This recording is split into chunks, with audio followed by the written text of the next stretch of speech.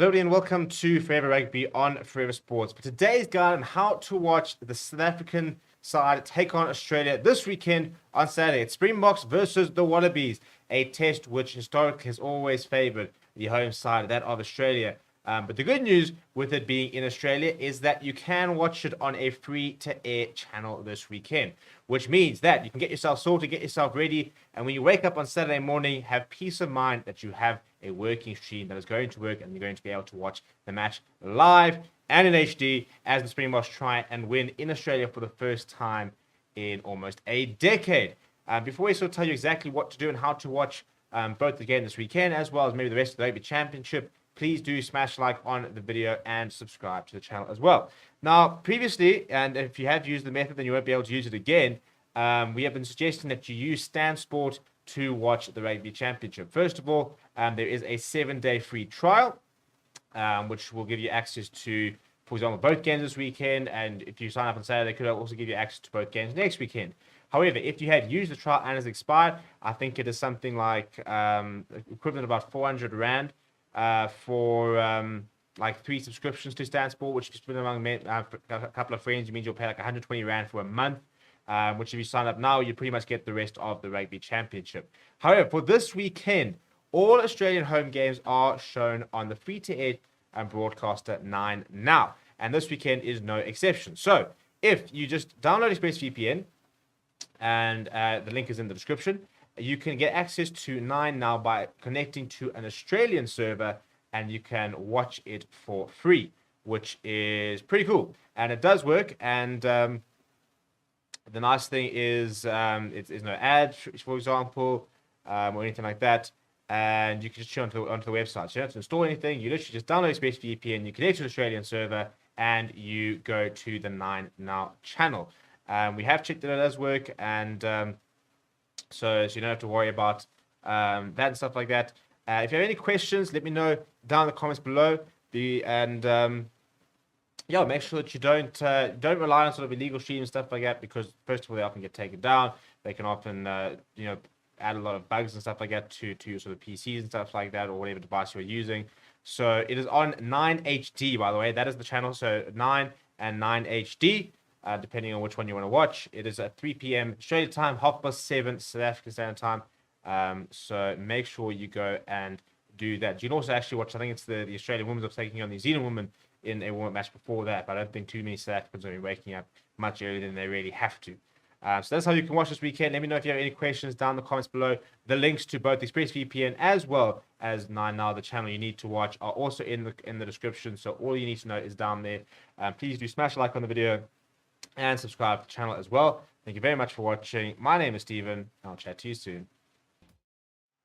Hello and welcome to Forever Rugby on Forever Sports. And Jacques Nyalba has just announced his side for their first test against Australia in the 3rd round of the 2022 Rugby Championship. The Springboks have ditched the bomb squad. They have gone with an orthodox 5-3 split, a couple of new faces in, as well as backing a couple of players who had very average performances at Ellis Park. And the coaching staff continuing to sort of very much back their players and be quite confident in their full squad, that every single player has got the ability to produce when needed. And very much no sort of knee-jerk selections, and a couple of very interesting ones across the side. Before we do look at the side, please do smash a like on the video and subscribe to the channel as well. Now, we haven't won in Australia in 2013, and the team that will be looking to try and repeat this feat 9 years later is as follows. The big news is up front, Oxenchair and Joseph Dweber will keep their spots in the starting lineup. Very interesting decision, especially to start Joseph Dweber. A lot of people have been sort of calling for the Springbok manager's head, really, regarding the fact that they have benched Malcolm Marx. But the Springboks have stood firm. They have backed Joseph Dweber, and they said that we believe he can do a job. And they've backed him to start at number 2. Francois Herbert keeps the spot, as does Eben Etzebeth, Louis Diaga, Sia Khaleesi, Peter Step-Toy, and Dwayne Vermeulen. Dwayne Vermeulen also looking a little bit off the pace, as you'd imagine, after a bit of an injury layoff, but backing him to get going from the start once again. Faf de Klerk is back from his concussion sort of break and will start in the number 9 jersey.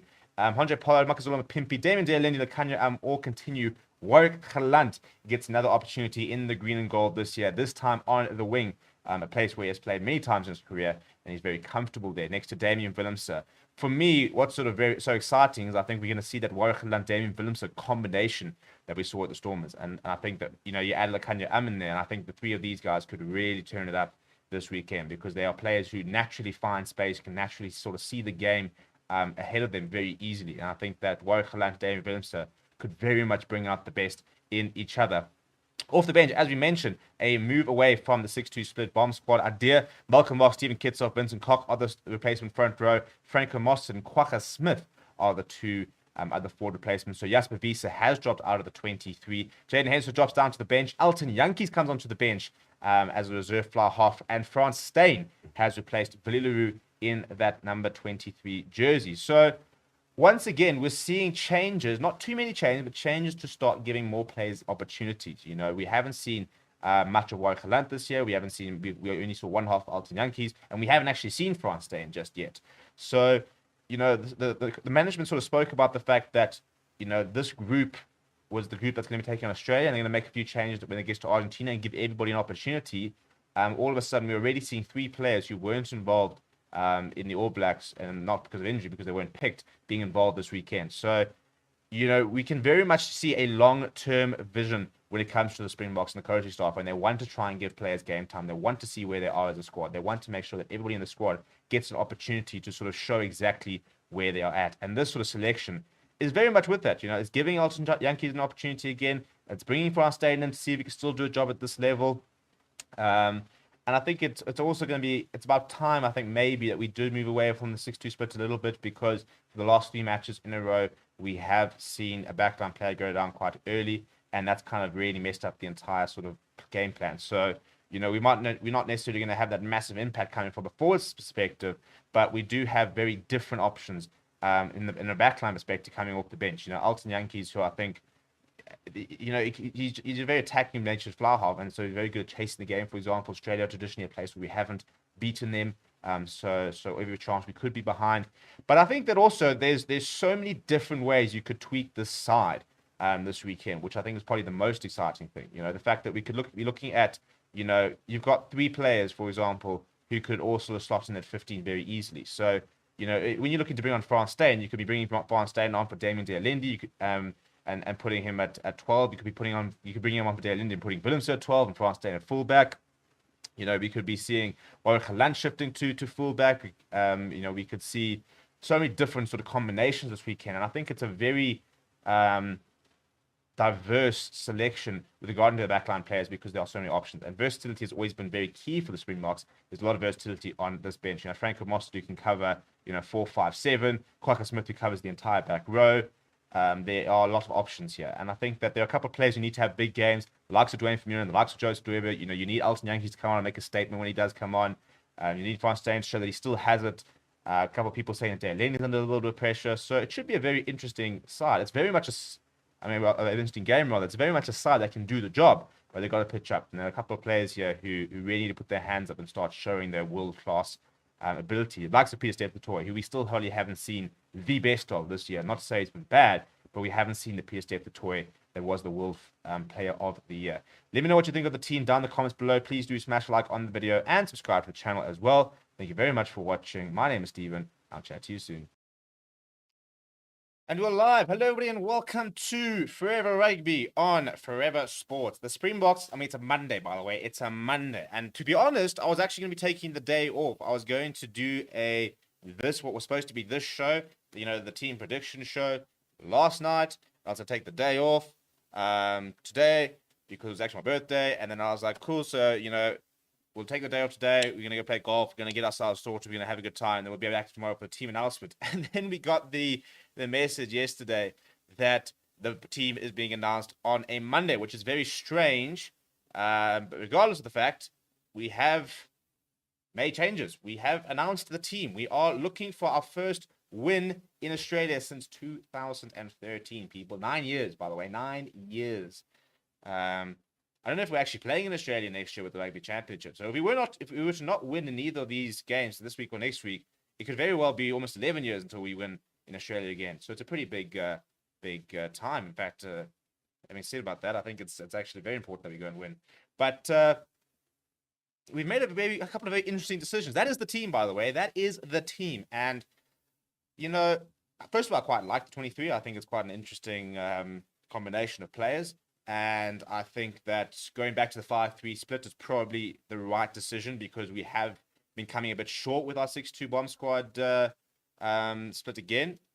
So I think that for me, it makes a lot of sense to move away from that 6-2 split because we have had so many issues in the last couple of weeks with it.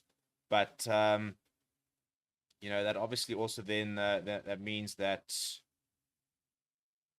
a couple of other players get opportunities. But also, I think for me, it means that our starting pack needs to be a lot better and really needs to sort of pitch up. So it's pretty much an unchanged pack. In fact, it is an unchanged pack, which means that Ox and Chair and Joseph Dweber get another opportunity. Now, first of all, I don't even know why Ox Chair is under that much pressure. That's probably his first subpar game he's ever had for the Springboks. So, yeah, I don't understand why people were freaking out about that. Although I did think Trevor Nyakane was better the week before.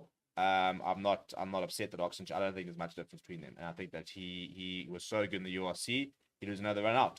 Joseph Dweber's obviously under a lot of pressure. And yeah, I think a bit of a sink or swim situation for him now. And again, I still understand the idea of starting him. And, people are going to have an absolute freak out about it. And look, I think I personally would have probably started Malcolm Marx this weekend. And a lot of that would have been to take the spotlight away from Joseph Dweber, to take the pressure off him. And sort of let him come on and maybe not look at it and as I said, not have so much of a big spotlight on him. But again, I suppose at the same time, if you want to play for the Springboks and you want to actually compete, then you need to pitch up and you need to perform from the get-go. So he's going to have to pitch up this weekend. So we shall see.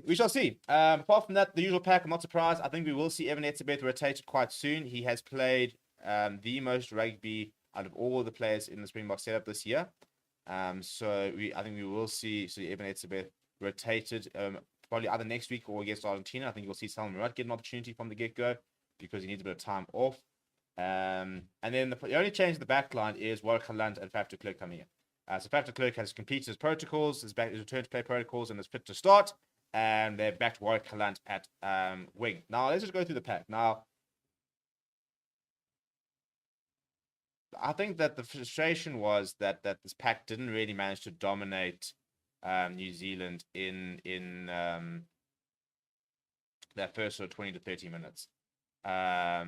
So it's a pack that needs to sort of get going from the get-go, and I think they're under a little bit of pressure from that sort of perspective. And again, those two players, mentioned, and Dwayne Vermeulen were sort of the big players who were subbed early against the All Blacks, and they're under a lot of pressure. But I think that there's a lot of potential in this pack, but we need to start seeing things. We need to see improvement, and we need to see a good start. We need to see the start we saw in Mbombela, because we scored in the 7th or 8th minute by the time. But basically, the entire sort of match, we never really looked like losing. We always looked like we were going to win that match. And because for once in our lives, we saw a Springbok team start well. Now, up against the Wallabies side, which are under a lot of pressure themselves after a massive thumping at the hands of Argentina. However, they have had quite a few players return from injury, a couple of very key players as well. And they also do have the likes of a Bernard Foley, who is back in the mix. James O'Connor being dropped out of the squad. Bernard Foley has been recalled, very experienced player. So it's going to be quite interesting. Now, going to the comments, I'm seeing everybody having an absolute meltdown about Ox and Chair and Joseph Dweber. I can understand the Dweber doubt. I don't understand the Ox and Chair doubt. As I said, if you actually watched the URC, you would have known he was one of the high performing loose heads in the competition. Arguably, definitely sort of the top 5 best loose heads in the competition. And it was definitely the form loose head of all the South African sides. So, to have one poor 35 minutes and now we need to bin him is a bit weird. But I think the important thing is here, and again, some people haven't realized yet, but the coaching staff has basically said that they are preparing for next year. And we might not like it, but they basically said that we didn't have the 2020 season where we could have blooded a lot of players and we should have built the depth we wanted to build because we didn't play a single game.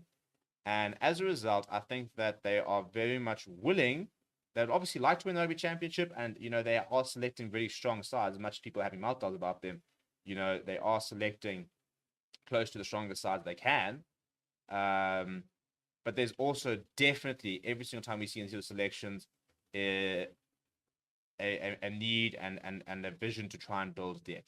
We haven't seen Watchalong. We saw Watchalong in one sort of 45, 50-minute performance. And now we're seeing him get an opportunity on the wing.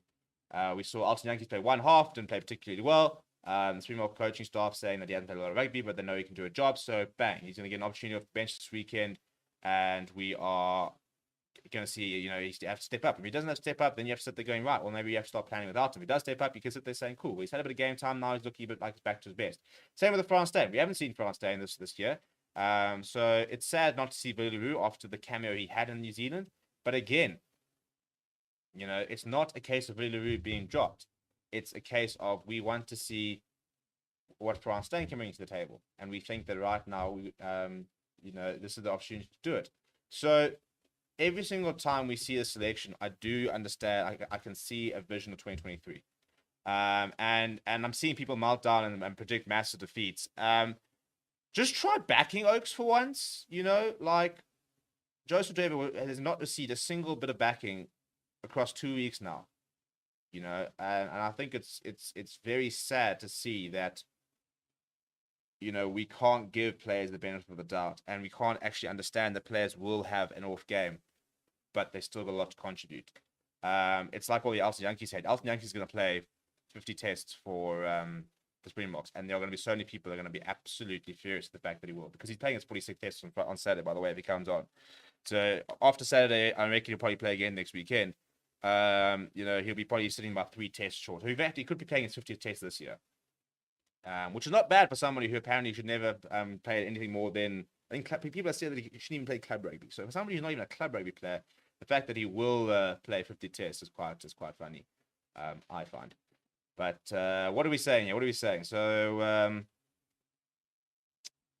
Aldo Sharpshooter is saying France Day is going to be interesting. I think he will come on for Damon Delendi, and Williams will probably go to 12.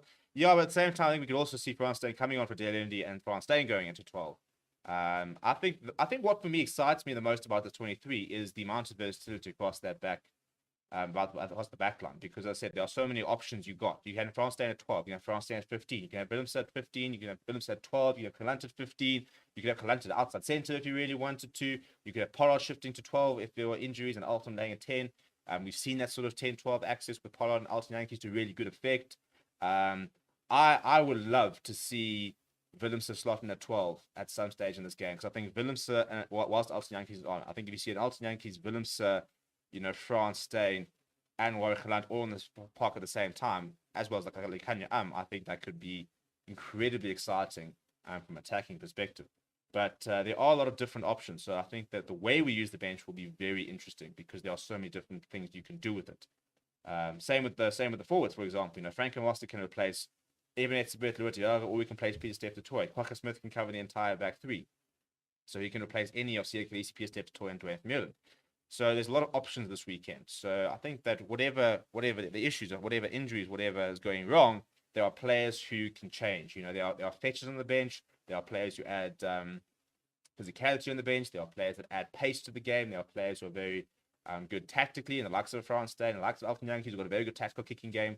So for me, there's a lot of different options in this game.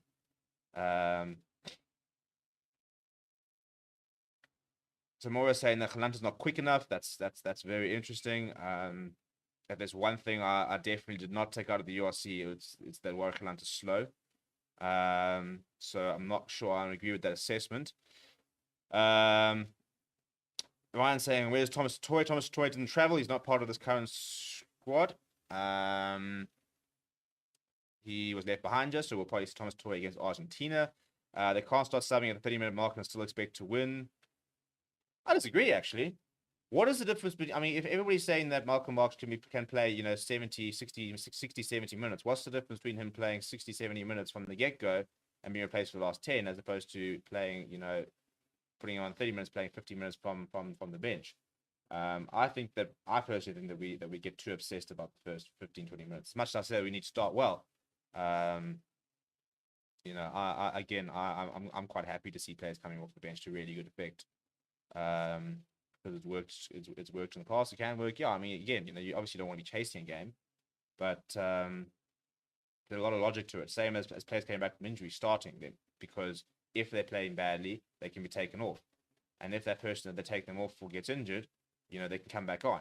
Whereas, for example, if you stop Malcolm Marx and he gets injured, and Joseph Dweber comes on and he's not having a good game, or you've got no options, absolutely no options whatsoever. And we have seen injuries in almost every single game. We have seen an early sub from the box, injury-wise, for the last 3 matches. Faf de Klerk lost for 30 seconds against the All Blacks in the first test. That last game against Wales, who went off?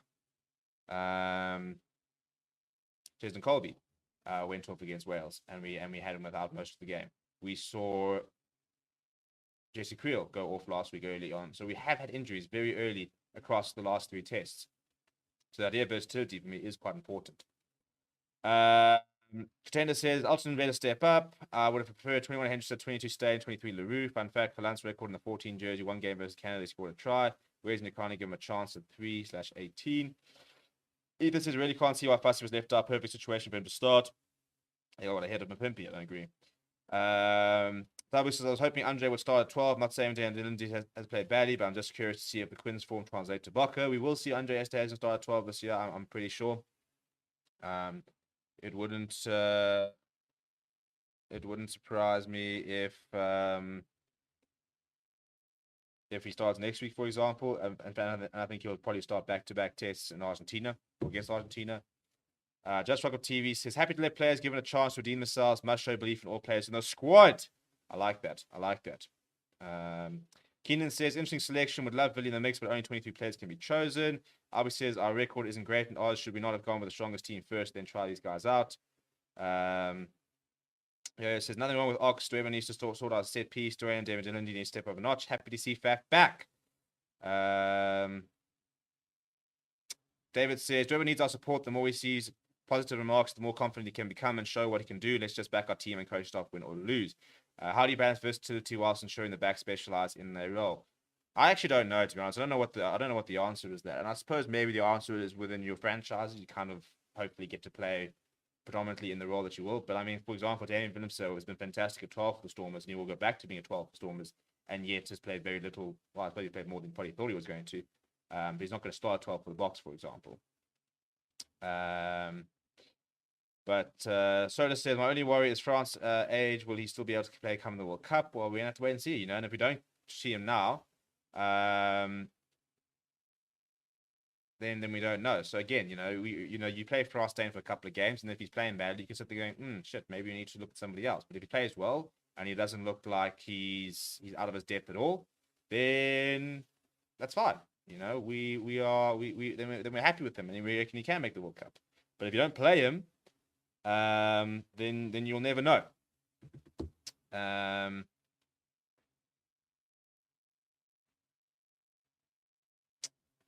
Tim Lyon says, Alton very good distributor of the ball. Mark says, Mark's to start is a vital move, but it's not a rugby thing, says Nino. But yeah, what is a rugby thing?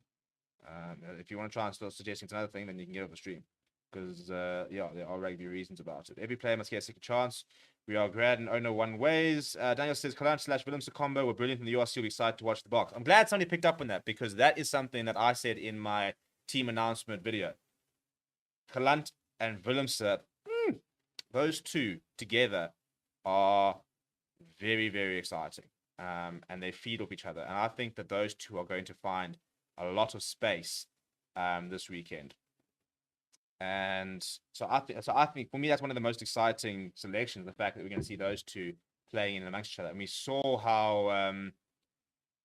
how Willie LaRue and Damien Willemse were very much creating a lot of space, and they were operating quite nicely. And I'm hoping that we'll see that between Kalant and Willemse as well, and the Kanya Amp, for example. So I think there's quite a lot of ball playing players who can find space, and you can bring something quite different. So I think, Warwick Kalant's a very, very, very different 14 to JC Creel, and a very different 14 to Colby and to Curtly Orange. He kicks with both feet very well, by the way.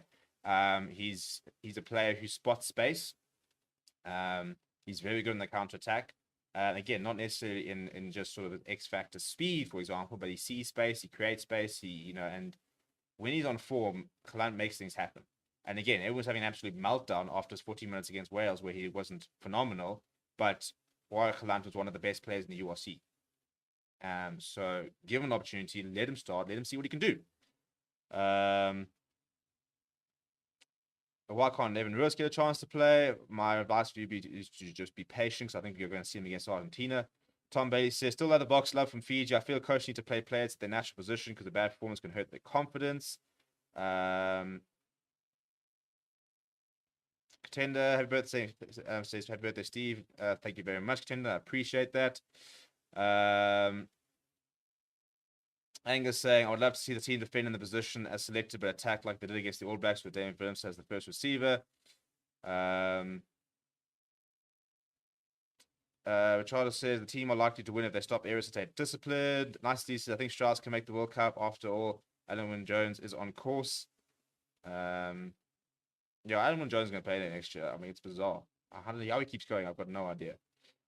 Wanda says, glad we don't have a 6-2 split, quite risky if we go to the World Cup. Nondamiso says, Kalanta Williams combo scored and orchestrated so many tries.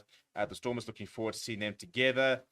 Ryan says, Steve, what's your thoughts on JJ ex-Stormers lock? Which JJ?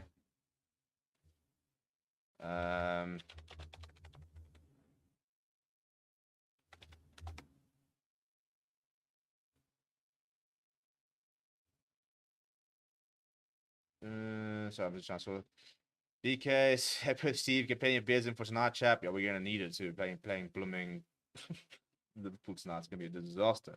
Disaster. Xbox says, who cares? Tunisian referees in both games. I'm not excited about rugby anymore. Sorry for my negativity. You'll be fine. We'll pull in together and we'll be fine. Sabran Suarez says, I think Jasper Visa was hard done by. Yeah, but I think we know what Jasper Visa brings. You know, he's now very.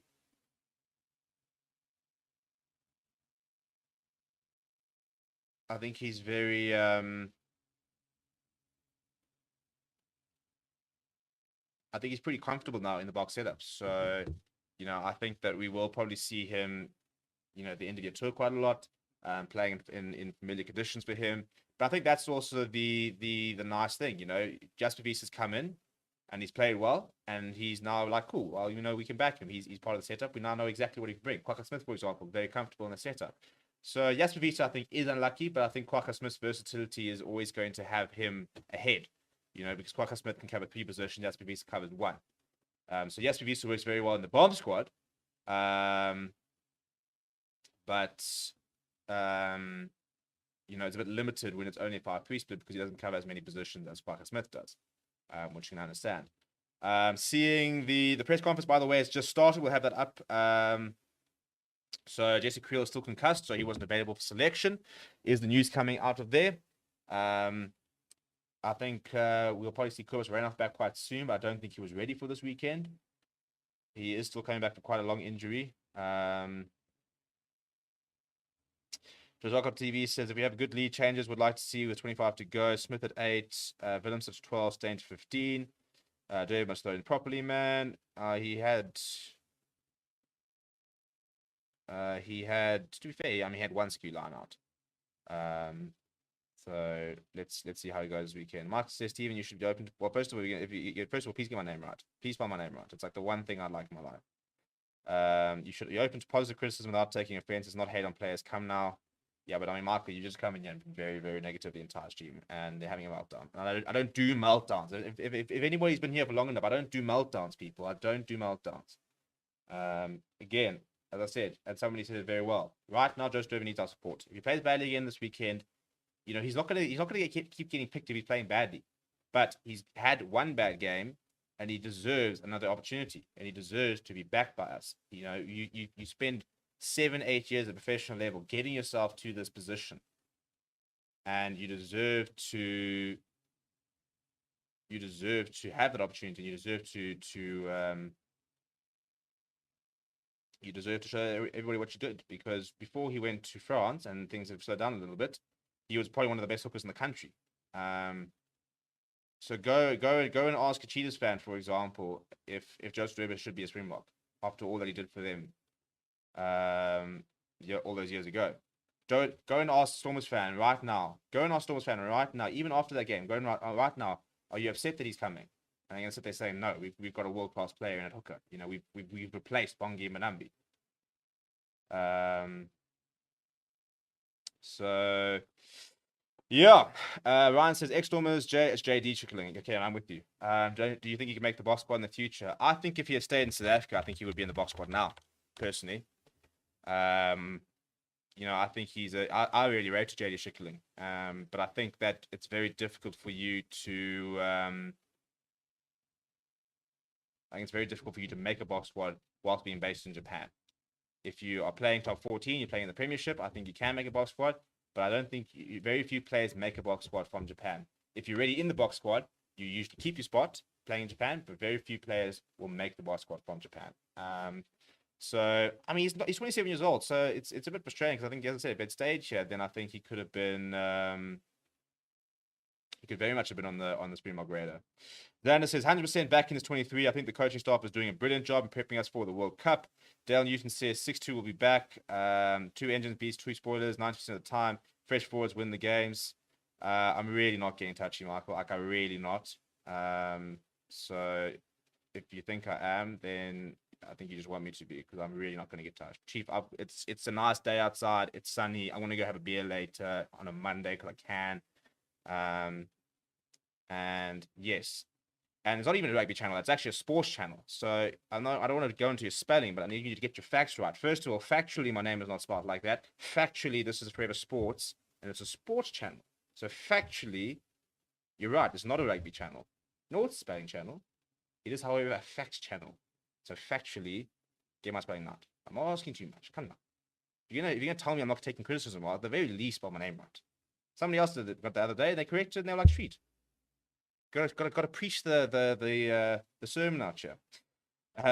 Larry says Dweba had more than one bad game. I would have played Dion Fourie. I mean, Dweba's only played 3 matches for the Springboks. He's only played 3 tests.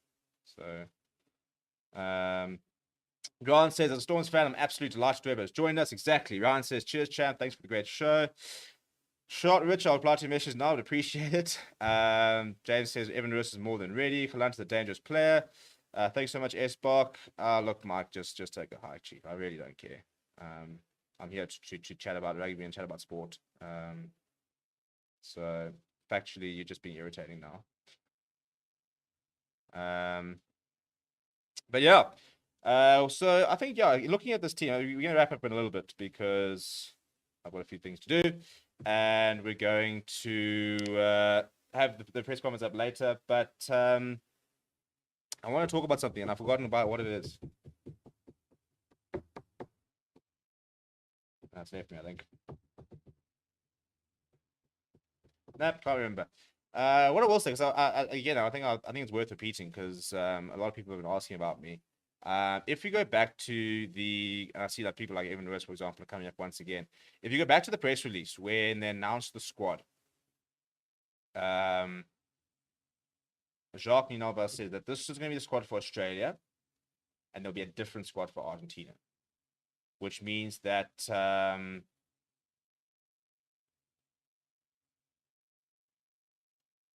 your likes of an Evan Lewis will probably, I reckon, I could probably safely, clock on the block, say Evan Lewis will have 3 caps to his name by the time he goes into the end of the tour. I can probably comfortably say Ulrich Lowe will have 4 tests to his name by the time he goes in the end of the tour. Because I think that we're going to see both those players play against Argentina. I think we'll see Thomas Atoy play against Argentina. I think we're going to see Salman Marat and Ruud Nokia play against Argentina. I think we're going to see Kubas Reinoff play against Argentina. I think we will see Kanan Moody potentially debut against Argentina. I reckon that we could see it.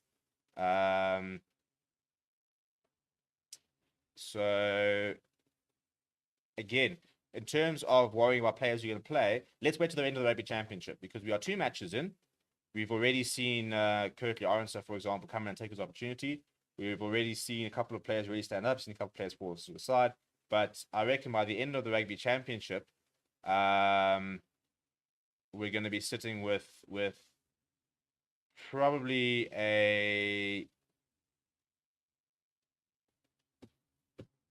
squad who will have about 4 or 5 players who are about 22, 23, all with about 3, 4 caps. And that's kind of what they want to do. They want to build an extended 43-man group who have played international rugby. And what I keep telling people is that on the end of your tour, as we said, there are 7 matches. There are SAA games and 4 tests. There are 7 matches in a month. So there's so much opportunity for all these players to play. You know, Evan Roos will put on a Springbok shirt or an SA Select or SA15 shirt probably about 6 to 7 or if not 8 times this week. So don't stress. His time will come, and we will see him. But you know, there's a plan. There is a plan. Mike says it's a nice wake-up call for Jasper. He needs to not let his head go and give away penalties. He has a pretty dodgy history of giving away penalties. Thanks so much, David. Appreciate it. As their press conference, yeah, it is currently happening at the moment, so that'll be up in the next hour. I'm WH, but if not triple. Okay. I think France saying could be the first player to win 3 World Cups. Wouldn't that be something? Oxen Derby will demonstrate why they are boxed against Oz this weekend, says Quinton. Is Smith enough to cover 8? Yeah, definitely, I think. Carl says, what did I tell you? My prediction are always the opposite of the end result. Predicted Box win, All Blacks win. Yeah, cheers, mate. Matthew says, do you think the height difference between Malherbe and Dweba causes problems in the scrum? I don't think so. It's weird how it's become such a big thing within the box. The whole sort of the height of the scrummages and stuff like that, and that's what everybody reckons that the front rows have been so successful, that they generally pair players with similar heights within each other. But I mean, if you're looking at the heights of the various players, Malcolm Marx is a lot taller than the other two. I think Mongi Manambi is 1.75, Joe Strib is 1.8, Malcolm Marx is 1.88. So there is about 13 centimeters difference between Bongi and Malcolm Marx. I can't make a call on that. I'm not a front rower, so I've got absolutely no idea how much of a difference it makes. But it does seem to make a difference. So, yeah, but I still, as I said, I have my full confidence in Joseph Weber, and I think that if he doesn't play well, then we're going to see Johan Kobbelaar at the end of the tour anyway. And we're going to have Bongi Manambi back. So I'm certainly not freaking out about it. Albert says, glad there's not many changes from previous tests. 8 tests left and 3 SAA games, so Russ will get a go. I thought Lowe would have been there at least. Thanks so much, Frank. Really appreciate it. Thanks, Dave. Thank you, everybody, for the birthday message. Really appreciate it. Got some people scrub with Malherbe. Yeah, so we will have press conferences throughout the week. In terms of what press conferences we will have, obviously we're not in Australia because money is a thing. But the schedule for the press conference, we will have Jacques Niaba. I don't know who else is in the press conference after at the moment. But we'll have that up later. Then tomorrow we will have another press conference. It'll be with a coach and a player. I'm sure it'll be Dion Davids because he usually does the Monday press conference. And then on Wednesday we will have a 4-player press conference. There'll be 2 on Wednesday. There'll be 2 on Friday. 2 on Wednesday, 2 on Thursday.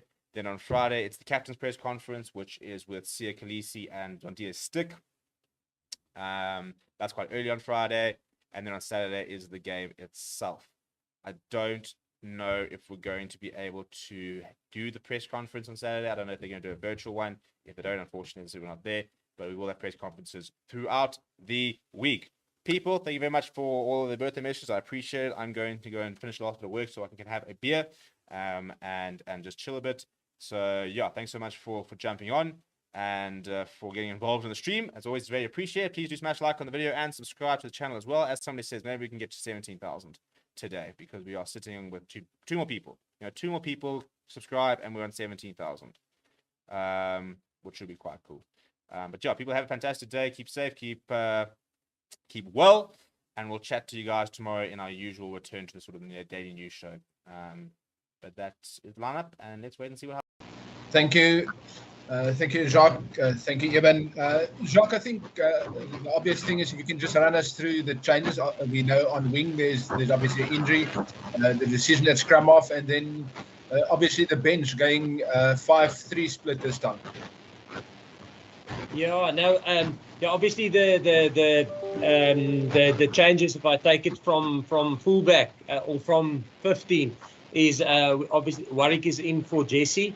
We got concussed when we played New Zealand, and then Faf is back after his concussion, and his return to play has finished. So we're bringing him in, and then yeah, we went with a 5-3 split, and again the reason for that is yeah, we feel tactically that's what we'll need when if we play against Australia. Yeah, that's pretty much the changes. Did I leave somebody out? No, that's fine. If I may follow up, Jacques, and last one from me is, obviously there was big disappointment after the All Black loss at Ellis Park. Have you guys worked through that, and what do you expect from the Wallabies this time around? No, yes, yeah. Now, obviously, we were disappointed with the loss. We're always disappointed with the loss, and we had such a great opportunity. You know, I don't think a lot of teams in the history had the opportunity to go back to back against the All Blacks, and I guess we put us for us the positive out of that game is we got ourselves in a hole in the first half, being 15-0 down, but we clawed our way back, and I think it was about 72 or 73 minutes on the clock where we were leading the game with them having going down to 14 men. You know, so I think the disappointing part is we probably could have closed that game out better. You know, and there I'm not pointing any fingers at the players. You know, it's us as a group that probably could have handled that a little bit better. And a group, there was some naive decisions by us as coaches. And so we obviously had a hard look in terms of that. And we'll keep building on that. And yeah, in terms of Australia, yeah, I think they're pretty much in the same boat as us. They would like to come back from their loss against Argentina, just like we would like to come back and get a positive turnaround after our loss against New Zealand. So I think that's what we expect from them, pretty much what I think they'll expect from us. Mubin? Mubin, I think there's a problem with your mic, so we'll go to Kanyuso. Thank you very much, Zina. Good morning, everyone. I'm Jacques. A short twofold question. Why the team announcement on the Monday? And just talk us through how you intend on using Damien and Warwick as a 14-15 combination. Yeah, no, yeah, the team announcement, yeah, I guess it would be weird in terms of we announcing it this early, but if you think about it, we were supposed to travel on Thursday, and then actually the plane got a little bit delayed, so we traveled on Friday. And yeah, we got here on. We actually got an extra day, and the whole squad is here. And we announced this, the team to the players already on, when was it, on Sunday? On Sunday, or yeah, Sunday. So for us, listen, and we know when we announce it to the players, it's probably going to come out within a day or two, you know. And even when people go to the training sessions, they probably get a pretty good idea of who's gonna start and who's not gonna start. So for us, I mean, there's no reason for us to keep it back. The players know. We know, and like I said, we actually, when with us traveling here a little bit earlier, we actually started our preparation a day earlier. So, and that's the reason. The moment we have clarity of the team, the players know the team, and they for us, we feel there's no reason to keep the team back. I mean, it's probably going to come out in any way. Christy? Sorry, it's a small two-part question. The intention of Warwick at 14 and how you're going to use them with Damien at 15. Yeah, I think it's a nice opportunity for Warwick, you know, and he's been part of us for quite some time. He's played for us wing before in the World Cup. I think against Canada, he played wing for us. And he knows our system as a 15 and as a 14. And obviously, we would have loved to give him an opportunity at 15, but yes, with the bad luck we had at 14. Or right wing this season. If you think about, yes, we lost Cheslin, Sabu is still injured, Kirtley got a red card. Then we opted to go with JC. He got concussed. So I mean, we can't. I think it's impossible to plan for so many injuries in one position. You know, I think it's our and not our fifth choice, but I mean, it's the fifth level deep that we play our Warwick. You know, so but excited to have him there again. And playing for us at 14, and obviously had a good URC. He and Gaza knows each other well. I think Gaza or Damian Willems has really excelled at 15 this year for us, and he's really taken his opportunity, and he's almost trying to make that position his own, you know. So he's performing well, and like I said, it would have been awesome to give Warwick an opportunity at 15, but he gets his opportunity now because of where we are at right wing. In terms of all the players that we've lost there, that he's going to get an opportunity there. And for us, from a tactical point of view, there's not a big difference between 15 and 14, in our opinion. You know, so if you look at Kirtley as well, Kirtley plays 15 for the Bulls, but he played 14 for us, and I thought he had an excellent performance there in the 2 tests that he played. So yeah, pretty much looking forward to the chemistry between Damian and Warwick. They've been playing there for a while together. Christy? Hi, Jack. Welcome to Australia. Just following up on the team announcement stuff, do you think that there is an advantage for an opposition to discover the team so early?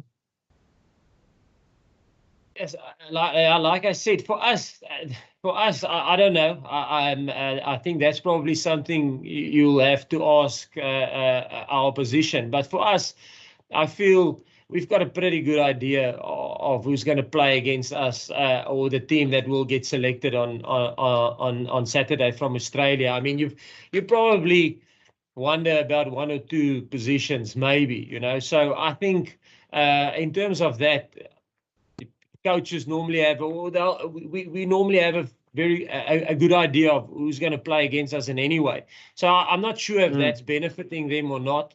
But in terms of us, for us, if we have announced it if our players know who's going to play on Saturday, we don't feel that keeping it under wrap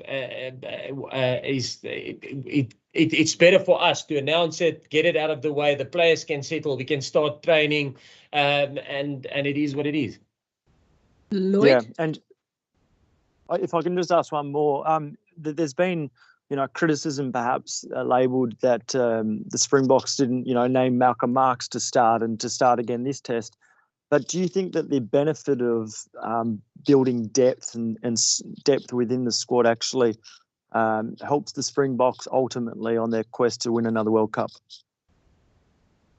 We've got a specific, which we probably wouldn't like to have to go into too much detail, but there's how can I say, there's technical reasons why we select the team like we select. I've said it numerous times in the media that, listen, we don't see, and that's probably where we're a little bit different. We don't see, we see our front rows, the starting front row and the front row on the bench. We see them as a pair, as a unit, not necessarily as, listen, this guy is number 1 and this guy is number 2. There's a tactical or technical reason why we select them like we do.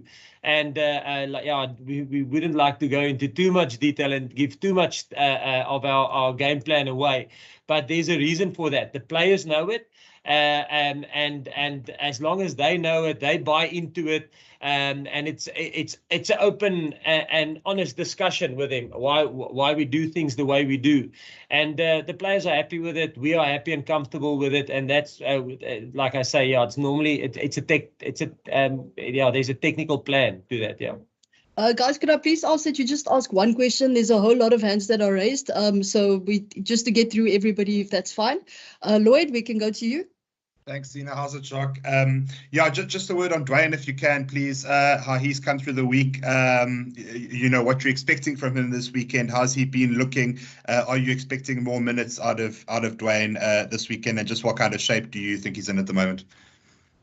Yeah, no, listen, yeah, Dwayne, yeah, we expect definitely more minutes of Dwayne this weekend, and yeah, no, he's been training well, and yeah, looking forward to seeing him again. You know, we all know what quality is, and we all know the experience that he brings to the team. So yeah, we had a good week with him. Yeah.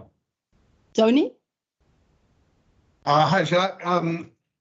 Just if I could ask whether you were surprised with the margin of victory from Argentina against the Wallabies, what you thought of the Wallabies' performance in that game, and whether it was kind of shocking to you as to some of us. But also about when you were here this time last year, Quade Cooper came back and played extremely well against you guys. What tying into that? You know, what do you think of the Wallabies without Quade? How that changes things and makes them a different proposition? Tony, yeah, no, listen, I think in 2018 we probably had one of our biggest losses against Argentina in Argentina.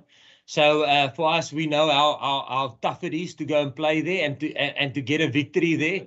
And like I said, listen, we can pretty much relate to what happened with Australia. I mean, we got a proper hiding in 2018 against Argentina there. So it's a tough place to go and win. They're a passionate group, and listen, they can make it tough for you. So in terms of yeah, we how can I say, we know exactly how Australia feel because we've been there before. And then in terms of, yeah, yes, you know, Quade is an excellent rugby player. He's a special rugby player, but I think I don't know who they're gonna, and maybe that's the thing. I'm not 100% sure who they're gonna start at 10 this weekend, but I think Bernard is back. If I'm not mistaken, yeah, I think he's back into the mix. Obviously, a lot of experience there. Yes, he's been out of the mix for quite some time. I think, like last year, Quade wasn't in the Australian mix for quite some time. So, but I'm sure he'll slot straight back into the things. And like I said, he's experienced and he can mix it up. So we probably expect him to start. And but yeah, we'll wait and see. Georgina. Hi guys, I'm Georgina Robinson, Sydney Morning Herald here. I'm interested in a response from both of you to this question. I think you have something like a 13% win rate against Australia in Australia since 1996. When Australians marvel at that, we wonder if it's something about, you know, the rivalry against New Zealand is so important to you that, you know, you grow an extra leg, and then maybe suffer against Australia because it doesn't mean as much. But I'm just interested in your take on what might explain a poorer record than anyone would expect in Australia.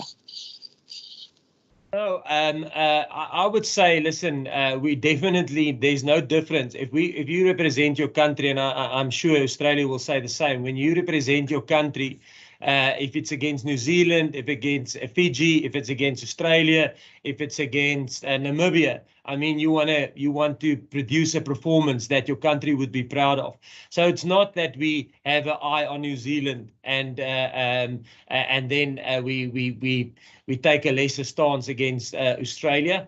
I just think Australia is tough. You know, it's and I can't talk about '96 and before that. All I know that we as a group, since we've been together since 2018, we've played them 3 times in Australia and we lost all 3. You know, so it is a tough game. We actually 0% our group. So and it's a big challenge for us, you know, and it probably for us shows the passion that Australia have when they play in front of their home crowd, you know, and yeah, for us it's a massive challenge, and yeah, we will prepare as best we can to try and get a result, but it is a tough place to come and win for us. Yeah, I can't say much more. I agree with Coach Jock. Morgan? Hi, Jock.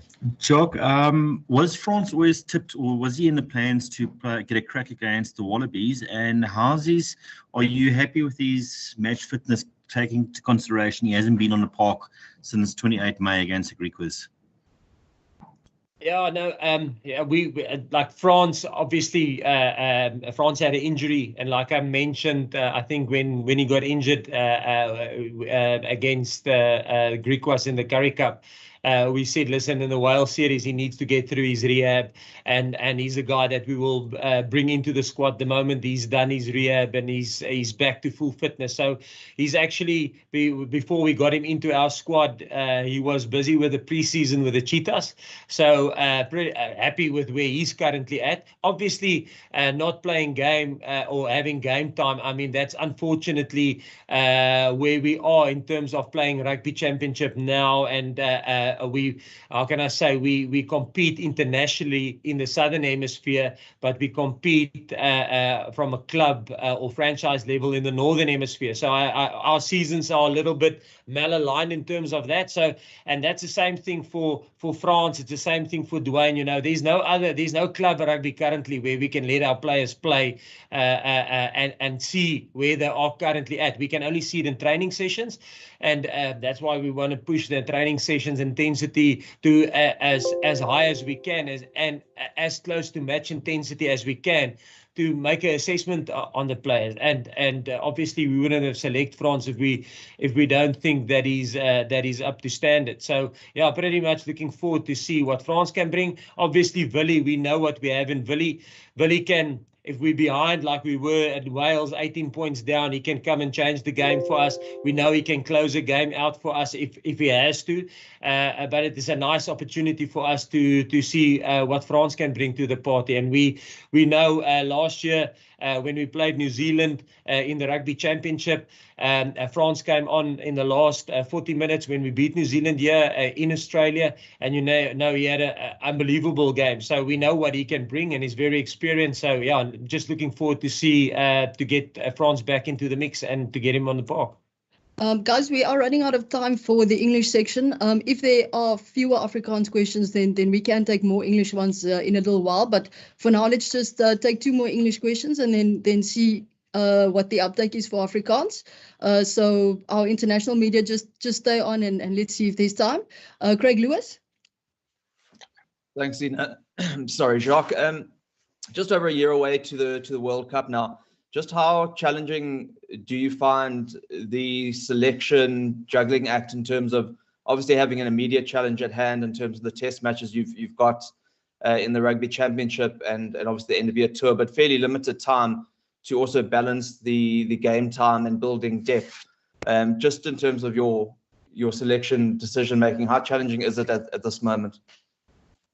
No, I think, yeah, we've got a couple of challenges. And obviously the first challenge for us is to, like the lady rightly said, listen, we've got a very poor record against Australia in Australia. So our first aim is to try and see if we can't get a win here. Like I said, we haven't won a game here in 3 years that we've been in the 3 games that we've been involved in coaching a team, and as a team being here in South Africa, we haven't won a game yet. So that's the immediate goal for us.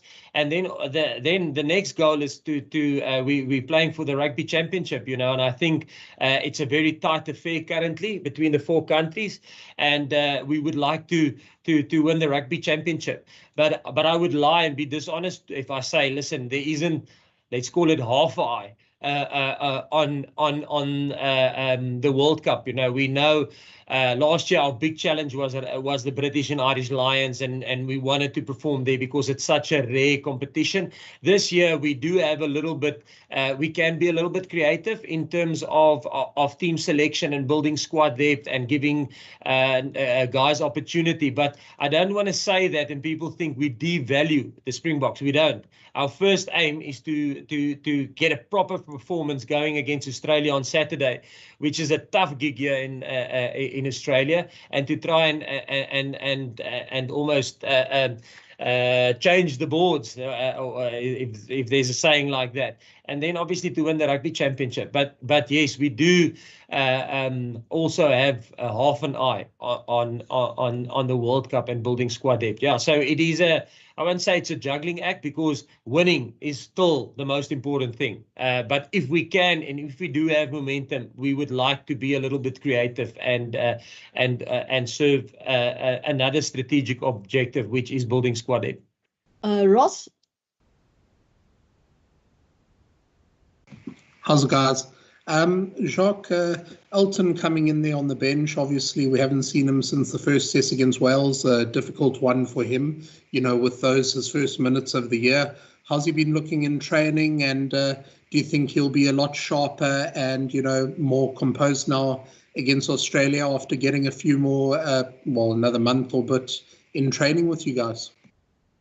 Yeah, no, like I said in the beginning, us going with a 5-3 split is obviously a tactical thing that we've got a specific plan, and is it the right plan? We obviously believe so, but we'll see on Saturday if that tactical plan is the correct one or not.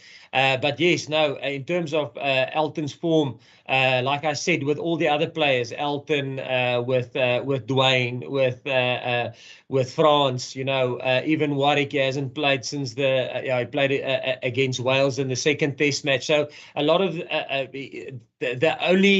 the only place where we can see them is in training sessions, and we really push the training sessions to be as hard as a game or at match intensity. And yes, he's been performing well, so I expect him to be a lot sharper. Guys, I don't see any Afrikaans media hands up at the moment. Percy, you can go. Zina, thank you so much for this opportunity. Zina, can I ask Afrikaans question to Jacques, and to even if possible? Reg so, Percy. Baie dankie, Zina. Jacques, ek kan jou vra oor die spankeuse, maar ek wil spesifiek vra oor die speler langs jou vandag. Eben 102 toetse sover. Is daar enige, of liewer as ek so vra, wat is jou gesprek met die mense wat julle spelers bestuur oor Eben Etzebeth se werkslading? Ek aanvaar hy's 'n belangrike deel, hy's 'n core deel van julle groep in die aanloop tot 2023 Frankryk. Hoe bestuur julle vir hom? Is daar enige vrees dat hy homself oorwerk? Even, kan ek vir jou vra, vir 'n man wat 102 toetse nou sover gespeel het al, wat maak hierdie Australiese span so moeilik in Australië? Want as gemeet aan al die toetse wat jy gespeel het, behoort jy 'n idee te hê wat die Istanbul-blok gewoonlik in Australië is? Ja, Percy, ek dink ek gaan sommer vir al twee vrae beantwoord. Ek wil nie rus nie. Ek wil elke keer vir die Bokke speel, so hooplik coach Jacques my aan kies.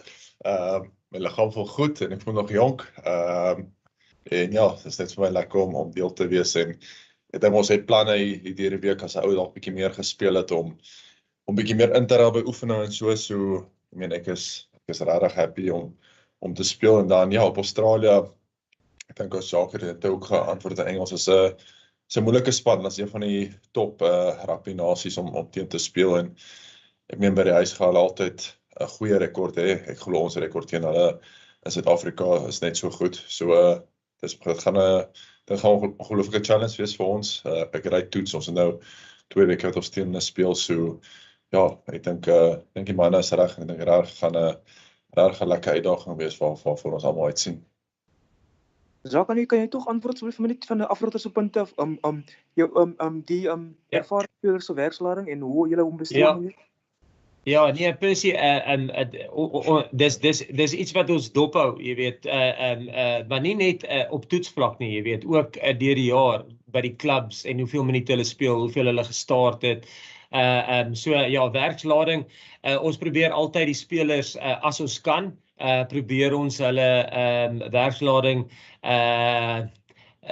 balanseer. Dis miskien nie die regte woord, jy weet, ons probeer dit balanseer, maar dis nie net ons nie, dis ook met die klub, jy weet, so ons neem die hoeveelheid minute wat hulle vir die klub speel ook in aanmerking, en ek dink nie net ons minute nie, maar ons kyk na albei kante. Kobus? Dankie Zina, hallo Jacques, Ewen. Jacques, ek wil vir jou vra, julle speel Saterdag vir die eerste keer op die Adelaide oval en is ook 'n middagwedstryd. Is dit iets om aan gewoon te raak? En dan wil ek in dieselfde asem vir Ewen vra, is dit dalk makliker vir julle om op 'n meer neutrale veld, as ek dit so kan noem, te speel as byvoorbeeld in die Sandkop stadion?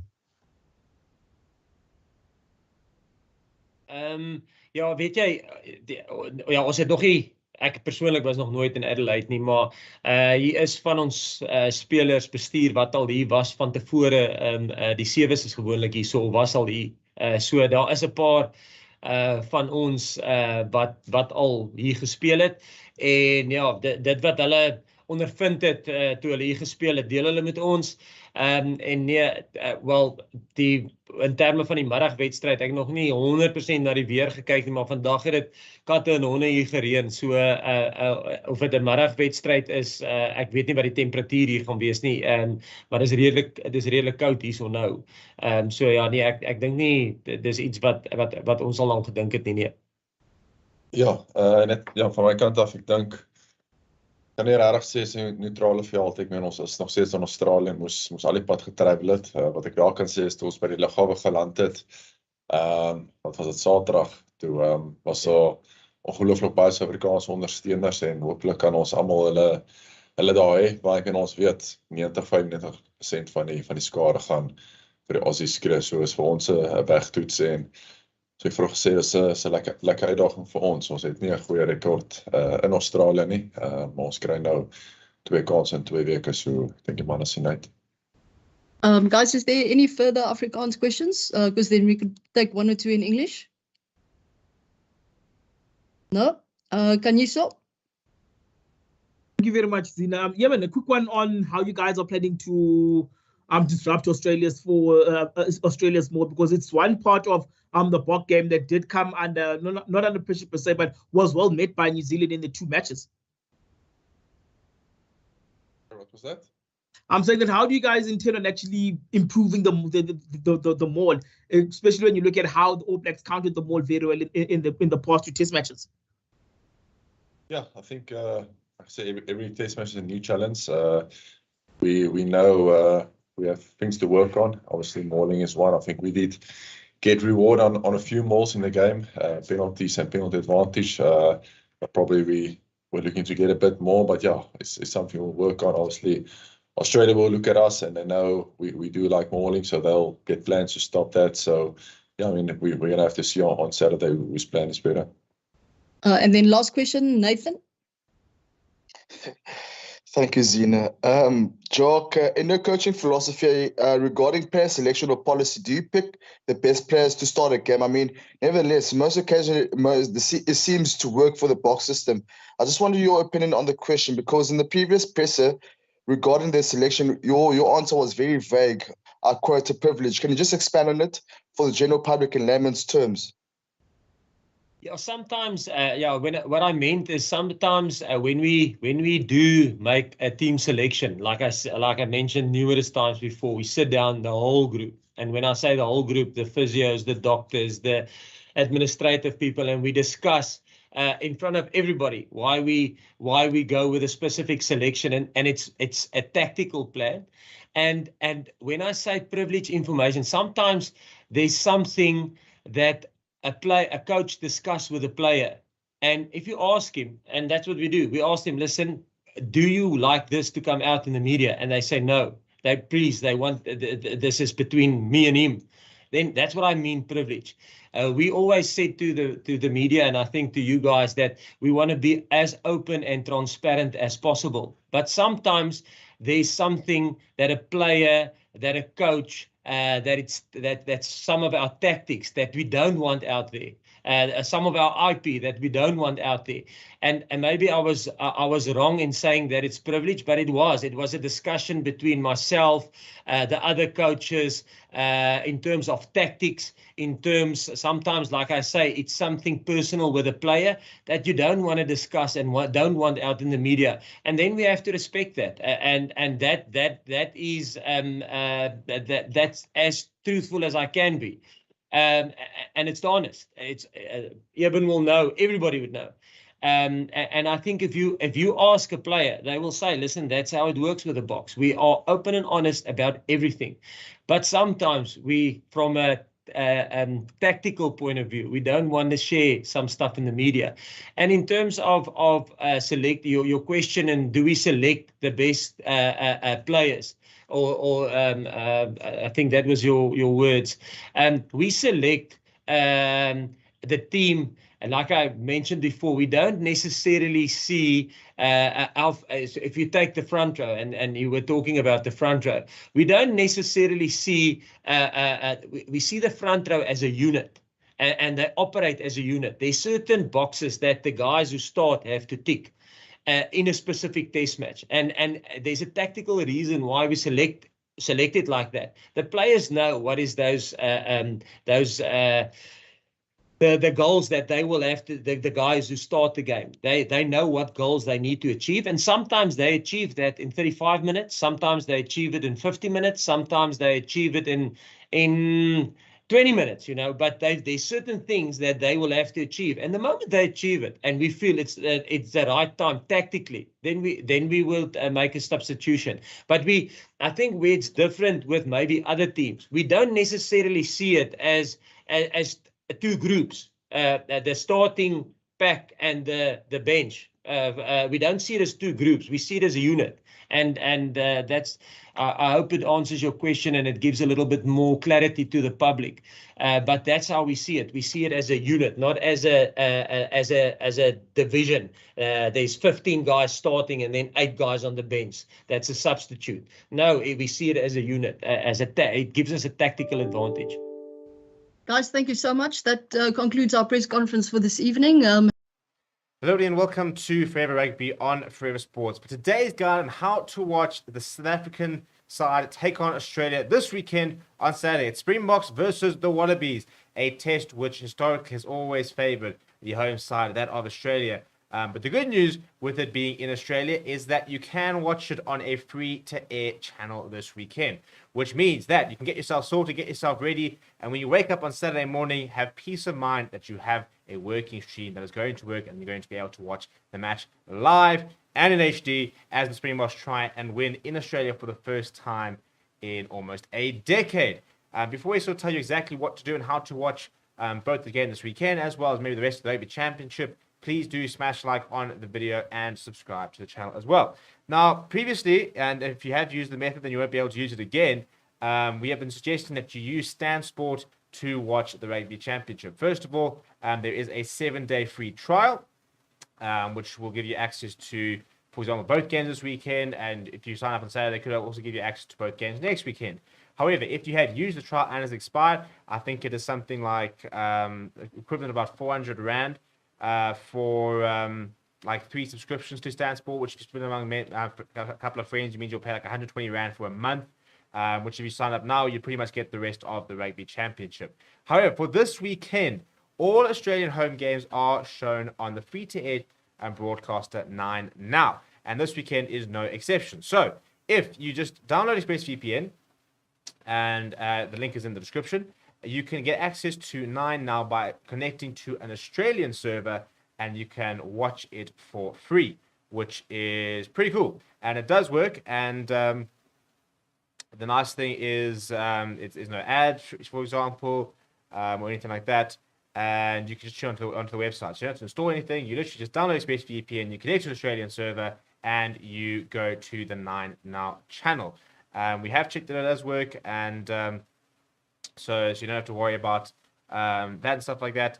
If you have any questions, let me know down in the comments below. Yeah, make sure that you don't rely on sort of illegal streams and stuff like that, because first of all, they often get taken down.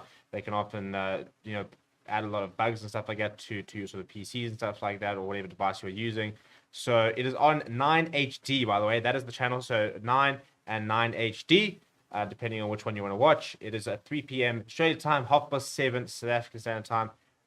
So make sure you go and do that. You can also actually watch, I think it's the Australian women are taking on New Zealand women in a warm match before that, but I don't think too many South Africans are waking up much earlier than they really have to. So that's how you can watch this weekend. Let me know if you have any questions down in the comments below.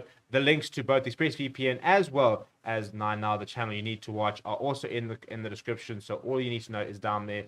Please do smash a like on the video and subscribe to the channel as well. Thank you very much for watching. My name is Steven, and I'll chat to you soon. Hello and welcome to Forever Rugby on Forever Sports. For today's preview, as the Springboks look to try and win their first match against Australia in Australia since 2013, as the Boks, with a pretty strong team named, look to try and sort of get over that sort of curse being able to beat Australia, and very much try and put themselves as one of the leading candidates to try and win the 2022 Rugby Championship. Currently sitting third on the log, 1 point behind Australia and Argentina. So, for example, if they were to do a miracle and get a bonus point victory against Australia, would probably be sitting at the least sort of 1 or 2 points behind the lead. But we would imagine a bonus point victory would probably be good enough to put South Africa into either second or there and thereabouts. But it's a very decent Australian side being named, although I think that there are certain aspects where the Springboks, if they can get it right, can sort of really get at the Wallabies. However, Dave Rennie has welcomed back a number of his stars and made a couple of changes, 6 changes to his side that lost to Argentina quite heavily in Argentina just 2 weeks ago. Before we go through the liners, please do smash like on the video and subscribe to the channel as well. We'll start with the home side, which is Australia. And as I said, 6 changes being made by Dave Rennie. A lot of them are injury returns. So first up in the front row, James Slipper will captain the side as he makes his 120th appearance in an Australian shirt. Folau Fainga is also back from injury and packs down next to Alan Alatoa, who also missed the last test. So very much incredible amount of experience in that front row. Alan Alatoa has got, I think it's like 60, 70 tests to his name. Folau Fainga is a very good player as well. So the front row battle should be very good. To begin with, and those two will be back. Well, those 3 rather will be backed up by the likes of Rory Arnold and Matt Phillip, who'll be looking to try and nullify Evan Etzebeth and Bert Diaga. And then it's a pretty inexperienced loose trio in Jed Holloway, Fraser McWright, and Rob Valentini. Fraser McWright very good over the ball. Jed Holloway also a very nice, exciting player, but very little experience between the two. Rob Valentini, for me, probably one of the biggest players that the Springboks need to try and nullify, and one of the danger man of this Australian side. Very physical player, very good ball carrier, and always sort of tends to put the Wallabies on the front foot and get over the game line. So stopping him will go a long way towards nullifying this Wallabies pack. And I think the battle of the packs will be obviously probably very much where the game is won and lost from a foundation point of view. Nick White has a new fly half partner in Noah Lolesio, who comes back into the side. James O'Connor has been axed from the squad after he started at fly half in that horrendous loss against Argentina. As a result, Bernard Foley has been called up to the squad but does not make the final 23. So Lolesio being named at 10 there. Marikai Korobeti will be the danger man, the number 11 jersey. Hunter Basami is back from injury as well, and starts inside centre. He has Lane Iketal outside him. Tom Wright shifts from fullback to the wing. The youngster had an opportunity to run on fullback, but has been shifted to the wing to bring in Reece Hodge, the experienced Reece Hodge, and very importantly, the very aerially adept Reece Hodge. Australia know that South Africa are going to bring a very kicking-orientated game this weekend. From a tactical point of view, and having somebody who's so good under the high ball like Reece Hodge will go a long way towards coping with that. Off the bench, David Parecki is also back from injury and is in a 16 jersey. Scott Sear, Tanea Tupou bringing, I think it's over 100 caps between the two. Tanea Tupou should be a very interesting battle between him and Stephen Kitsoff in the latter stages of the game. from a scrum perspective, but very much a very good ball carrier. It's got an immense speed for the size he is, very physical character. You then got Darcy Swain, Rob Liotta, Pete Samu, who complete a bit of a bomb squad type 6-2 split in an attempt to try and really go toe-to-toe with the Springbok pack. Australia have decided to go with a 6-2 split. Pete Samu is quite an impressive player. I think Rob Liotta still got quite a way to go. Darcy Swain is a very reliable character. You then got Tate McDermott and Andrew Kellaway. Andrew Kellaway returning from injury. Tate McDermott, a very exciting young player. But I do think that, the likes of Lalisio, McDermott are players who, if they get put under a lot of pressure, can sometimes struggle to cope with that. So that's definitely an avenue for Springboks to try and exploit. This is the Springbok side that we're looking to try and make those sort of players feel the pressure. Up front, Oxenchair, Jos Dwyer, France Malherbe. So it's an unchanged front row. In fact, it's an unchanged pack from the side that lost to New Zealand 2 weeks ago. Eben Etzebeth, Lua Diaga, Sia Klesi, Pierce Steph, Toy, and Dwayne Vermeulen. The big sort of names under pressure there are Dwayne Vermeulen, Oxenchair, Joseph Dwyer, who were all hooked in the first half against New Zealand. Oxenchair, I think, was a little bit quiet by his standards. Dwayne Vermeulen very much looking like he still needs to work up. So hopefully another 2 weeks of training under his belt, he'll look a lot sharper this weekend. And then Joseph Dwyer, very much a player under pressure who has had glimpses. We've seen glimpses of exactly what he can do, but has really struggled to do it consistently in his 3 tests so far. You then got Faf de Klerk, who's back in the side, partnering Andre Pollard. Faf de Klerk was a big miss across those 2 games against New Zealand from a defensive point of view. And I think especially, in that second test, I think we would have been defensively a lot more sound with the rush defense that Faf de Klerk does bring. And not to say Jane Henderson wasn't very good, especially in the first test, but a very different type of player, brings very different attributes to the game than Faf de Klerk. Andre Pollard looking much more solid in the last couple of games, so I hope he continues that form. Marcus Loma, Pimpy, Damon Lendi, Lukanya, will all be hoping that they can continue in their position, especially the likes of the centres who have had to shift around quite a lot lately with early replacements. Warwick Lunt will be the next person to get an opportunity in the number 14 jersey. He is the 4th different player. In fact, I think he's the 4th different player who's actually worn that number 14 jersey for South Africa. We've seen Colby, we've seen Oren, so we've seen Jesse Creel. All 3 of those players unavailable. As a result, Warwick Lunt will get an opportunity at 14. Damian Villens will continue at 15. Malcolm Mark, Stephen Kitsoff, Vincent Koch will be the reserve front row. Franco Mostert, Kwaka Smith, the only other 2 forwards as the Springboks have reverted back to a 5-3 orthodox split. Jane Henderson, Alton Yankees, France Steyn are the reserve backline players. Alton Yankees, France Steyn bringing about 120 caps between them, I think it is, or something like that. It's a very a lot of experience coming in the form of those 2 players. But both those players under a little bit of pressure in terms of proving their worth to the box moving forward and into the World Cup. So it should be quite an interesting game. As I said, a lot of question marks over the fitness of certain players, especially the older players. Whether they still have what it takes to play at this level. It's a decent Australian side. We are playing at Adelaide Oval. Kickoff is at 7:30 South African Standard Time, or 3 o'clock if you are in Australia. You can watch the match for free on ExpressVPN on 9Now, which is a free-to-air channel. So link in the description as well. Go and check it out, and that's how you can watch the game. Let me know your score predictions down in the comments below. Please do smash a like on the video and subscribe to the channel as well. Thank you very much for watching. My name is Stephen. I'll chat to you soon. The back 3 was obviously a difficult decision for you, Dave, in and around, who to drop, and then obviously the 6-2 bench split as well. Can you just talk about your thought process, what gets Tom Wright over the line ahead of Pataya and then Callaway on the bench? Yeah, no, we thought about starting Cows. Obviously, we rate him highly, and but the fact he's been away on injury, the fact we've got a 6-2 split, we think it's better managing his minutes off the bench. Between Tom and Geordie, both excellent players, and like I said, I think Tom's been in the best form in a Wallaby jersey, and maybe not as clinical last time out, but we're going to back him to do the job. He's a very good communicator. With Hodgie at the back, it gives us a big kicking game, which we reckon will be important this week. Are you expecting a bomb barrage from the box, and have you sort of picked accordingly as well to that? Yeah, we are, and we've put a lot of time into it because it wasn't good enough last time out. So we know the importance of that. They've got a good kicking game, and they'll back their D. We've got to make sure that we can win that air battle. And just on that 6-2 split, how much did you consider perhaps bringing Foley or another playmaking option in as opposed to, going with the 6-2? Yeah, I mean, it's been great having Bernard in. Good man, a wealth of experience. Hasn't got a lot of footy under his belt in the last couple of months. Done a little bit of training, but so he's in reasonable nick, but not test match fit. And so we just want to get a good solid week into him. There's a hell of a lot of language and things to get his head around our structures.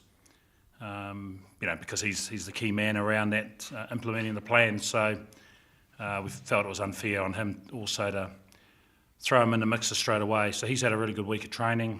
He'll be better for it next week.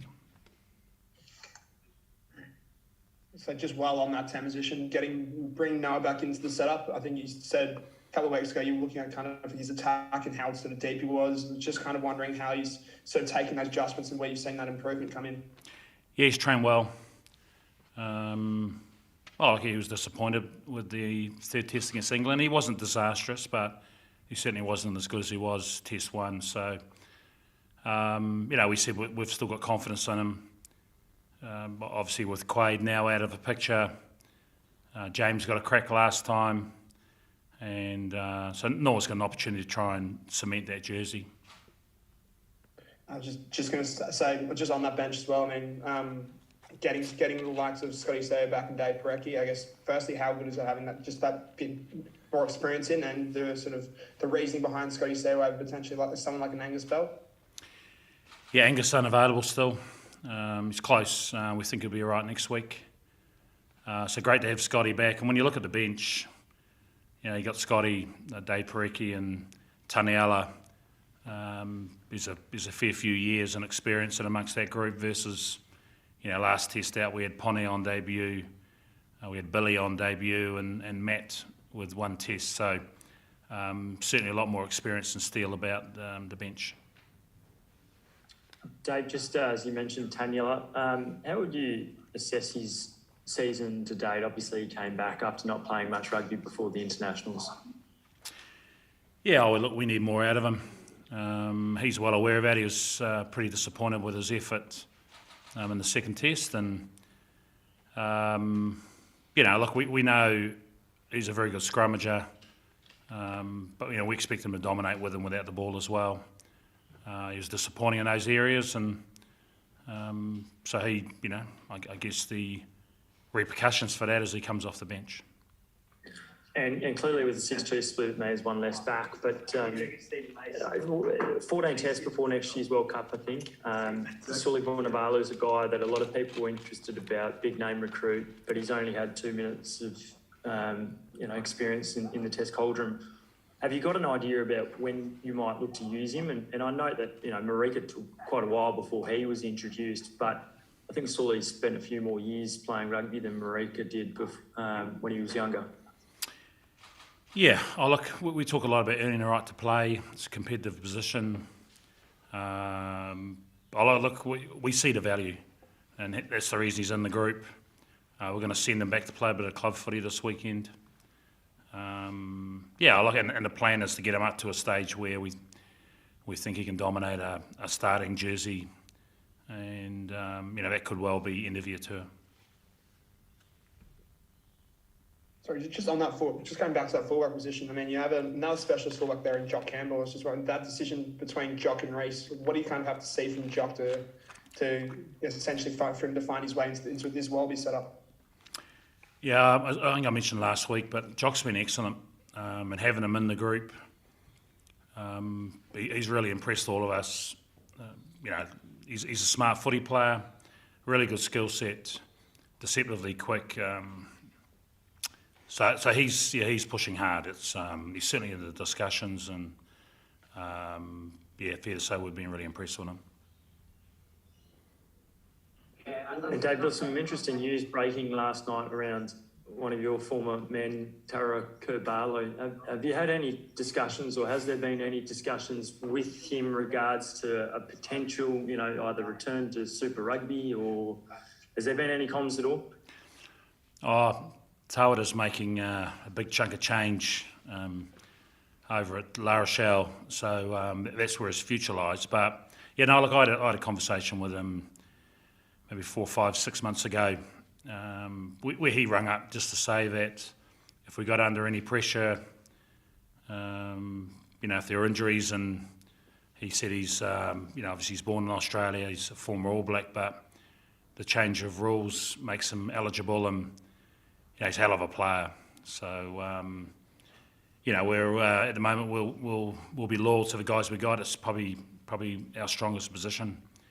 To be fair, we've got 3 excellent 9s here, and Ryan Lonergan in behind that. But as we've seen this year, things can change quickly. So, we'll certainly keep in contact with Tawada, and it's a hell of a resource in behind what we've already got. Dave, he'd be currently ineligible though, right, under the Giddo law thing. So do you have, is part of that he'd have to come back and play for an Australian team to be eligible for you? Yeah, that's right. So, but I guess all of that sort of stuff's doable. I haven't thought too hard about it. What I know is he's a great man, a hell of a player, and you got a guy who's a former All Black putting his hand up to play for the Wallabies. It's a good sign. Sorry, just last one on that. Do you anticipate World Rugby would even countenance it though? Wasn't it sort of really intended to be for emerging nations rather than bloke swapping between All Blacks and Wallabies? Yeah, that's the thing with unintended consequences. These guys, potentially former Wallabies who could play for Scotland type scenario. So, I'm sure that's open to debate, but once you open the floodgates, it's available for everyone, I'd say.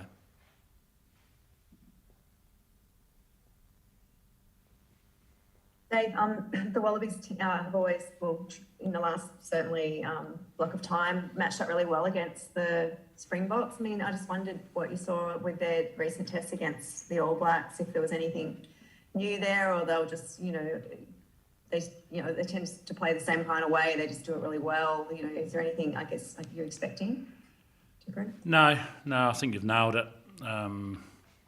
They're got a massive pack of huge men. They're happy to play without the ball and back their defence. They've got some genuine gas out wide that can hurt you if you turn it over, and so you've got to be prepared to stay in the fight against them.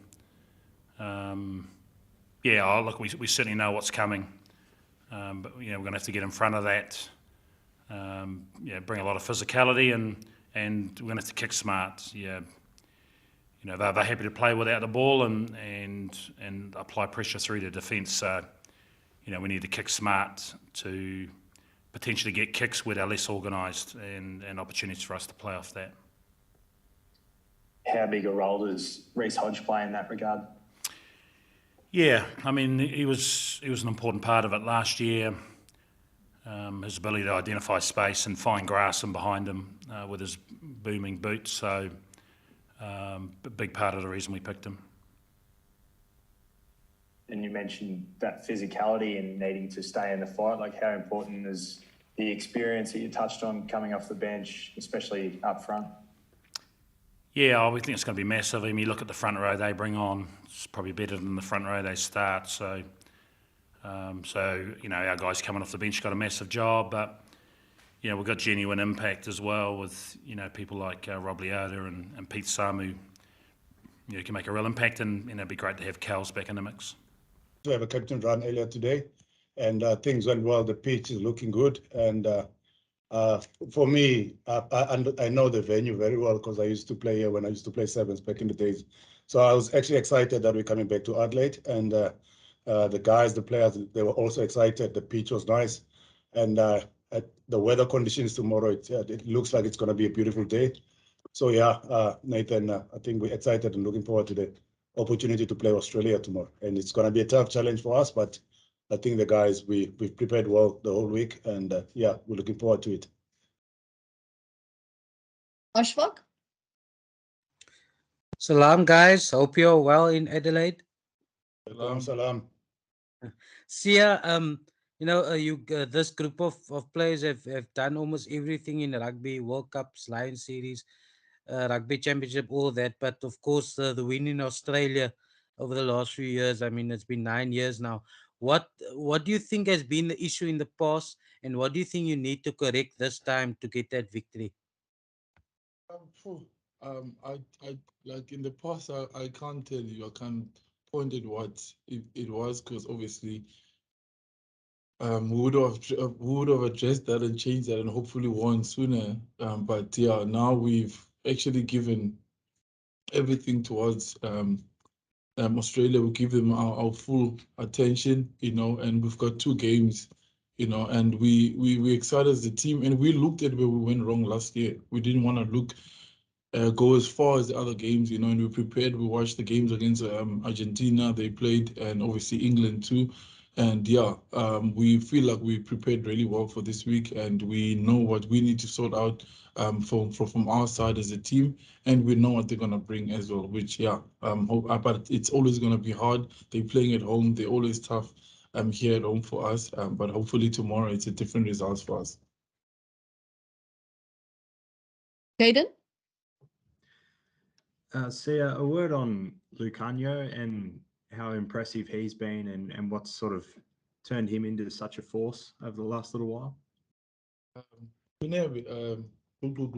been amazing for us for a very long time. I think it took a while. I think for people to see that, and I think the work that he's been doing with Coach Stick, and his personality is also, he always wants to learn, he's willing to learn, he wants to talk to other players, he wants to hear opinion, and he sees rugby differently. And I think the best thing about Lukhanyo, he plays rugby the same way as he did for border, his love for the game since he was a kid. That's what I love about him, and he's always willing to learn. But yeah, he's become an important player to the team, and yeah, hopefully tomorrow he can just keep on growing in that, and we as a team can do our best to make sure that he gets the possible opportunities on the field tomorrow.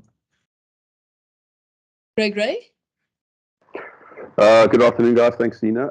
Coach Dick, we've got so many backline players when you're talking about Lukhanyo, Damien Willems, Frans Steyn, whatever, all of them. They can play in multiple positions. Are we entering an era of utility backs rather than specialists in positions? I wouldn't put it that way, Craig. If you look at a guy like, for example, now with Damien Willems at the back, we've tried now to give him a fair opportunity at fullback where he can just focus on developing his game in that position. But once again, for any coach, if you've got players that can play in multiple positions around the field, it's a luxury. I think as a coach, you're in a good position. So if you look at the balance in our back line, we've got from 9 and probably to the 15, it's mostly a settled team. The only guy that you can say at the moment is playing in the position where he normally doesn't play. It's Watchalong, which is, we know that Watchalong is a good footballer. He has done the job for us at wing before. So I think that's the only position I can say, okay, fine. For this game, Warwick will probably play as a utility, between wing and fullback, But Frans Steyn, he has done the job also for us before as a utility back. So once again, as a coach, I wouldn't complain, having players that can play in those multiple positions. And we are in a good position. And also, if you look at the balance in our team, when it comes to continuity and how we selected the team, so I think from 9, 10, 12, and 13, those are guys that have been playing together for more than probably 4 years now. So yeah, I think we are well balanced as a team. Thanks. Grant? Thanks, Zina. How's it, guys? Hello. Sia Matanda, how would you track your form at the moment, and just tell us about the back row battle that you're expecting? My form. It's well,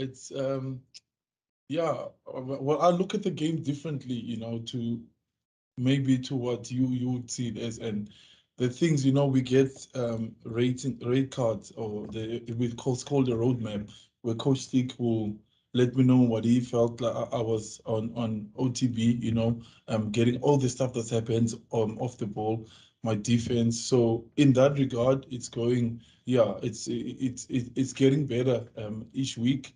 And obviously I can feel in the game when I'm playing, you know, in the work that I do around the field, and most of the stuff that I do, actually nobody will probably see other than the coaches and my teammates. You know, it's tackling, cleaning rugs, and making sure I'm winning the scraps in the air. And the one part that maybe I would love to do a bit more is carry a bit more. And yeah, and our loose forward, I think, yeah, we last week was tough for us, but hopefully, yeah, we can be better now. I think we're a week stronger than we were before. So I'm looking forward to the battle. They've got strong loosies too, you know, and they've been playing really well. You know, Robert has been, Valentini has been playing really well. And yeah, and we've played against them, you know, in the past, and they've actually, yeah, it's all about who's gonna dominate in that department tomorrow. It's gonna be a big part of it in the set piece too. But I think the loose forwards do make a big difference, especially in the breakdown and getting momentum for the team. Stephen? Thanks, Z. How's it, guys? Nice to see you. Stephen, how are you? Yeah, good. Coach, Warwick on the right wing. We saw in the URC that Warwick is, you know, his party trick, so to speak, was the offload, and you know, we've seen Damien also with you guys. There have also been a couple of offloads. Do you think the two of them in the back three, that you can somehow you know, harness them in the back three as an attacking threat? And is there scope for Warwick to bring that offload to the game, or must Warwick stick to a structure, so to speak? Not really, Stevie. I think we can't restrict the player not to perform at his best, you know. So yes, we do have a game plan. We do have a system of how we want to do things, but the players, they know very well that they always bring their X factor, you know. So what makes Warwick Galante, that you should never leave that behind, you know. So yes, he's got all the freedom. Whatever he wants to do on the field, he's got the freedom, and he's got the support of his teammates around him.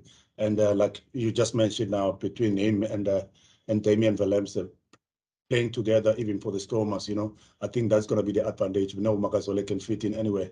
You know, he has played for the Kings, and he was one of the top try scorers in Super Rugby back then. Went to the Cheetahs, he never stopped, you know, scoring tries at the Sharks. So Makazole is someone that is well settled in our team. But when it comes to Warwick and Damian Willemse, we actually pray that they will bring what makes them special. So we are in a good position in that sense. And then once again, he has done the job for us before. If you remember, going back to Chapman in 2019, you know, where Warwick was playing at wing for us. So yeah, I'm excited to see what he's going to do tomorrow. Justin Ford. Good afternoon, gentlemen. Siam Tanda, this question's for you.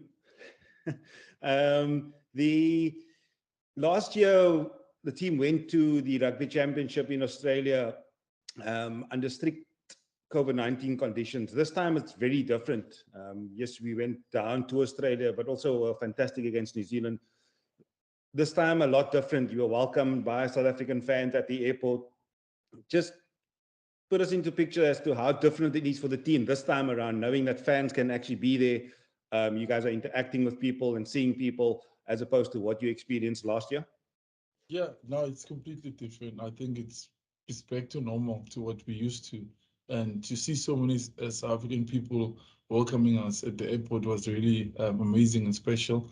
And yeah, we were able to take photos, say hello. There's some at the hotel, you know, that travel from different cities to come watch us. Yeah, it does make a huge difference, you know, to see people wearing the Springbok jerseys, and also for us to be able to go to coffee shops, go around the town, go for dinner, you know, without being restricted. It's really good. It gives us a little bit of freedom. So yeah, it's really been good. It feels like, yeah, it feels like exactly how it felt when we were at home. Ashfaq? Just two quick ones. Firstly, to Sia, in terms of the Wallabies, they just, even though they lost so badly to Argentina in the last game, whenever they're at home, almost particularly against the Springboks, they seem to grow an extra arm and a leg, just in terms of the energy. They keep going right to the end. How do you sort of counter that? And related to that, Stocker, in terms of the bomb squad, will there be a different strategy this week compared to the Ellis Park game? Yeah, it's the same. Like for us when we're at home, it's every like the home games. It's different. You've got some players can go home after trainings. Be with your families. Wherever you get that little bit of energy, but also the crowd. You've got probably 90% of the people are behind you in the stadium. That energy. Knowing from us being at home now, playing those games.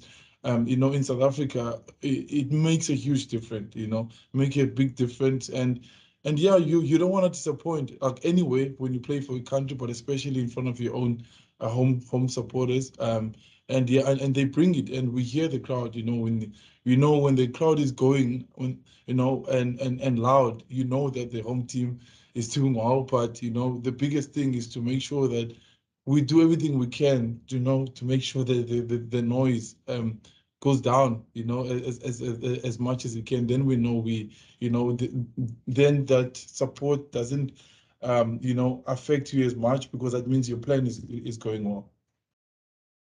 Yeah, Ashfaq, when it comes to our plan and how we use our bomb squad off the bench, I think our players from 1 to 23, they all understand that we always look for players to get into as many battles as they can. So the moment the player is starting to disappear and get tired, and that's when we sometimes make changes. And as you saw at Ellis Park against the All Blacks, where we made early changes in the first half, it's not because of the mistakes that the players were doing on the field. Once we know that, for example, a guy like Dwayne, coming back from the injury, he understands very well that the plan was he must get out there and then just make sure that he throws himself into as many battles as he can. And the moment he doesn't offer us those battles, that's where sometimes we make changes early, sometimes even in the first half. I think it's something that we've done it in the past season. It's nothing new, So once again, those guys getting an opportunity again, where Dwayne coming back from the injury, a guy like Joseph Dweba, the last time he played, it was probably in Bloemfontein, So to give him a fair opportunity also to make sure that they get better in their departments also. So once again, if Dwayne can push 50, 60 minutes tomorrow, we'll always go, as long as it does offer us those battles on the field. And the same goes with all the other players around the park. So, but yeah, once again, when it comes to the strategy is always to make sure that we get to as much battles as possible on the field. Dylan? Thank you, Zina. Good afternoon, guys. Hope you're well. Just a couple of questions for Sia, please. Sia, just your thoughts on the current Springbok back row combination. You, Dwayne, and Peter Steff, I think, are only starting for the second time since the 2019 World Cup. Are you sort of starting to find your feet a bit better? And then also just your thoughts on the Wallabies going for a 6-2 split between forwards and backs on the bench, sort of replicating what you guys often do. Are you sort of cognizant of that going into this test?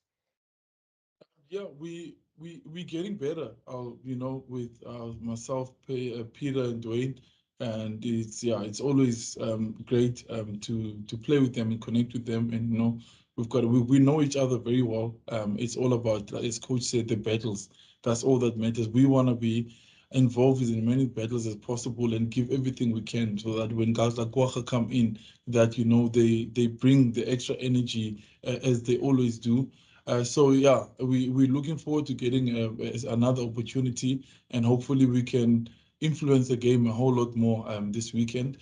And yeah, Australia using the 6-2 split. A lot of people had a lot to say about us doing it, but obviously they are setting the intentions on like what they want to do. It's gonna be a tough set piece battle, of course, and it works. It works, but we're trying something new this week. But yeah, you can definitely see the intention that their forwards are probably also going to be trying to throw themselves in as many battles as they can, and then give the next guys an opportunity to come on. But yeah, we're looking forward to facing it this tomorrow. Nathan, is that an English question, or are you waiting for Isithusa? If there's time for English, I can go, but I will wait for his course here, Zina. Okay, that's cool. Stephen? Thanks, E. Coach, Elton on the bench. I think last year we saw that, it really was a great substitute for you guys to make, in the... And, we talk about the bomb squad, etc. But how big a thing is it for you that Elton is back on the bench and can make an impact? I guess he wasn't that great against Wales, and there's been a lot said about that. But couldn't he potentially be the guy that really pulls something out of that? Yeah. Yeah, Stephen, I think you're spot on regarding to what Ella has done for us in the past, more especially if you look at last year when we played against Australia and New Zealand, coming off the bench, And if you look at a guy like Andre Pollard lately, he's been getting cramps, and that's why I felt like, we felt like as a coaching staff, having Elton, it will at least put us in a better position. We've done this before. If you look at the final game when we played against the British and Irish Lions, where we had Mornestein on the bench, and actually everything went according to how we planned in that game, Mornestein coming on and then kicking that winning penalty at the end, I think we also expecting a similar challenge in this game, Australia playing at home, they're going to be tough. It's always tough to play against them when they play at home. Once again, well, probably if the game gets too close and maybe Paulie, he's been doing very, very well now, Andre Pollard, playing very well. And that's the key thing, is that because of the players are getting opportunity to play week in, week out, we know that brings confidence. A lot of people, they always talk about players losing confidence, but a player won't gain confidence if he's not on the field, So it's a similar thing when it comes to Elton. You've mentioned that when he played against Wales, he didn't have his best game, but once again, he also needs more game time. So I think we are in a good position, and we're expecting a game to be tight, but once again, Ella has done the job for us before, and I'm excited also. Hopefully, he will get an opportunity also. Percy? Thank you so much, Zina. Goedemiddag, meneer. Skipper. Yes, William. Skipper, can I ask you, it's pay weekend, sir, tonight, yes, African time, we're going to have some prize, we're going to have discussions around the prize. I'm trying to, as part of my debate, I'm trying to think who to back this weekend, sir. So I've got two teams coming off defeat, sir. You guys are coming in as world champions into this match, but the world champions haven't beaten the side since 2013, though, sir. So I'm trying to think whether it's now Super Brew, who to back, who's going to be the favorites heading into this match, though, sir, Sia? Who are you backing? And for Coach Stocker, can I just ask you, Coach, you mentioned that you've had the privilege of playing in Adelaide, though, sir. But I'm trying to think now, when we were in Bombela, the visitors there in Bombela, they had a very difficult outing there in Bombela. Will it not be a similar situation for you guys going to a so-called foreign venue this weekend? For the team, rather? Because you know who I'm going to say, obviously. No matter what the results were in the past, we always back ourselves. We've never gone into a game and said, okay, we're going to lose this one. Never. So, yeah, I'll still say back us. Yeah, Percy, regarding playing in Adelaide, like I said to you in the past, this used to be a happy hunting ground for us as a Springbok back in the days, and then we had good performances there. And one thing that I like about Adelaide, when I heard that we're going to play here, and I got excited because I know the place very well. It's like you in Bloemfontein in South Africa. So once again, we're not the only one who's foreign in this in this town, because of Australia. If you look at the majority of their players, none of them. The majority of the players, they all come from the big cities. I think for both teams now, we are foreign in Adelaide, So, and the nice thing is that playing in a cricket venue, where the stands are too far from what's happening between the four lines, So I don't think it's going to have a massive impact on what's going to happen between the four lines when it comes to the supporters. And Sia mentioned earlier on, there's a lot of South Africans that are also based around here in Adelaide, and it was actually nice to see South Africans, you know, at the airport welcoming us and singing nice songs there, even the Shosholozas at the airport, you know. And the funny thing is that there's families that I used to see back then. I think it was probably 16 years ago, you know, and those people are still here and supporting the Springboks. And to see the smiles and in their faces, that it really brings a good feeling into our hearts, you know. And it's a very special place to be in Adelaide. And yeah, we're excited to see what we can do for them tomorrow. Guys, we've got 10 minutes left, so I'm going to go to isiXhosa, and if there is an opportunity for English, then after that we can do that. So Nathan, you've been waiting patiently. Thank you again, Zina. I just got the two questions. eGauteng nikhe nasokole nezimnyama, kodwa xa sijonga kule veki ngeziphi iziphumo nifuna uzibone xa nizogwakana no-Australia ngomgqibelo? No, sifuna to make sure discipline yethu, and it be good for the, I don't know, past couple of games. It's if nobody sends the penalties 7 every game, so it discipline is good every game. So make sure London balekile kakhulu quiz game, because they're trying to tight this game. But mauling yethu ne scrum set is make sure ziyasebenza, and ufumana uthatha opportunities. I think last year ngosasilapha sakhaba ne, but zasizithatha opportunity after sikhabile sayewina back la bhola saziyeka i-opportunity ezininzi kakhulu. So sifuna ukuthi make sure rectify loo nto, and yiloo nto libalulekileyo le besithetha ngayo before ngoba kwi-alarming camps. Asikhabi nje, asikhabeli urace, sikhabela ufumana ibhola back sokwazi uwatheka. So into ebalulekileyo kuthi yo. Bhumo, icela ungalibali la video ne. Sure. Umbuzo wami wokugqibela, i-Australia ifake ulwakhiwo we-6-2 emaplangeni. Le nto nani niqhelile uyenza xa ucinga ngawaphi amaqhinga abazoza nawo i-Australia ngomgqibelo? Kude manekiniki. Njengoba esetshilo ke uSiya Mthanda earlier on ukuba i-Australia indlela esibona ngayo ba bazawuzama uza physical apha kuthi forward zethu.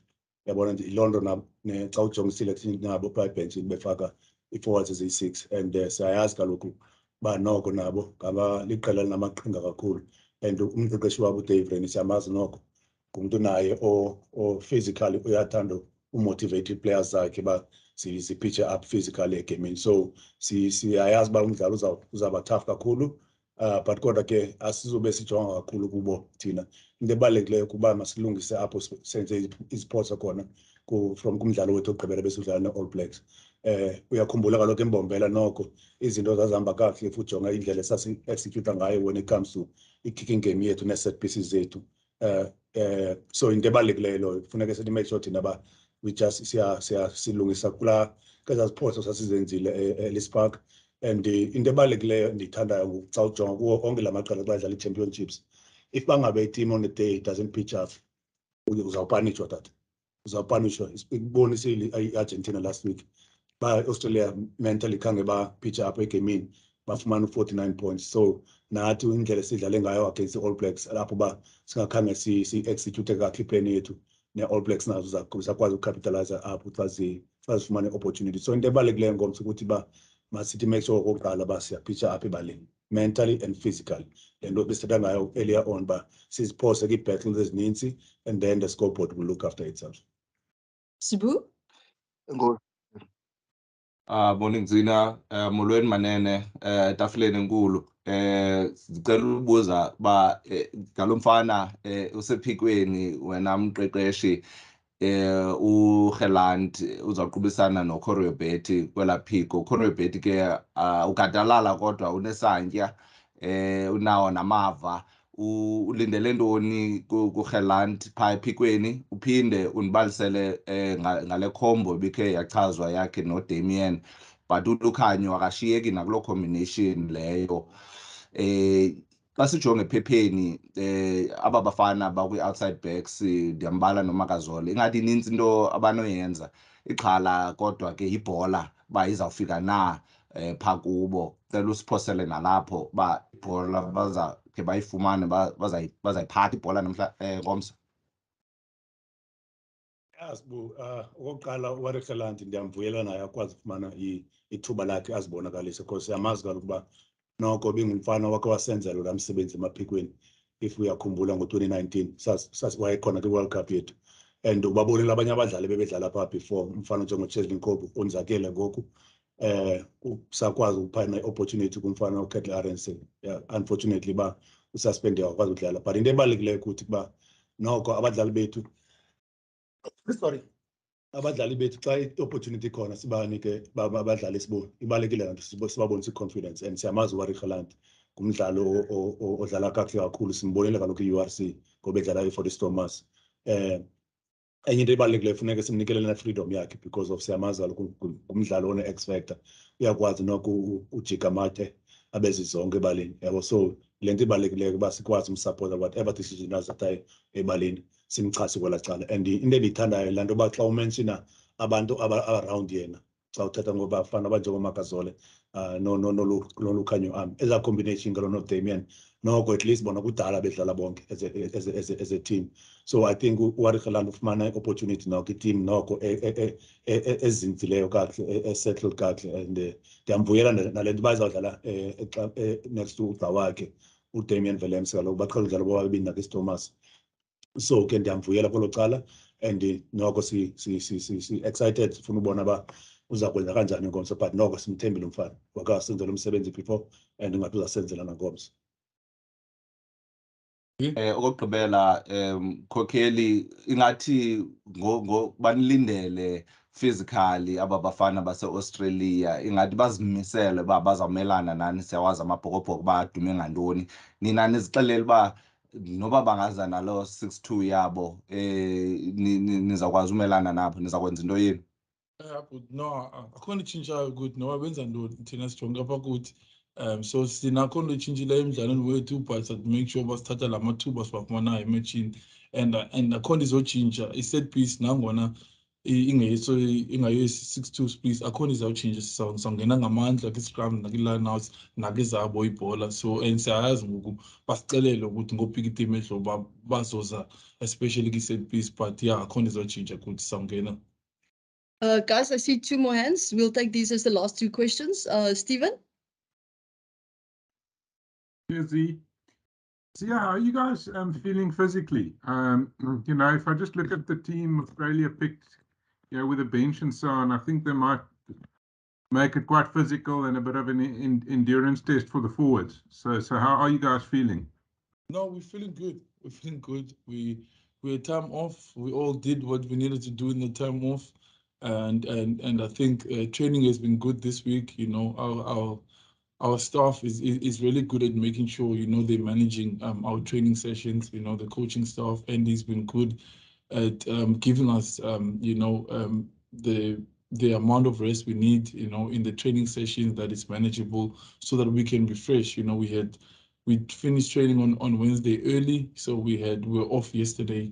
So yeah, we will be good, you know, and that's what we do, you know. You know, it's gonna be hard. It's gonna be a set piece game, and guys, you know, we're gonna have to go much longer. As long as we're involved in the game and doing battles, it's gonna be good.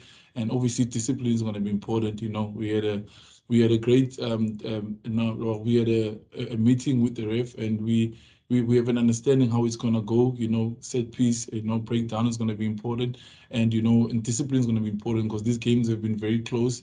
And we know we've worked hard on our discipline as a team. I think we're averaging 7 penalties a game. So we know how important that's gonna be, and making sure when the guys come on, you know, they come on to bring more energy, you know, and also staying disciplined till the end of the game. And then last question, Justin. Rustic, I'll keep it short. A former player that has played in Australia for the Boks this week feels that the Springboks potentially go down under and hype themselves up to play against New Zealand, and you know the focus is there, beating them, and then potentially underestimate Australia. Surely that's something that you refute, that you know the team wants to win at all costs. It doesn't matter who you're playing. Yeah, I think Sia touched on it, Justin, earlier on that at least now, this time, our main focus, 100%, we were focusing on what we want to do against Australia. You know, sometimes we normally play them after traveling to For example, sometimes we will probably have two different strategies when it comes to splitting the teams, where we're focusing on what we want to achieve against the All Blacks, which is this time it's a different case. We are 100% focusing on Australia. We spend all our energy, and like Sia said during the week, I think the build up from the coaching staff, trying to make sure that we understand exactly what's required for this game. We haven't beaten Australia yet since 2013, so it's a massive challenge for our boys. But once again, I think mentally and physically, we will probably be switched on the game. And the other thing is, one thing that I like about this place for me, it's got that Bloemfontein vibe. There's a lot of South Africans also that are based around here in Adelaide, and it's something probably. If you look at the Australian side, majority of their players, they're also probably coming from the big cities, So I think both teams in this game will probably fall in Adelaide, So that's a nice thing about us being playing in this town, So we're excited and looking forward to it. Cool, guys. Thank you so much. Thanks, Stick and Sia. Appreciate it. Guys, we'll be sending out the recording shortly. Can I please ask that you just leave the meeting so that we can actually get the recording out as quickly as possible? Because if you do stay on, then it delays the setting out of that. So thank you so much. Have a great day. And Thanks. Good luck. Bye-bye. Cheers, mates. Cheers, guys. Hello and welcome to Forever Rugby on Forever Sports. But today's guide on how to watch the South African side take on Australia this weekend on Saturday. It's Springboks versus the Wallabies, a test which historically has always favoured the home side, that of Australia. But the good news with it being in Australia is that you can watch it on a free-to-air channel this weekend, which means that you can get yourself sorted, get yourself ready, and when you wake up on Saturday morning, have peace of mind that you have a working stream that is going to work and you're going to be able to watch the match live and in HD as the Springboks try and win in Australia for the first time in almost a decade. Before we sort of tell you exactly what to do and how to watch both the game this weekend as well as maybe the rest of the Rugby Championship, please do smash like on the video and subscribe to the channel as well. Now, previously, and if you have used the method, then you won't be able to use it again. We have been suggesting that you use Stan Sport to watch the Rugby Championship. First of all, there is a 7-day free trial, which will give you access to, for example, both games this weekend. And if you sign up on Saturday, they could also give you access to both games next weekend. However, if you had used the trial and it's expired, I think it is something like equivalent about 400 Rand for like 3 subscriptions to Stan Sport, which if you split among a couple of friends, it means you'll pay like 120 Rand for a month. Which if you sign up now, you pretty much get the rest of the Rugby Championship.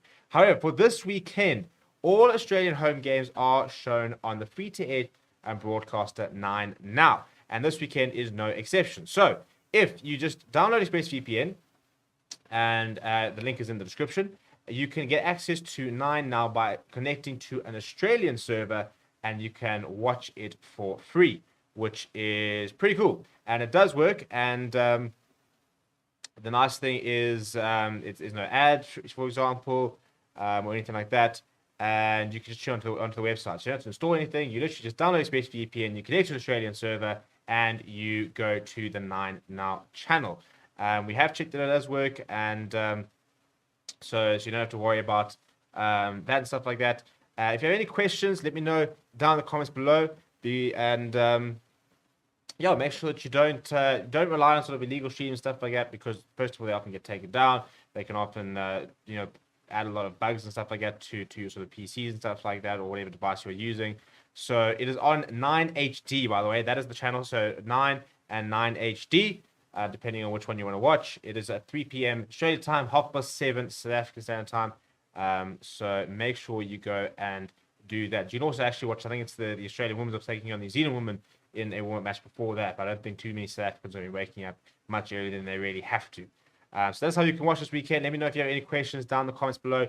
The links to both ExpressVPN as well as 9 Now, the channel you need to watch, are also in the description. So all you need to know is down there.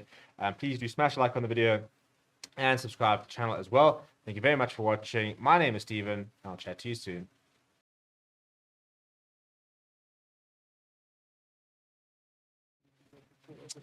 Hello and welcome to Forever Rugby on Forever Sports. It is very early here in South Africa. It is about 25-7, and we are just under an hour away from kickoff in Adelaide. And for everybody that's just waking up, welcome to the stream, welcome to the channel. If you are new, please do smash like on the video and subscribe to the channel as well. Right, so we are into the third round rather, of the Rugby Championship, and the Springboks will play their first away match of the tournament, and not the season actually, the first time we are playing outside of South Africa, which is quite strange to be so deep into our international season and yet only now be sort of playing away from home. And we are playing in the place that we least like to play, Australia, a place where we have not won since 2013. Just 3 players in the matchday 23 today who were involved in that game. They are Ebenezer Sia Khaleesi and Dwayne Schmuren. So just 3 players have actually beaten Australia in Australia, which means that historically all sort of signs point to a Springbok loss today. However, an interesting point that Zondila Stick was making is that a year ago when we lost those 2 games in Australia, he said, he sort of admitted that the Springboks very much had one eye on the New Zealand games afterwards, where he says, you know, this year they're focused for the last couple 2 weeks, they've been fully focused and 100% focused on beating Australia and on Australia. So whether it's going to make much of a difference, we're going to wait and see. But we do need to break the duck, don't we? And if we want to go and win the Rugby Championship, this is an incredibly important match. And I think it's also very incredibly important that we start clicking into gear. You know, we've had a very stop-start, up and down season so far, where we've had some average performances, followed up some pretty dominant performances. You know, and I think that both the Welsh and the New Zealand matches have been characterized by moments of brilliance and moments of sloppiness. And it's just consistency, you know, at the end of the day, that the Springboks are trying to really bring in. And I think that the frustrating thing is that, you know, whenever you go into a sort of a break, and we went, you know, with a loss, for example, like we did against New Zealand, you know, you kind of sit here and you've got, you know, 2 weeks of sort of worrying and panicking and a bit of negativity and stuff like that. Whereas, for example, if we had beaten New Zealand twice, we would have had 2 weeks of us sitting there going, hey, well, are we actually, you know, moving back to be one of the best teams in the world? So it's time for us today to start well. We've got our best 23. We need to go out. We need to start firing the punches, and we need to really put Australia to bed and start bringing that sort of consistency where we are beating teams home, away, you know, in all conditions. We are playing in Adelaide today, which is the first time we have ever played in Adelaide at the Adelaide Oval. It's a place more known to the Proteas, for example. We've seen some pretty stunning test matches and the likes over the years. Have never seen a Springbok side play there. In fact, the last time the Wallabies played in Adelaide was in 2004. So not a place where we see a lot of rugby being played.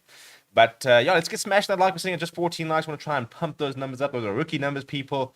I'm going to get to the comments. Let's see who's up nice and early. I'm seeing Tian van den Berg in the chat say, hey, Stevie, hope you're well. I've been abroad for the past few weeks, and I'm really missing the community. We're at 17 subscribers. Thank you very much. Hopefully we can try and get closer to 18,000 by the end of today. But yeah, let me know where you're watching from. Let me know what time it is, wherever you are. And very, very importantly, if you're looking to watch the match, the free-to-air channel 9 now is showing the match. It's an Australian channel, so if you use ExpressVPN and you connect to an Australian channel, or Australian server rather, you can watch this game without paying anything. So just very quick, because I'm sure that the people start arriving a bit later with questions on how to watch the game and stuff like that. That is the best and easiest way to watch the game for Friesels. We're going to go through the lineups in a little bit. We're going to look at the Australian line. We're going to look at the South African line. We're going to look at some big players who need to perform. We're going to look at players under pressure, for example, like Joseph Dweba, who is being backed once again after a bit of a poor performance against New Zealand. So a big opportunity for him to show him what he's worth. And, you know, a pretty big match, I think, for Dave Rennie, because they beat Argentina away, Australia, and then they got blown away. Now, Dave Rennie currently sits with a 40% win rate as an Australian head coach, the worst win rate in history for the Wallabies, which for someone who won, you know, World Coach of the Year last year, is probably not ideal. But this Australian side have been characterized by a side whose results probably do not reflect some of the games they've had. They do play some very nice rugby. They play a very good attacking brand of rugby. They did have a lot of injuries in that second Argentinian game, but they are back to a far stronger side today against the Springboks. So the question is, will it make much of a difference? And if the Springboks win tonight, you know, it puts a lot of pressure on Dave Rennie. So lots and lots of very side battles, I suppose. And in many ways, people are saying a loss today for Springboks puts a lot of pressure on Jacques Nienaber and his coaching staff. Although I don't think they have any chance of them losing the job, for example, a year out from the World Cup.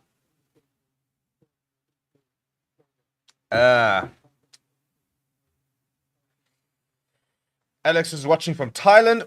Welcome for the win. What time is it in Thailand? When Thailand's ahead of South Africa, so probably actually be quite a nice time for you. Yeah, I was about to say it's about 11:45. That's pretty banging. There will be a bit of a later game next week, which will be a bit nice. I think it starts at I think the South African game next week starts at 11:45, which for me is quite a nice time to watch rugby. 11:35. Yeah, so I mean that's pretty banging because you watch the first half. And literally, as the second half kicks off, you get the calls going, and by the time the match is finished, you are ready to graft a young braai and send on Saturday. I mean, that's perfect timing. However, this morning, don't think we're going to see too many beers being drunk on the stream. I'm certainly not planning on opening me a beer anytime soon. We will be obviously live for this game. We will then also be live for New Zealand versus Argentina. And then we will... we'll also have BR for the player rating show, and then we'll go into New Zealand versus Argentina, which kicks off at 10:45 South African Standard Time. So all the rugby will in fact be done by about 12 o'clock. So if you're a football fan, I mean, jeepers, what a day of sport we've got, because we'll start at 7:30 and we'll finish about 8:30. So we've got like 13 hours just non-stop sporting action. There's also cricket, although, yeah, let's not really talk about it. But there's plenty of sport today to keep you occupied. And hopefully we will get off to the perfect start. If the Springboks can just do a bit of do us all a favor and get us going in a good note, it'll be highly appreciated if they can do that. Femi says watching from Cambodia. He says send the calves to Dr. Cape Doctor over. Watching from Namibia, says Pender. Must say it's a weird kickoff time for the +2 GMT gang.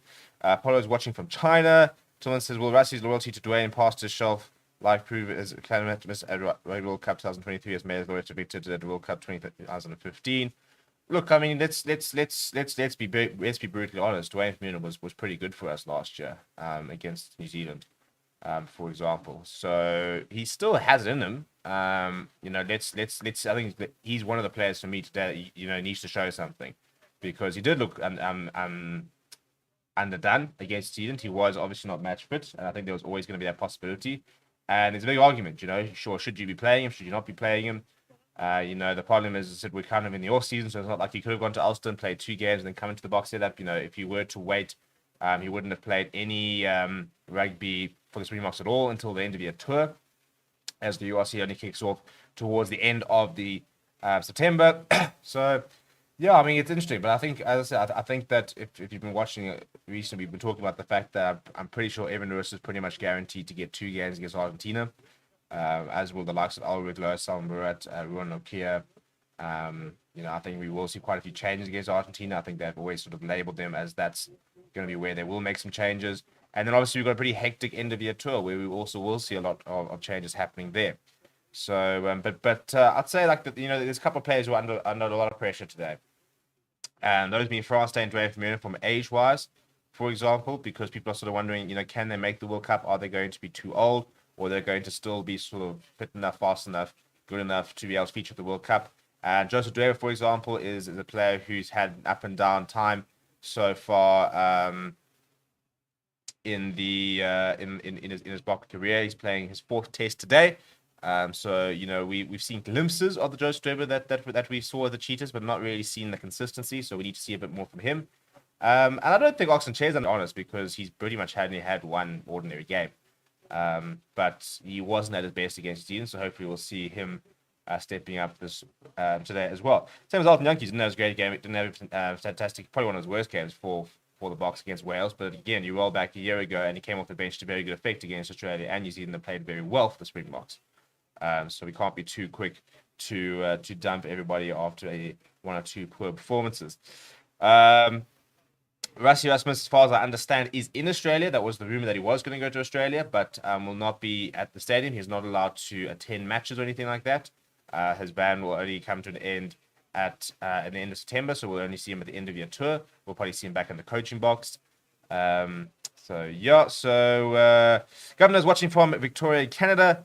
Jabulo says, busy watching while at work. Thanks for the live comment, Stephen. No stress, no stress. Alex, I'm more worried about Ox and Dweber than Dwayne. They two need to have a dominant game. I wouldn't really worry about Ox. Good morning, Denise. Hope you're well. And Adam's watching from New York City. Right, kickoff is in about, as you can see the timer there, in just over 40 minutes. And it looks like there's still 40 minutes to kick off, but it's currently I think this is early. I think this is the Wallabies versus Black Ferns game. I don't think they're expecting a particularly big crowd today. As I said, it's not a stadium that's particularly it's not a stadium that's used very often for rugby, and it's also a cricket stadium and an Aussie rules stadium. So it is an oval, which means that you sit quite far away from the field itself. But interesting to sort of see the type of crowd that they do get in today. Hopefully, it is quite a big crowd. Hopefully, it is quite a nice atmosphere. The time in Adelaide at the moment is 2:20, so it is a 3 o'clock kick. I mean, I just can't understand. I cannot understand the logic of having a 3 o'clock kickoff. Why would you not have a 5 o'clock kickoff, which would be 9:30 South African Standard Time? That would be so much nicer, so much more friendly. But no, we have to have a 3 o'clock afternoon kickoff, which generally don't get as big crowds. Even a 4 o'clock blooming kickoff, 8:30 just time. It's a bizarre planning from the organizers. But hey, what can you do? What can you do?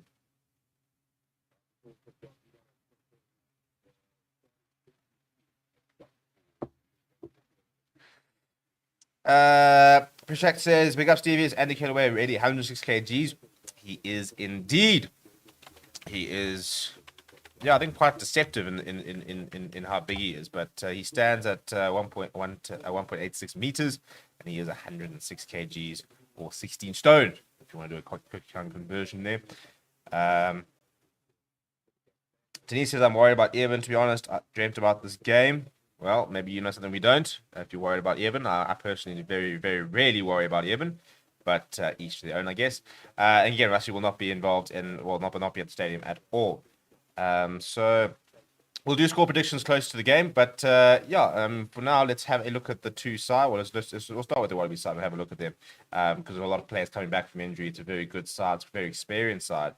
So let's have a look at exactly who David Rennie is backing to do the job in about 38 minutes.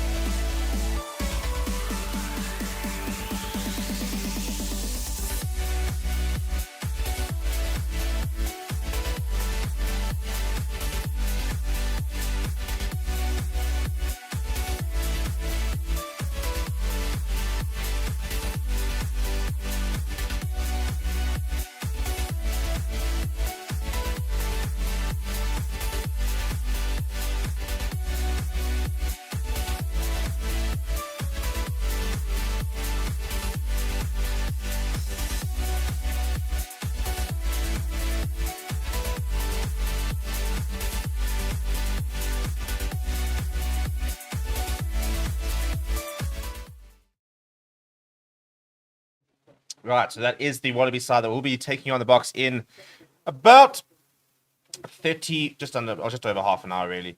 And it's a very good side. It's a very experienced side. And if you look at the fact that they have gone with a 6-2 split and are going and focusing on the set piece, experience can be a big thing. And I think the biggest sort of the two aspects for me which really stand out in terms of making sure they get the set piece right is where they have picked the experience. So, for example, if you look at the front row of James Slipper, Falafa Inga, and Alan Alatoa, they have 200 caps between them. You know, you've got James Slipper who's making his 120th appearance for the Australia today. You've got Alan Alatoa, who's played 56 matches for Australia. Falafa Inga's played 30 matches. So there's plenty of experience within this Australian side. And you know, I think that even, you know, going for somebody like Rory Arnold, who's 32 years old, Matt Fitter, 28 years old, it's quite a lot of experience between those two. They are a very experienced pack and tight five. Not necessarily, as I said, you know, if you look at Rory Arnold, Matt Phillip, 26 and 30 tests, so they have been around for a while. Less experience with the bench. You know, Pereki, for example, still quite young in his test career. He's got he's played just his 3 tests, but Scott Sear has got 71 tests under his name. Snea Tupa's got 41 tests under his name. So, you know, very experienced campaigners in that sort of instance. But the Boks themselves are also very experienced. And I think that, you know, for a side which are often critiqued for being so forward dominated, interesting that they've gone with a 5-3 split. 2 things. First of all, you know, I think we have seen the fact that we have seen backline players go down, which has sort of ruined the not being able to maximize the use of the 6-2 split to its full extent. And that's really sort of that's really unhinged the Boks a lot in terms of game plan, in terms of being able to deploy exactly who they want when they want. And we've also seen Andre Parr struggling with cramp in the last couple of games, and they said that also came into it. They were worried about him if he goes down, not having a fly, not having an extra forward on the bench. So we have gone with the 5-3 split as the Boks, but yeah, Australia very much go with the 6-2 split. They've got Darcy and Rob Liotta and Pete Samu. Liotta, Swain, and Samu all packing well over 100 kgs. So I mean, something like Rob Liotta, for example, brings 110 kgs, 1.9, brings quite a lot of physicality onto the park when he will come on. But you know, that also means that they are susceptible to the same sort of struggles that the Springboks have had in terms of if a player goes down injured, then suddenly they're in a little bit of trouble. And you know, if you know the fact that they've got Tate McDermott and Andrew Kellaway, who are not immensely experienced players, and from an international perspective, you know, 17 and 14 tests. Tate McDermott still just 23 years old. Has had struggles, has had some very good moments in Wallabies jerseys, but also had some struggles. If you see a Wallabies backline player go down injured, you know, they suddenly could come up a little bit short. And they have had their fair share of injuries in the last few matches, which is one of the big reasons why they did lose so badly against Argentina. So lots of various sort of different sort of aspects of the game, lots of a bit of side things as well. But yeah, once again, first of all, please do vote on our poll. South Africa is currently dominating the poll as to who was going to win. But also, once again, if you're looking to try and watch the match, check the description. You can download ExpressVPN and use and log on to 9Now, which is a free-to-air Australian broadcaster, and you can watch the game there. So all applied, all sort of for you. And then yeah, we'll look at the Springbok side in a little bit.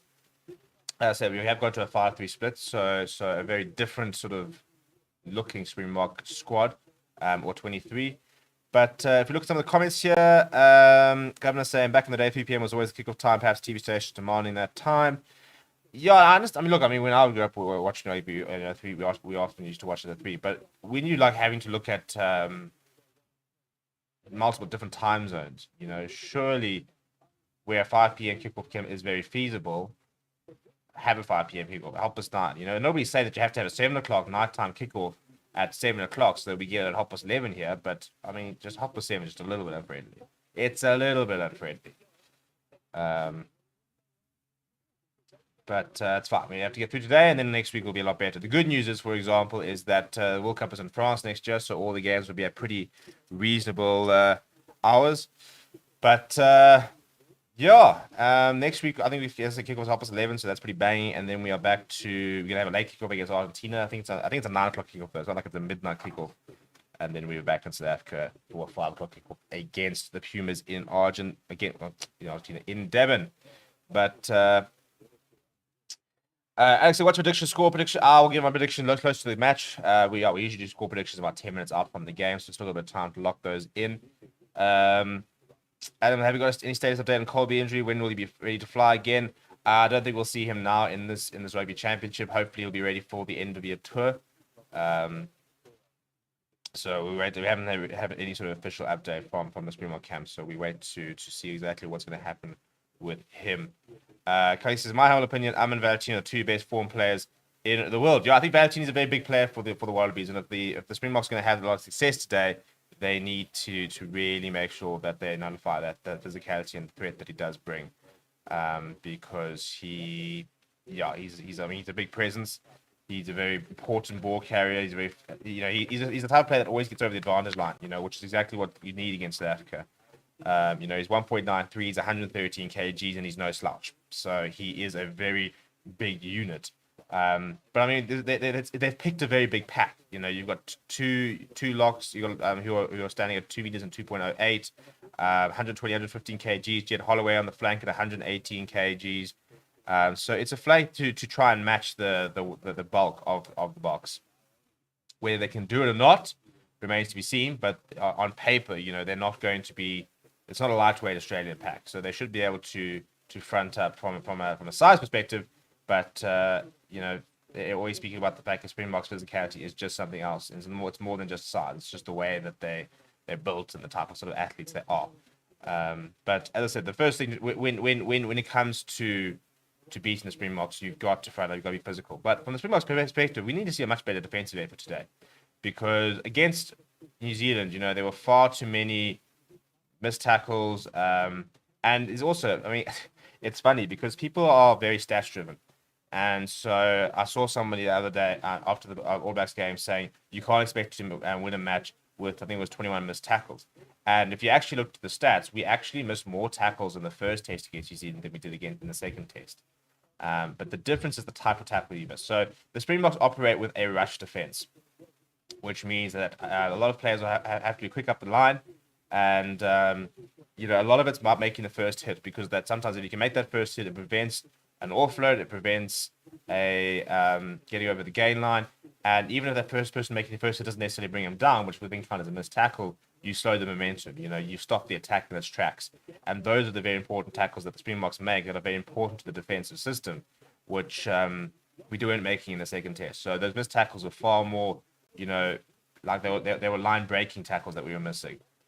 Which is why it was just such a contrast from the week before, where we weren't missing those very important tackles. We were missing the more sort of basic tackles. But in terms of tactics, you do expect the Boks to do quite a lot of kicking today. I think that it will be space for more ball in hand. I mean, we almost scored some terrific tries this year when we have kept ball in hand. No Billy LaRue today though, who was a spark for South Africa last time out. Lekanya was pretty impressive on the wing, but we'll be hoping to try and play the entire match at outside centre, and as he should, as arguably the best outside centre in the world at the moment, and one of the best players in the world at the moment. But it's a South African team that has the potential to run with the ball. I think Watchalong, for example, is somebody who's very good with ball in hand. He's very much an X-Factor type player. You don't want to tell him to just kick up and unders the entire day, because he brings so much more than that. And I'm very interested to see how his combination with Damian Willemse goes as well. Two players who played very well together in the URC, who have looked very comfortable next to each other, and hopefully we'll see the best of them. But in case you have missed the lineup, this is how the Springboks will be lining up. Not too many changes, but as I say, going back to a 5-3 split.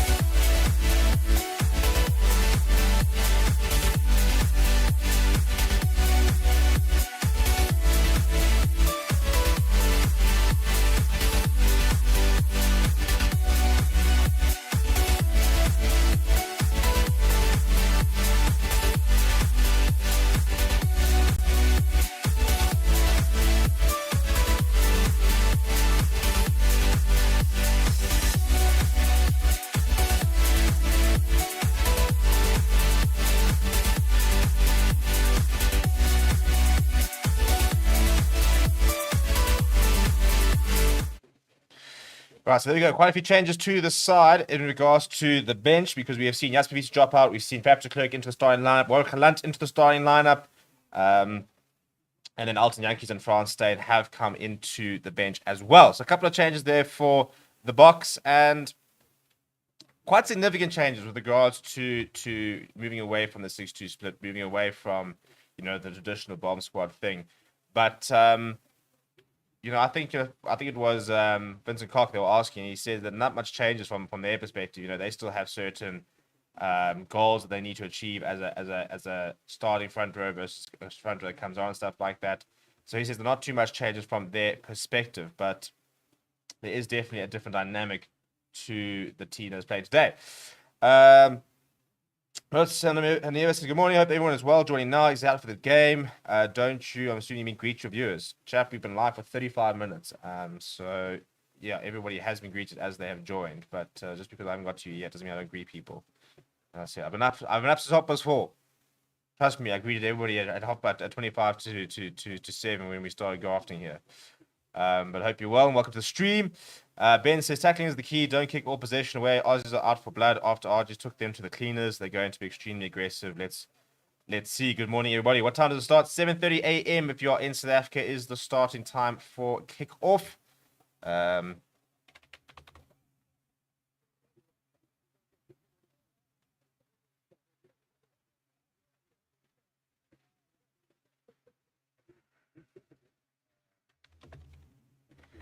Trying to get a few things sorted on my side. I actually feeling very organized because I sat down behind the PC at about 5:30. Got my team list sorted. I even had breakfast, which is which is quite weird to have. I don't usually do breakfast. It's been a good day. It's been a good start in the morning. Mitch Melissa, can you switch over to the experts like Skull talking on the touchline? To be able to do that, we need to be an official broadcaster. So if you have like a casual, like 100 million rand lying around for us to get those sort of rights, then I'm sure we can do that. Until then, however, you have to put up with me because, yes, that is quite expensive to be able to get those sort of privileges. For example, you have to be in Australia to do that. And we don't have the money for that shit, unfortunately.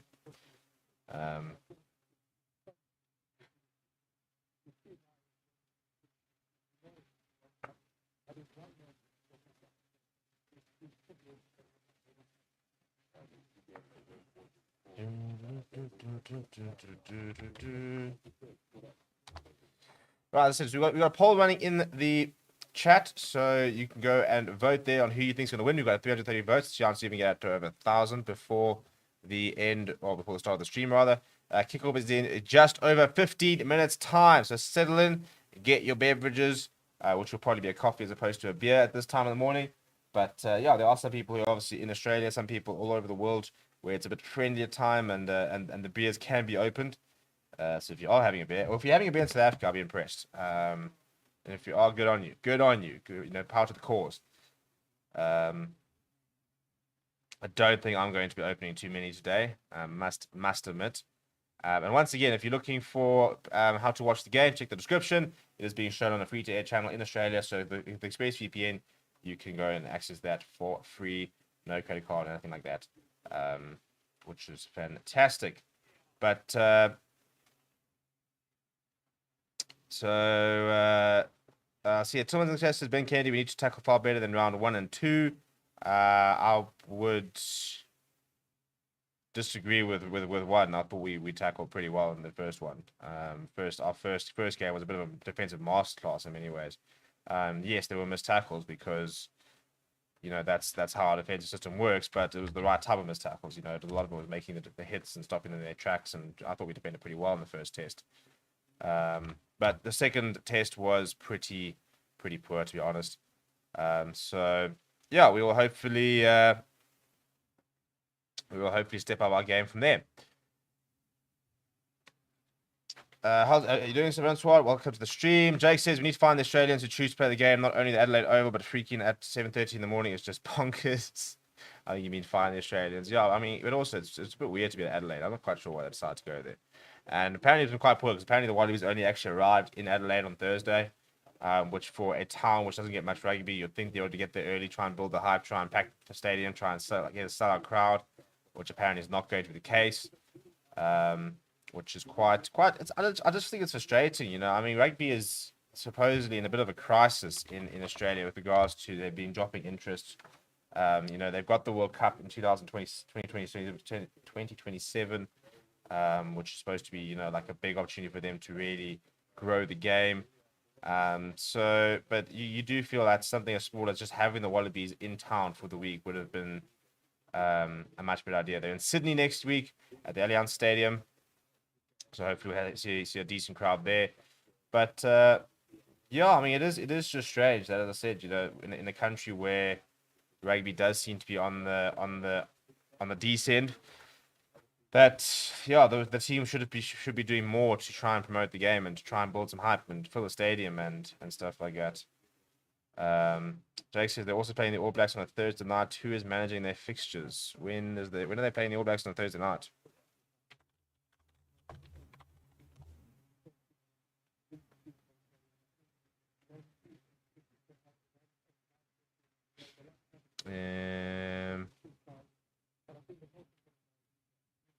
They are indeed. Thursday, the 15th of September. Why the hell are they doing that?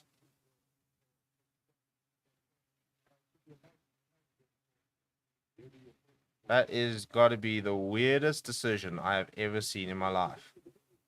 You're going to have a Bledisloe Cup match on a Thursday night. Hey, boy. You know, I mean, what are you supposed to do? You know, you can't help people that... you can't help people that don't want to help themselves, can you? What are you supposed to do, you know?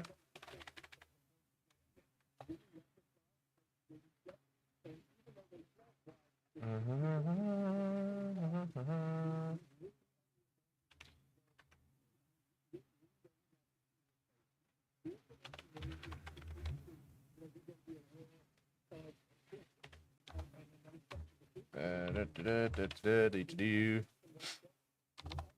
very early, isn't it? It's been a long. I feel like it's been a long morning already. But kickoff is in 30 minutes, so we're almost there, people. We're almost there for those that are just waking up. Welcome, DJ Hans, ladies member to the Fair Sports Members Club. If you'd like to become a member, it is the pinned comment there. You can become a member and give us support and support us a bit on a monthly basis. Every little cent helps, so we really do appreciate all that our members do for us, as well as anywhere that sends super chat, stuff like that, trying to keeps us going, as well as funds a lot of the things and stuff and the projects that we try to do on the channel. We have got quite a few new subscribers today. We're up to 17,100, trying to get up to that 18,000 mark. So if you haven't subscribed yet, just right now, let's see a bunch of subscribers. I want to see if we can. I mean, we're sitting at 562 viewers. They're very rare. I mean, usually I think it's something like 80% of the people that watch this channel are not subscribed. So 80% of 570 people was like what, 400, 420, 430. So I reckon we could probably get up to about another 100 subscribers, because there's probably 100 people watching right now, at least 100 people watching right now that aren't subscribed. So I'm busy watching the subscribers going up like live. So if you're not subscribed, start doing it. Let's start seeing the numbers going up. Let's start building the hype. Let's start trying to wake up a little bit. I might have to do a couple of star jumps or something like that, jumping jacks, to get myself a bit hyped for the match. Because yeah, it's gonna be a long day ahead. We've got Block Rugby, we've got Argentina taking on New Zealand. We might be a little bit late for that stream because we do have the player ratings to get through first, and then we're gonna roll into some footy. We're gonna watch Manchester United versus Southampton, which I'm probably gonna fall asleep on the couch later. There's football throughout the day, so there's plenty of sport. There's some pretty ordinary cricket being played right now in England, so we'll try and ignore that for as long as we can until we start doing well. I mean, jeepers, after the first test I had so much hope, and then the second test we've been absolutely blown away. But hopefully we will fight back today. But yeah, so what are we thinking? I mean, we've got 10 minutes left, so I reckon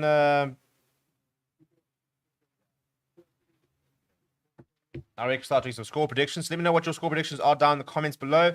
We've almost got 500 people that have voted on our poll. So yeah, I think let's get some score predictions going in.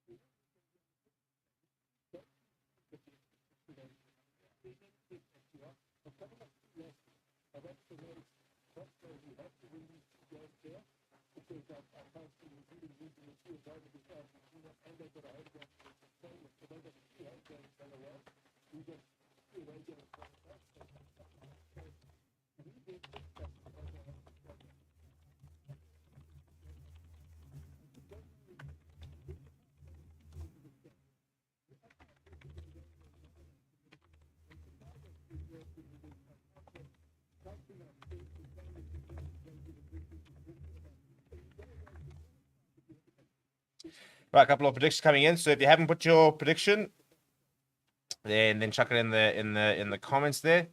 I'll give mine just for the game. I think I'm still mulling over where I reckon I'm sitting for the game. But Luke Carter is going 21 points to 7 to the box. Donnell's going box by 15. Ben Kenny's going Aussie 27, box 15. People are saying, is my son an issue or someone else has the same problem? It all looks good on my side. So if anybody else has an issue, let me know. But from what I'm seeing pretty good levels on my side. So I don't think there's an issue over here. But yeah, if anybody else is having issues, then put them in the chat and then I can see if I have to change something.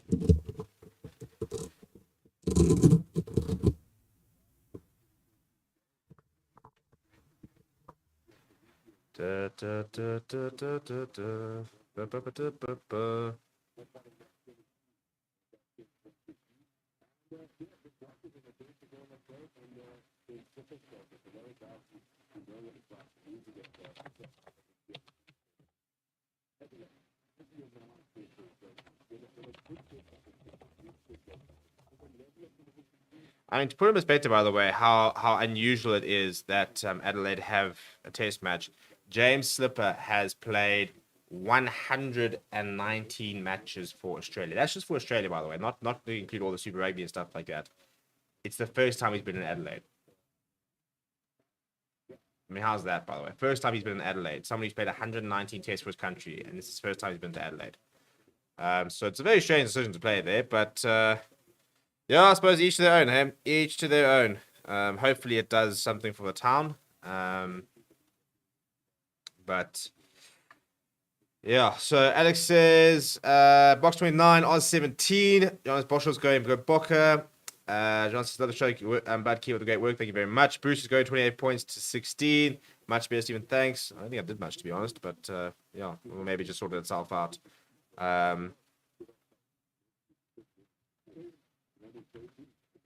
And my mates just started around the golf course. Imagine playing golf during the box. Imagine the box are playing and you decide to go play golf. That is criminal. You should be shot on the spot.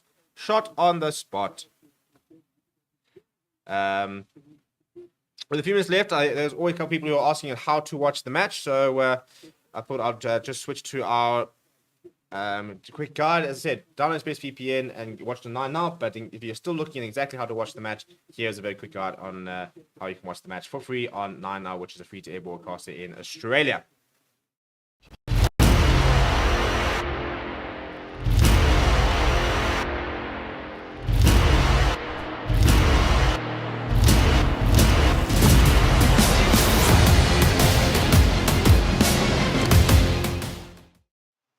Hello and welcome to Forever Rugby on Forever Sports. For today's guide on how to watch the South African side take on Australia this weekend on Saturday. It's Springboks versus the Wallabies, a test which historically has always favoured the home side, that of Australia. But the good news with it being in Australia is that you can watch it on a free-to-air channel this weekend, which means that you can get yourself sorted, get yourself ready, and when you wake up on Saturday morning, have peace of mind that you have a working stream that is going to work and you're going to be able to watch the match live and in HD as the Springboks try and win in Australia for the first time in almost a decade. Before we sort of tell you exactly what to do and how to watch both the game this weekend as well as maybe the rest of the Rugby Championship, please do smash like on the video and subscribe to the channel as well. Now, previously, and if you have used the method, then you won't be able to use it again. we have been suggesting that you use Stan Sport to watch the Rugby Championship. First of all, there is a 7-day free trial, which will give you access to, for example, both games this weekend. And if you sign up on Saturday, they could also give you access to both games next weekend. However, if you had used the trial and it's expired, I think it is something like equivalent of about 400 Rand for like 3 subscriptions to Stan Sport, which if you split among a couple of friends, it means you'll pay like 120 Rand for a month.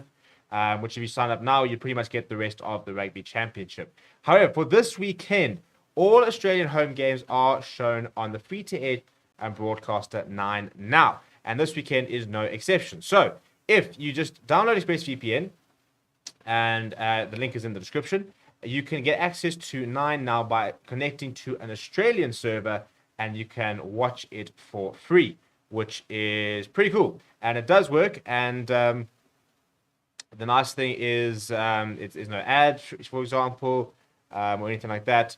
And you can just chill onto the website. So you don't have to install anything. You literally just download ExpressVPN, you connect to an Australian server, and you go to the 9 Now channel. We have checked that it does work, and so you don't have to worry about that and stuff like that. If you have any questions, let me know down in the comments below. Yeah, make sure that you don't rely on sort of illegal streams and stuff like that, because first of all, they often get taken down. They can often add a lot of bugs and stuff like that to your sort of PCs and stuff like that, or whatever device you're using. So it is on 9HD, by the way. That is the channel. So 9 and 9HD, depending on which one you want to watch. It is at 3 p.m. Australian time, 7:30 South African Standard Time. So make sure you go and do that. You can also actually watch, I think it's the Australian women are taking on New Zealand women in a warm-up match before that, but I don't think too many South Africans are waking up much earlier than they really have to. So that's how you can watch this weekend. Let me know if you have any questions down in the comments below. The links to both ExpressVPN as well as 9 Now, the channel you need to watch, are also in the description. So all you need to know is down there. Please do smash a like on the video and subscribe to the channel as well. Thank you very much for watching. My name is Steven, and I'll chat to you soon. Right, so for everybody that's still looking to try and watch the game, that is exactly how you can do it. It does work. I had a couple of people email me and say thank you very much because it's working for them. So that is how you can watch the game. As I said, it's on a free-to-air channel in Australia. So, yeah, hopefully that will sort you guys all out. Where are we at? Sorry, I must be cut things. Mr. Obo says, morning China, happy Saturday, let's go Baka. How those Bryce live streaming is early, my man. When I say that I got down, yeah, literally. So I woke up this 4, I got the stream going, I was monitoring and stuff like that. I then started to get up at like 5:15 because I couldn't go back to sleep. Showered, I got down here and I needed to test the lights. I've never been so unhappy in my life. I turned on my lights and I almost just cried, to be honest. Like, I don't get paid enough to look at these lights at this time in the morning. It was horrible. But for Springbok Rugby, we will do such. But like I see on the stream, Jake saying beer and bright 7 a.m. Just lekker. You're a braver man than me, Jake. You are a braver man than me. I definitely have not thought about it. I mean, a breakfast braai, I reckon, could be a wild idea. But the idea of having a beer right now is, yeesh. No, I don't think so. How's it, Albert? Hope you're doing well. Ben says Aussies rely on all players. Their reserves are limited. That's why they have so many caps. Rugby rules and league still all their stars. We're lucky Evan Ross would have been in their team right now. Brendan Stone is going 28 points to 15. Yeah, we are just about, in theory, we're a minute away from kickoff, so we should be crossing over quite soon. So we still haven't had anthem and stuff like that. So I reckon we're in for a bit of a late kickoff, which is a bit frustrating because as soon as this runs a little bit late, then we've got less and less time to do everything else. So yeah, that is a bit annoying, but yeah, it's gonna be up soon. And yeah, as I said, if you're still looking to watch the game, download ExpressVPN, go watch it online. It's free, it works, it's fantastic. So yes, because obviously we can't show any match footage here. But alternatively, we'll have all the cover. We're gonna have the live tracker going on the right hand side there. We'll have the live score as well. So you don't get much more up-to-date coverage. I mean, bar watching the game, I don't think you get much more up-to-date coverage than what we provide here. Hopefully, that's our plan anyway. That's what we try and do. That's what we endeavor to do. Unless my clock, to be fair, could be wrong. as it often is.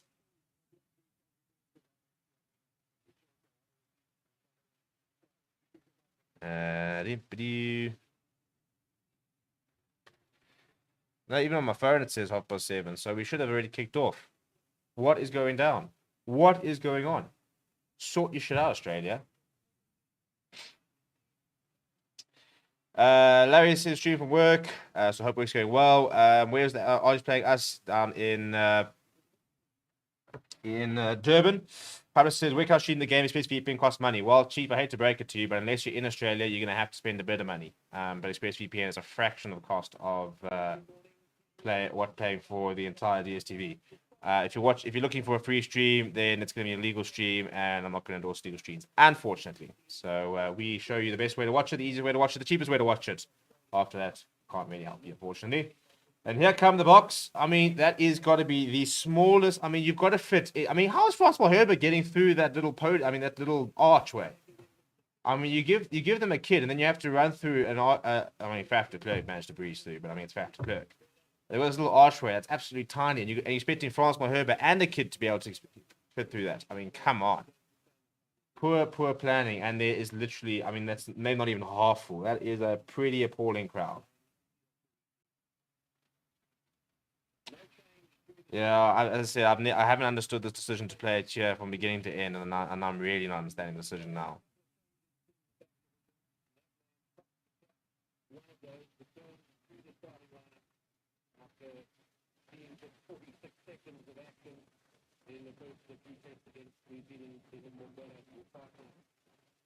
Right, the Springboks are out. Here come the Australians. Led up by James Slipper for his 120th appearance in the gold of the Wallabies.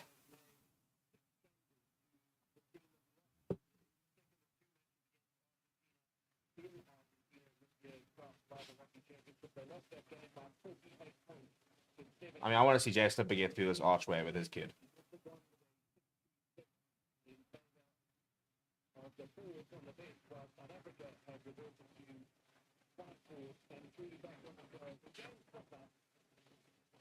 Yeah, listen, whoever's in charge of next week, wider archway.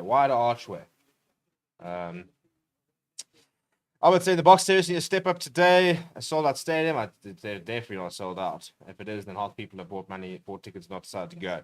Matthew Dixon says 2027 World Cup should have come to us. Well, 2023 World Cup should have come to us. I would have been so ready for next year, but it was in South Africa. Like, I'm in my prime here. I've got to be at World Cups now. Like, 2031 is too late. That's what, 9 years time. I'll be old. I'll be like 35 years old. I'm in my prime right now. I need to be at World Cups. I need to be sending it. I need to be operating. Speaking of operating, by the way, there are over 1,000 people on the stream, which is lekker, but very few people have subscribed. So let's get subscribing, people. We're over 17,100. I reckon right now we could probably get over 17,200 within the next 30 seconds if everybody were. I take it all back, actually. It's looking a lot better on that side of the stadium. That's looking a bit better. I mean, still not full. It is looking better. It's still, I'd say 50% on the other side. It is looking a bit better than I thought it was, but to be fair, as it zooms in, there are still plenty of empty seats, which is a little bit sad, but what can you do? Anthem's almost underway. I mean, I missed something. It was supposed to kick off at 7:30. We're almost at 7:34, and we still haven't had the anthems.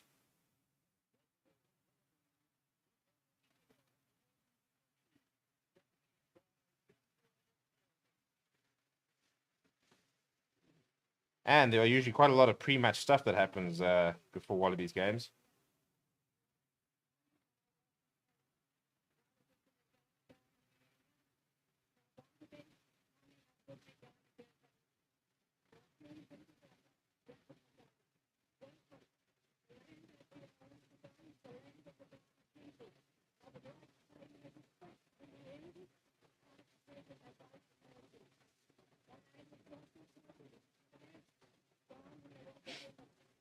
Right, was he having a...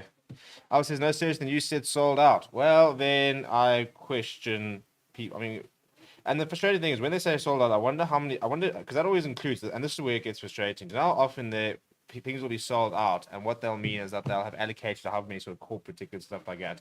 and then people just don't come. Because it's definitely, even if it was sold out, it's definitely not full. Put it that way, it's definitely not a packed out stadium, which I mean does see I think 55,000 people. So it's not a small stadium by any means, but it's certainly not full. We're still having a welcome. I mean, this is going to kick off 10 minutes late. Can't rely on Australians, can we? Just can't rely on them to. I mean, all we're asking is to get the kickoff time right. We've got a very strict schedule here, people. We've got the Argentina game starting at 2:45, and if this game runs over, then we sort of run into those things. So, could we carry up and kick off here, please? Come now. We've got things to do. Yeah, look, that's not a great crowd on the other side there. I mean, that is maybe 50%. The chapel stand is not full at all. The stand next to it, the entire upper grandstand, it doesn't even look like there's not a single person in there. Did they even sell those tickets?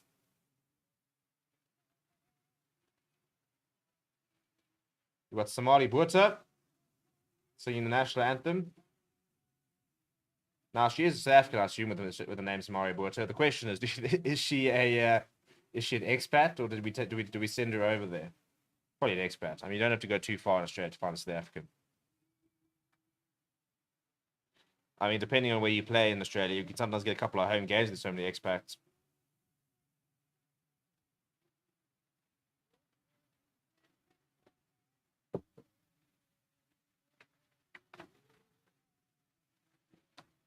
I'm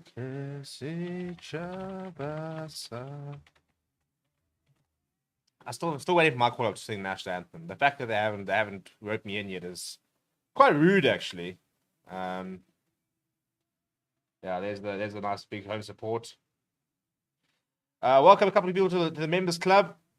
Welcome Shani, welcome Juanito, welcome Fanacheka to the Free Sports Members Club. If you guys would like to become a member, here's the pinned comment. We're going to close our poll now. We're going to close our poll, and if 54 people can vote, then our poll would have hit 1,000 votes, and we will then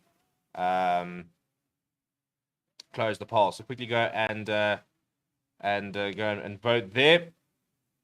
We've still got the Australian anthem to come, so this is going to kick off about 10 minutes late at this rate.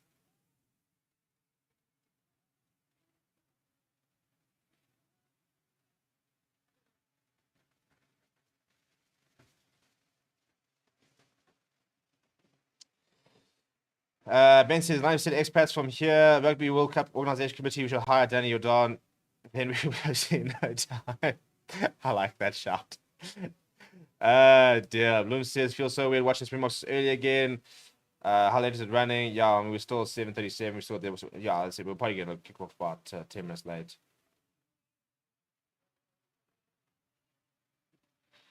I think I need to buy a plane ticket to Mexico for 2031 and then just stroll past the border. I think it's 2027 and it's 2031. Yeah, it's supposed to be in flipping the States. Yeah, listen. Why is it late? I don't know. There's no reason. Yeah, I don't know why. I don't know why they're running late. It's not hard. Like, just run out 5 minutes early and do all the anthem stuff like that before, so that you're kicking off at 7:30 when you said you would. Tell you what, though, Nick White's moustache is looking pretty glorious. I reckon I might have to do that for November. I'm starting to get an early start in now. Maybe we should do the handlebars. I mean,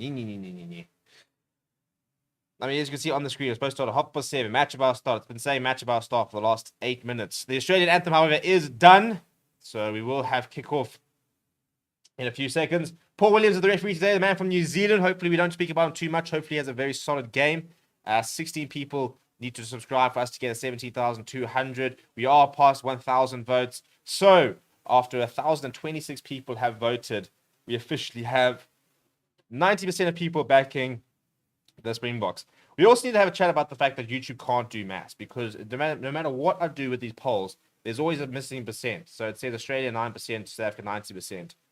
Where that extra percent is lost, I still do not know. So, you know, there's a lot of questions that need answering. Welcome, Johnny Grant. That is member to the Fair Sports Members Club. Thank you very much for joining.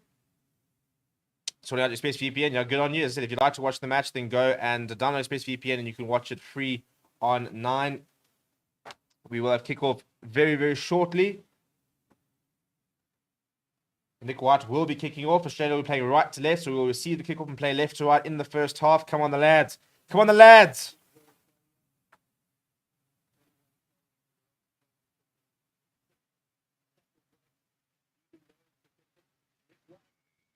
And Nick White gets underway, and he goes down the centre of the park, so it should be an early touch for Damien Willemse. The ball comes loose, and Australia have gained it from kickoff. It was a pretty shoddy camera work, so we actually don't know exactly it, but there's an early turnover there from Australia, so a pretty poor start from the box. And Hunter Pasami, back from injury, gets his first carry of the day. Nick White shifting towards the right-hand side. Some early hands there from Australia. And early defense needed to have from the box.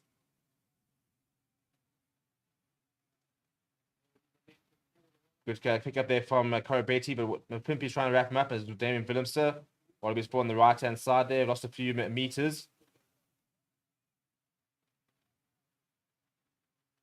Nick White going to the short side. And they get their hands through. Valentini there. Big tackle needed. Big tackle there from Damien Willemse. Positive sign so far.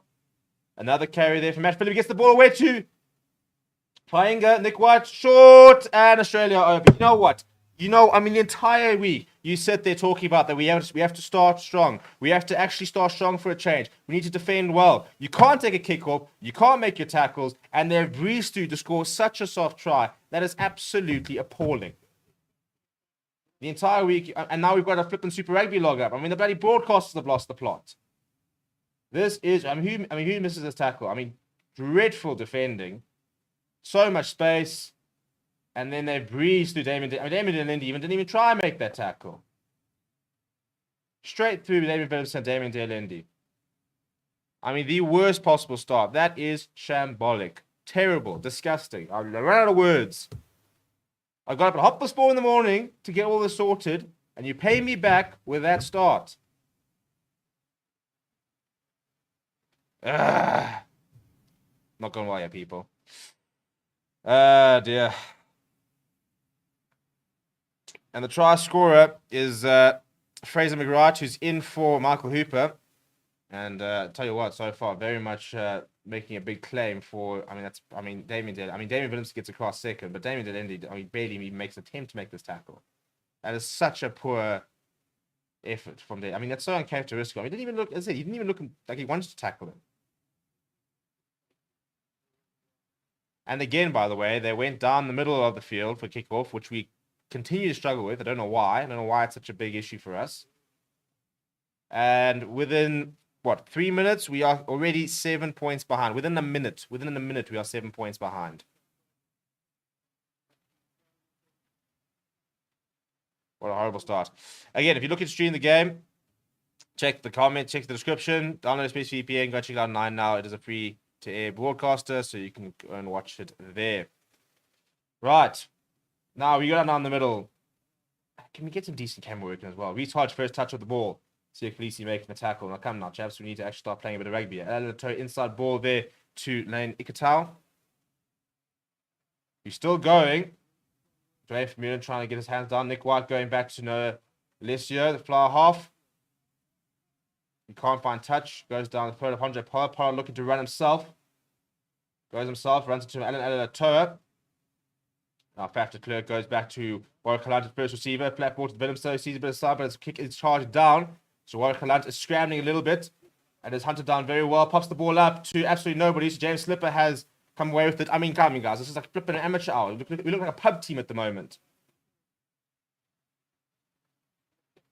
Hunter Pasami slips the tackle to Diogo. Was brought down by Damien Delindi.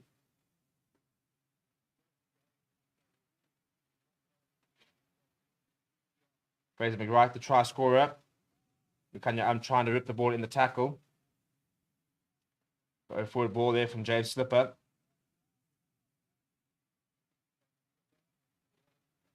White Alessio to Valentini. Good tackle there by Sia Khaleesi. Damien Delindi trying to get his hands over the ball. Now Nick White seeing a bit of space. Side chip over the top. And it's going to run. And Pollard will dot it down. So it will be a goal line dropout.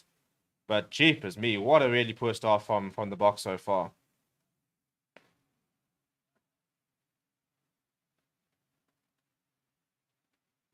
I mean, it is pretty unlucky there. Damien Willemse trying to go for the kick in behind, and it just ricochets off the leg. Wake up, lads. Time to wake up. Right, Pollard with the goal line dropout. He hasn't gone particularly far, so we need to be... That's a really poor goal line dropout. I mean, to make it contestable and then to not even contest means Australia have got the ball and the 22. And Fraser McWright have almost found another line break. I mean, you'd think that they're in South African Standard Time at this stage. They still haven't woken up yet at the box. Nick White, big tackle there, but Pasami doing a lot of work there, back from injury. And one-way traffic at the moment. Bit of a fumble there. Really good offload. But the intercept there from Watchalong. A penalty from the referee. I think this is PSF to Toy, by the way, which is so stupid. He's come offside. High tackle. Oh, great. High tackle in the front. So we're going to be 10-0 down after 6 minutes. Dreadful, dreadful start this.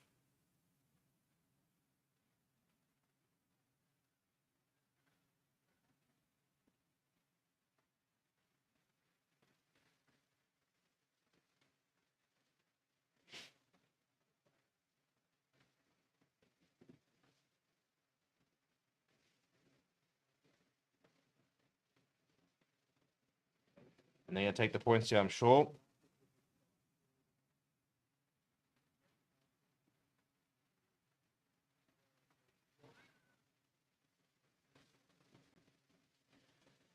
Oh, my living. Well, once again, if we were to win this match, we're going to have to come from behind. I don't know what it is that we just can't start a match well. I don't know what it is. Like, I don't know how... I mean, how many years did you got the entire week to sort this out, to say, right, guys, start well. And as usual, all you have to do is go straight down the middle of the park, you win back possession, and then you go for it. They haven't shown the highlights, though. I wanted to see who the high tackle was from.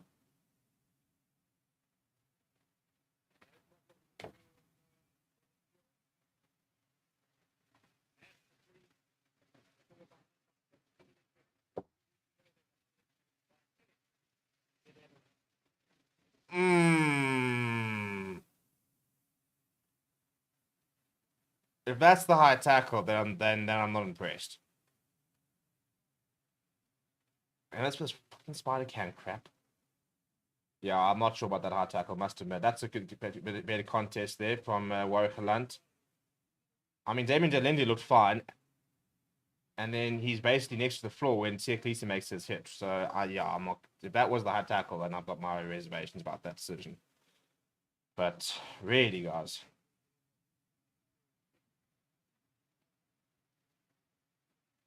Right, TSDF Dwayne from Murin. Big hit from them from Korobeti, but and a massive counter rack here from Australia. And a penalty to Australia. For what? For a side entry. Well, this is going really well. This is going swimmingly well.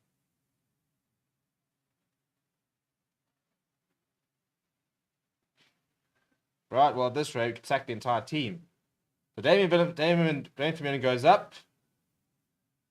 And a smash to the tackle by Korobeti. And we don't get to see the replay.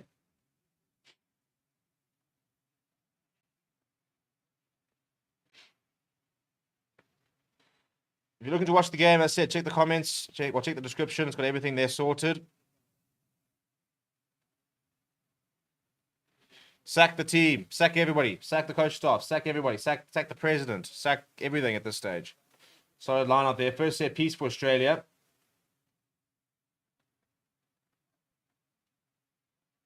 And the Boks need a bit of a catalyst, Joe. Well, Siaklisi's doing a lot of hard work here at the moment, but he seems to be one of the few people who've actually pitched up so far.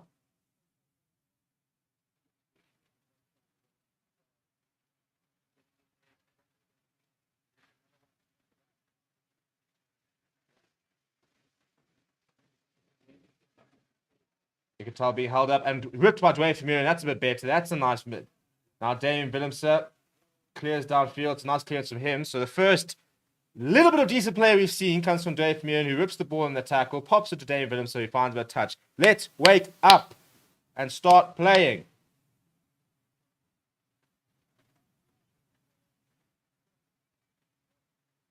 It's good work here from Firmino, and he's desperate to make sure, and Damien did well. Ball over the top there, goes to Pasami. Well tackled by Pollard. And Sia Khaleesi has snatched that. As I said, he's one of the few people who've actually said, I'm here to play. Damien Williams has put the kick in behind. He's turned Corbett. If this goes out, it was almost 22 territory. Corbett has gone down well. Returns the favour. Does find touch, so we'll have a line out here. Well, I'm glad the captain has rocked up because everybody else here is still sleeping. Well, let's wake up here. It's a good option there from Damien Williams. Just the bounce of the ball just slows up and allows Corbett to get back because that was 50-22 territory. So it's the right idea. It's a decent clearance by Corbett. But now we've got a line out. Let's Joseph Driver, you got to hit your man, 10 meter. Let's get back into this game. Come. We've hardly touched the ball so far.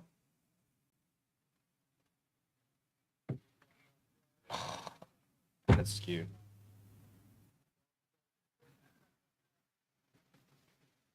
He's got blood in this thing, so he's going to have to go off.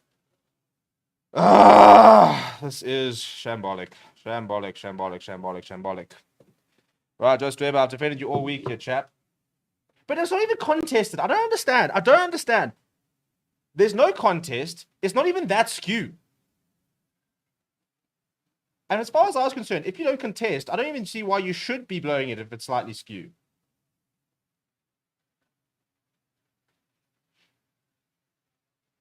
I mean, so it's skewed by like 10 centimeters. They're not contesting. What difference does it make? I've never understood that.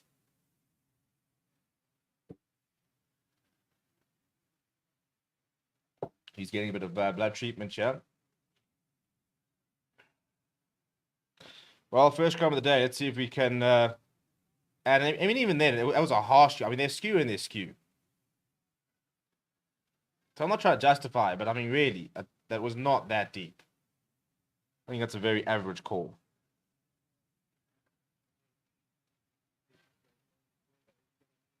Well, he's off, so Malcolm Marx is on.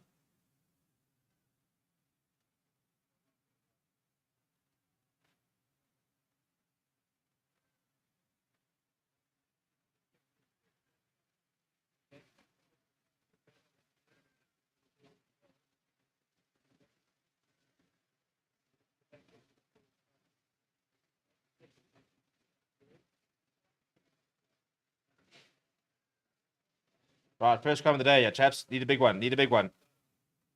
Gotta try to find a scrum penalty here.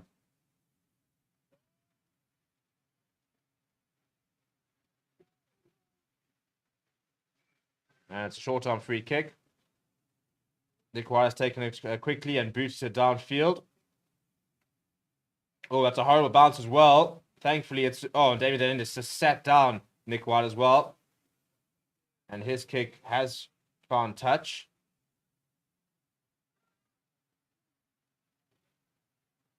I mean, it was almost a horrendous bounce. Completely took out Damien Williams. And to tell you what, if that fell to Corey Beatty, we would have been in big trouble. Thankfully, Dalen did very well to clean up there and find a decent touch finder.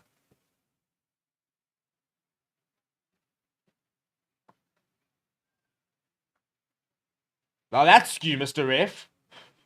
We've won the lineup, but I mean, that's skew. I would far rather have the scrum, by the way, than the turnover. Lindy puts the kick in behind. Can we stop with this spider cam crap? I mean, geez, like it. Broadcast so far has been pretty horrendous. Nick White looks to find the touch finder. Now, Mr. Ref, that was skew. Like, horribly skew.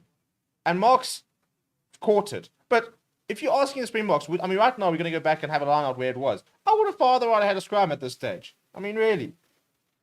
You're quick to blow our skew throw, which wasn't even contested. We tried to contest that line out. It was skewed and went over the back. And nothing's called.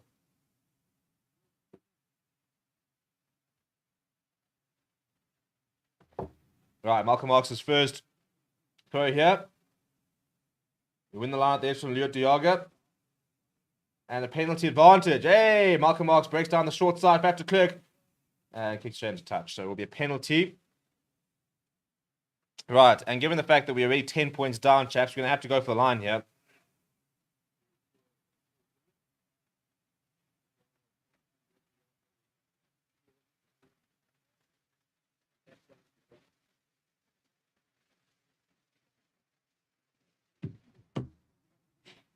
We're going for polls. Going to take the points. Which you probably have to do, but as I said, we're 10 points down here, lads.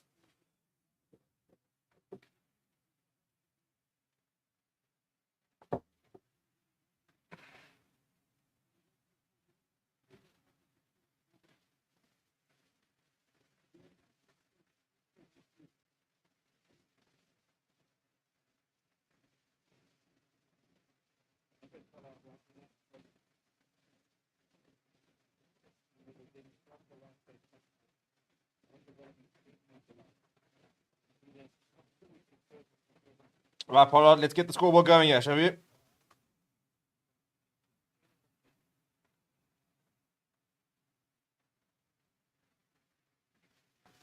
Oh my goodness, that could be the worst kick I've ever seen.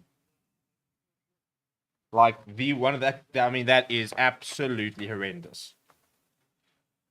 Chaps, should we just call the game? Yeah, come back, and we'll send. At this stage, we just send the Lions over. We'll send the Lions domestic side over.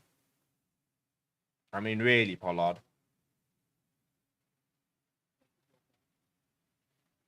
You finally get an opportunity to get the scoreboard blowing, and that's the effort you produce. That is horrendous. Right, restart goes to Pollard, who lifts it up for Willemse to chase. Makes the tackle on Hodge. Nick White goes back to Alessio, who chips over the top. Bounces the ball, but Lukanya the GOAT, is there to clean up. Trying to find a bit of space there as well. Runs into a bit of traffic, needs some support. It's available for Faf de Klerk. Faf de Klerk goes to Lutiaga. Lutiaga goes to Pollard. But Pimpy's got a bit of space out wide. Goes to PSF the Toy. PSF the Toy chips ahead. I don't know why he's chipping it ahead. PSF the Toy, you are a flippin'... I mean, what are you doing? What are you doing? Why is PSF the Toy putting it to the boot? Just run and get tackled. You are flank. Goodness me. Put Kwaka Smith on if you're going to do that crap, man. Really. I don't understand that.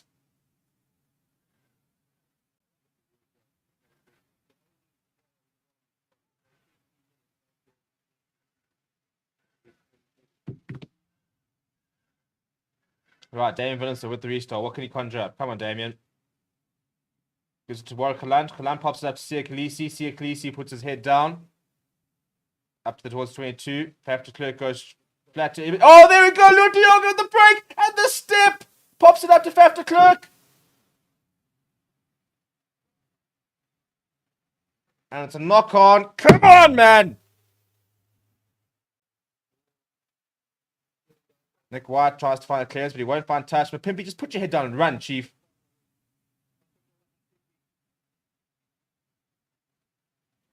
Malcolm Moss trying to go down the short side. He's smashed by Alan Adelator.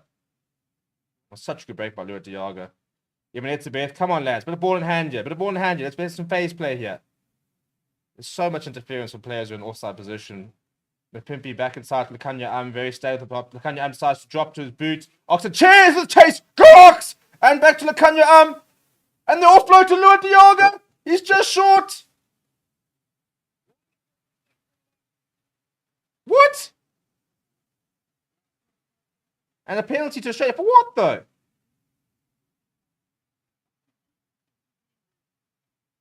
I mean, it's a great chase from Oxen Chair. Lua Diaga. The tackle comes here. Guys, can we actually watch a replay, please? I mean, the chase from Oxen Chair, by the way, is goated.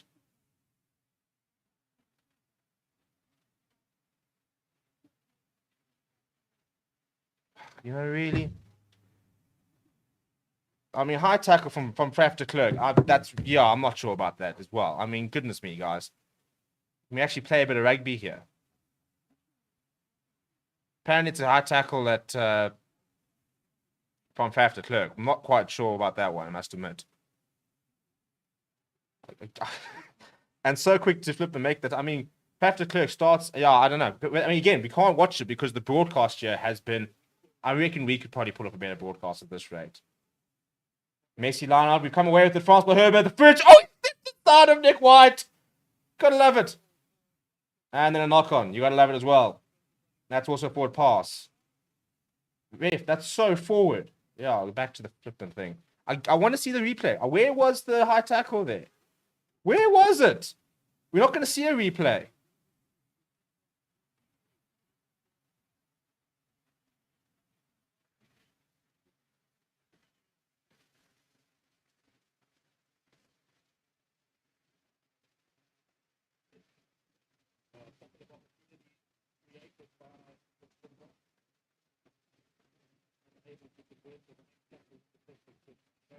This broadcast, though, so far has been terrible. Seeing none of the replays to be able to see what's actually going on. Got the stupid spider cam going on. You can't even sell out a stadium. And I got up for this.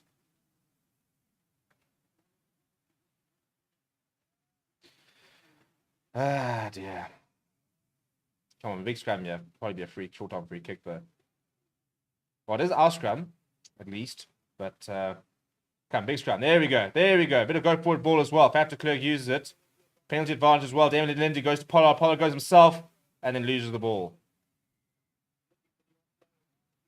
Right, so the penalty at the scrum. And at this rate, chaps, I would say go just kick it to the corner. Because if Pollard's going to kick like he did in the first, then what are we supposed to do?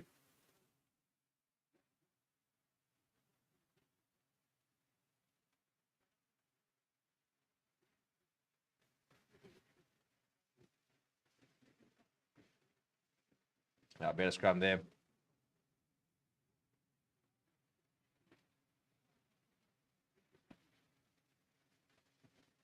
Go for the corner. Pollard can't kick for goal. He's going to try again. If he misses this, I will literally... If he misses this, pull him. Pull him. Drop him. Send him back. Send him packing back to South Africa.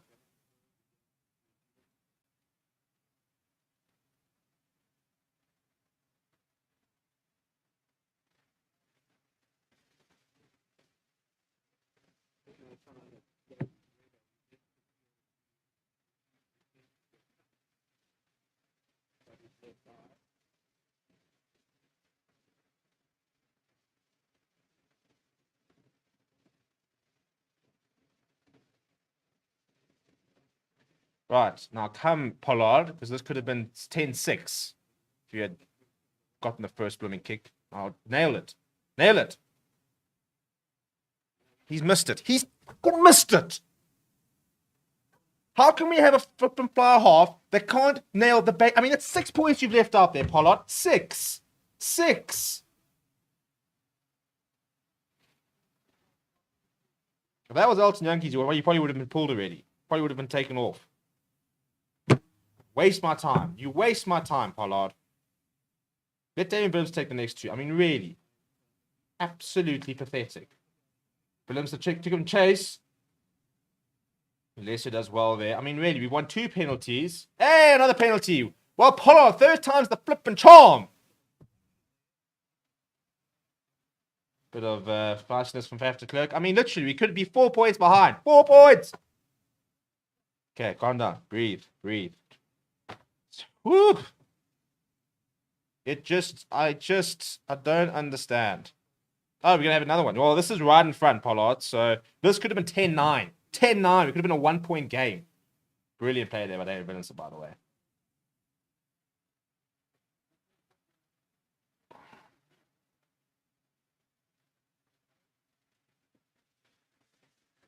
Right, Pollard, you cannot get easier than this. You literally cannot get easier. This is bang in front. If you do not slot this, then I might as well go and play a fly half.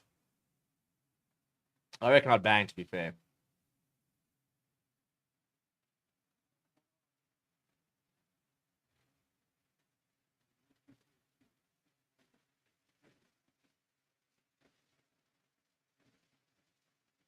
If he misses this, they should just pull him. They should just take him off. Hey, well done. Well done. Round of applause, everybody. Standing ovation. Come on. Yes, we're back. Woo! I mean, really. And it's not like they were difficult opportunities either. They were straightforward. 10 points to 3. We're finally on the board. I mean, we've been the better side for the last 10 minutes.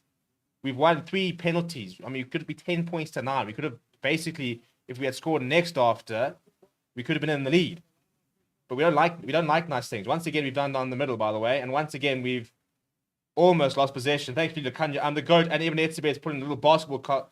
Pollard is brought out to Watchalong, who's, I think, actually has come off them. So I think it could be a Nick White's taking it quickly, or wants to take quickly, rather.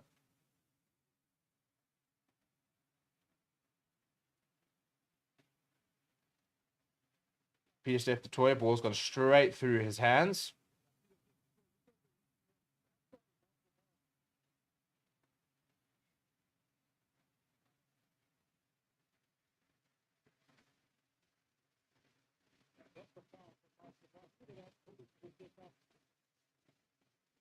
Mark's doing his best beast impression. I mean, it's so easy for people. I mean, as a restart, any team in the world can just and go, oh, okay, cool. So basically, if we just go down the center of the park, we can bang it because they just don't know. I mean, that's so skewed. So fantastic line-out win there from Diago, by the way. But that's so skewed. I mean, that's 2 skew throws, by the way. If that was Joseph Dweber, we'd all be calling for him to be dropped. The referee hasn't even blown once.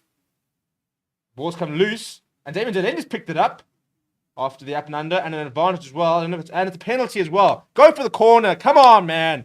Let's start applying some pressure. And start playing some rugby. And start calling the skew throws.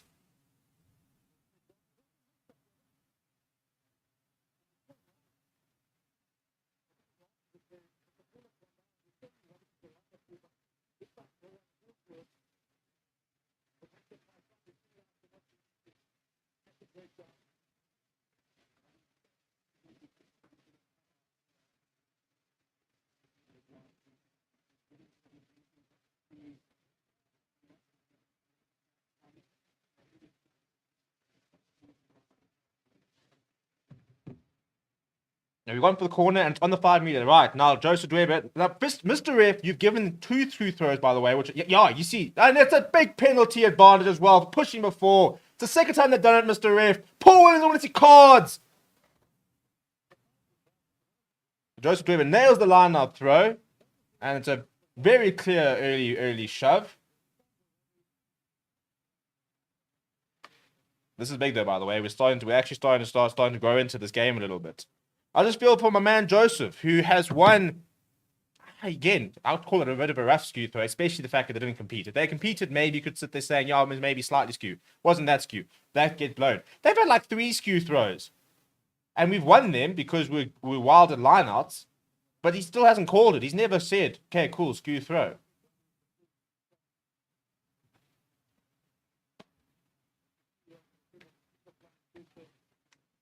So ironically, in the last 10 minutes, the Boks have actually played pretty well. Like, let's not jinx it. And I mean, how? Oh, yeah!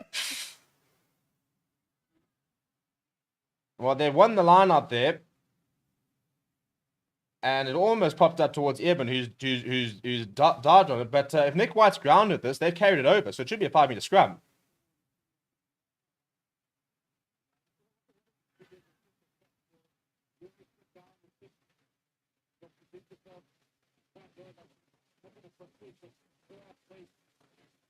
I'll tell you, Evan almost got there before Nick White. Well, come on. Penalty on the 5 meter. Let's make this count here, people.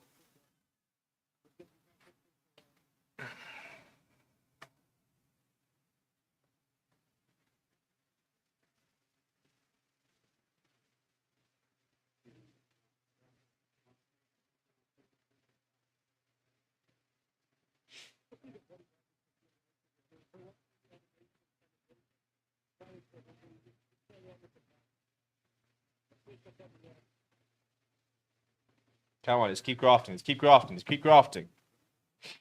I reckon we could be in penalty try zone here if Malherbs just starts putting down the hammer.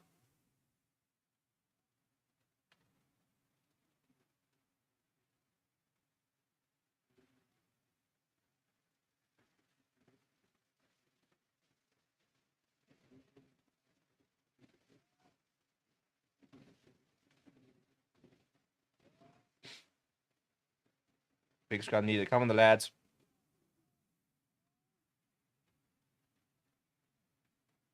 Big scrum, big scrum. Here it's coming. It's reeling, it's reeling, it's reeling. We're going to have a reset. We've clearly got the momentum yet. Keep on going here. Keep on grafting here, Francie. Malherbe is doing the Malherbe things. I need to close the curtain. It's getting very bright in this room.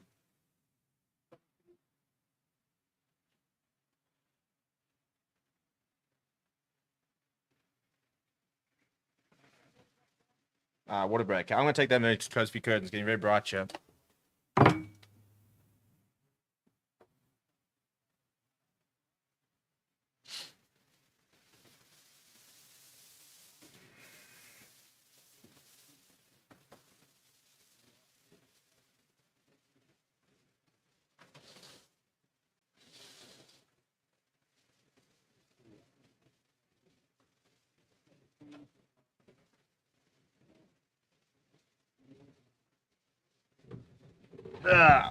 Very strange decision to have a water break, like mid-scrum. You have a recess. You know what? Actually, like they're being dominated. Let's have a water break. Allow the time. I mean, come on. We're trying to put a pedal to the metal here.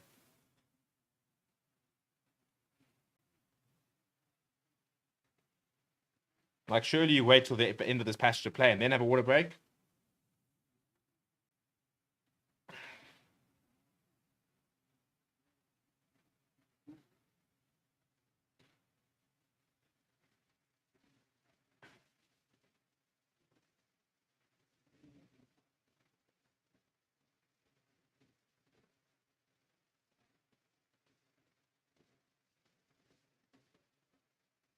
How can you have a water break there? Like, you've had 2 scrums.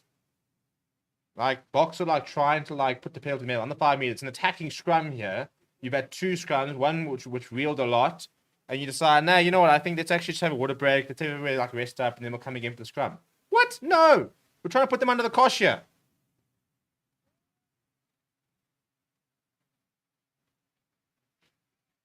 Come on, France. They're pushing Mr. Ref. France Malherbe is doing the things. Penalty advantage. Dwayne pops up to Factor Clerk. And it's a penalty. Dwayne is taking it quickly. An advantage for not being 5. Good stuff there, Dwayne.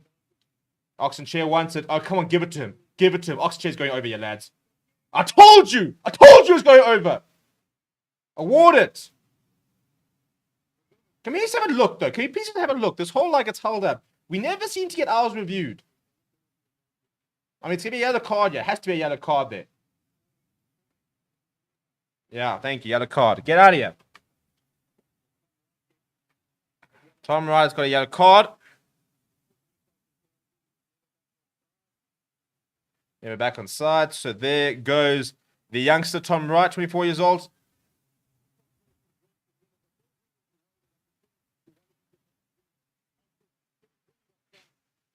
Still reckon that that Oxenchair went over there. I mean, come on, lad. You could just see it. He was not stopping.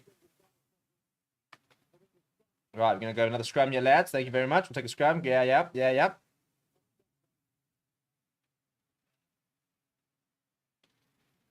want to have another water break, Mr. Ref?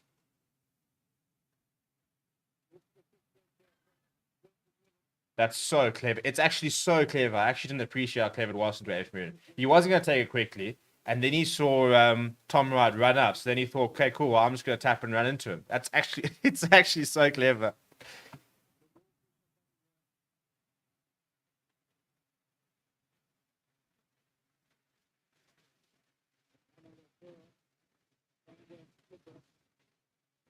Right, big pressure here being exerted. France Malherbe is busy pocketing the Wallabies captain. You got things you love to see. Things you love to see.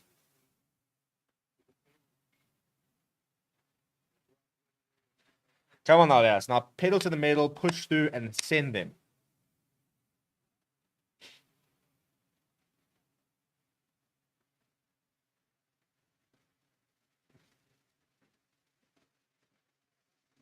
Come on, lads. The last 15 minutes, we've had all the momentum here. We're starting to play a bit of rugby.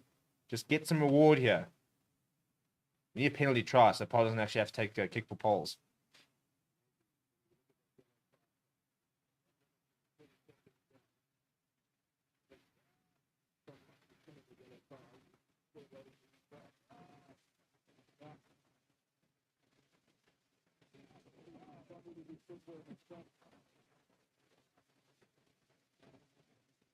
Big shot coming in from Australia, and it's penalty to Australia.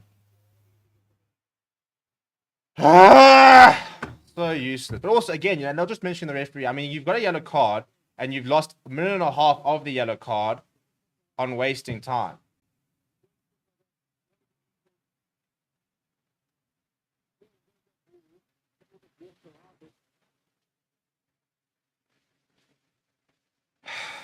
I mean, you lose a minute and a half with reset scrums.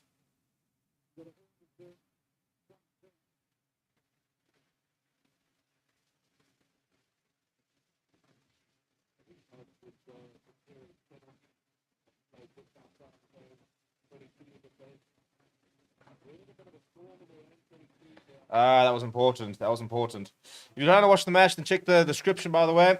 ExpressVPN, and you can watch it on 9 now. After all that, we've got a yellow card, but we didn't. They go short. This Fainga, big tackle there from Joseph Weber. And Dwayne Muniz just pickpocketed and said, thank you very much.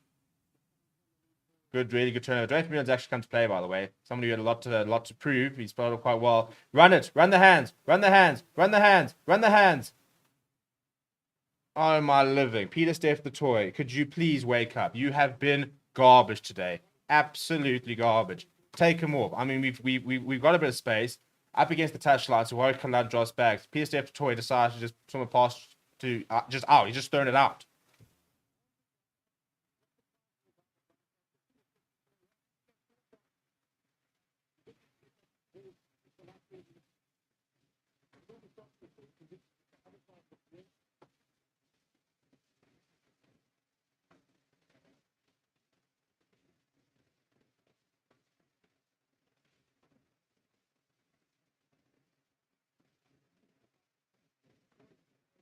And I think Peter Steph was pissed off, but he was like, what, a meter and a half from the touchline? That is so skewed. Thank you. You had to have the call come from the touchline. That was Joseph Weber. You would have called it before he'd even landed on the flipping ground. I mean, really.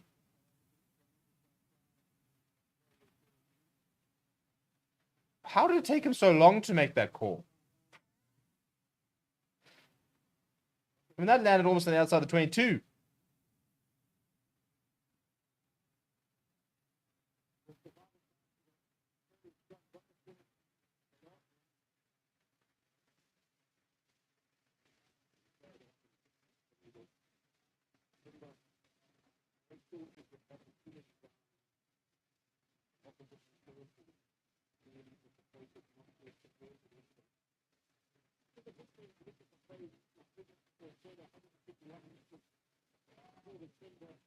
Big scrum, you need it, lads. Come on.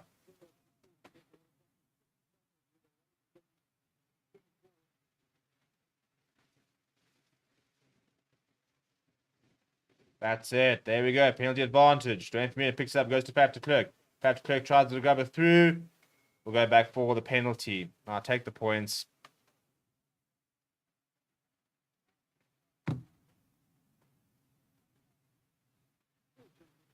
All right, Pollard, take the 3. 10 points to 6. Welcome, Rigo. Oh, we're going for the corner. Interesting. Right, I haven't had any comments in a while. Ref in favour of the Aussies, the match is done. Dust barrel. S-Box always knew would die by the referee. A New Zealand referee deciding whether New Zealand would win the championship or not. How many could win one B? How many opportunities do we need to just get points? 100%. South Africa's like Willis trying to play a Hamlet. Weird chat. I think he's the Irish guy that comes and winds up everybody. Hey, Oaks, we're playing Ireland at the end of the year. We'll wait till then. Until then, we'll just show them our 3 World Cups and ask them how many they've got. First Rolling Moore we've seen of the day, really. Pat de Klerk's looking to use it. He goes to Damien Delendi. Goes to Pollard. Pollard, that is so dreadful. Thankfully, we have a penalty advantage because, goodness me, we couldn't cook up a backline move if our lives depended on it.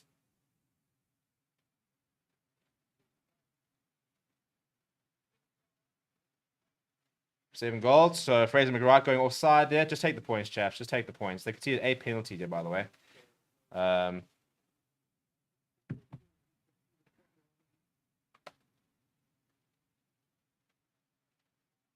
Nope, going for the line again. Well, I mean, I'll enjoy the fact that we are trying to score points, to be fair.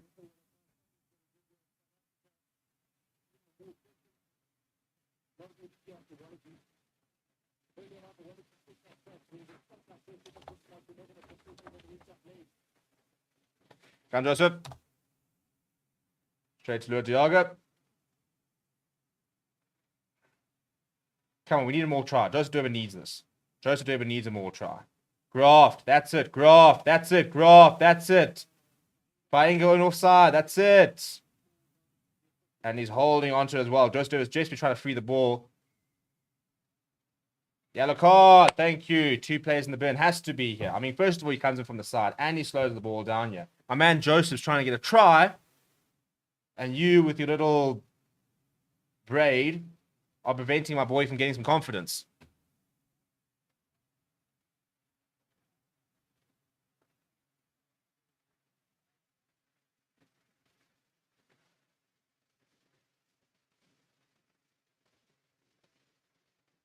And again, you rip the line out. Come on, the lads.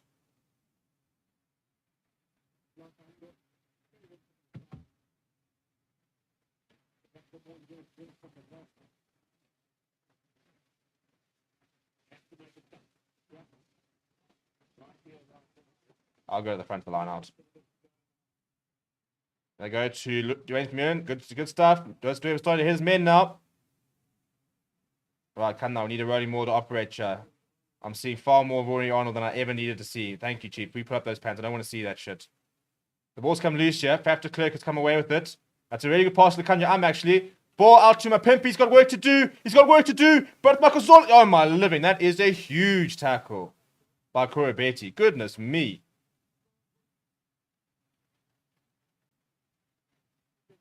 He's absolutely hammered them. And once again, you know, we've been in the 22 and we can't. Should have popped it up to David Willemse. That was the right decision there.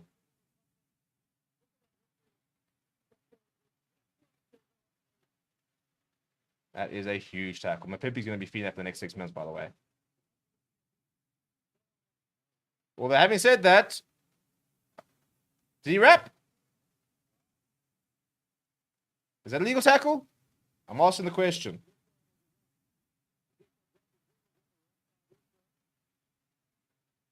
We're not going to have a look at that?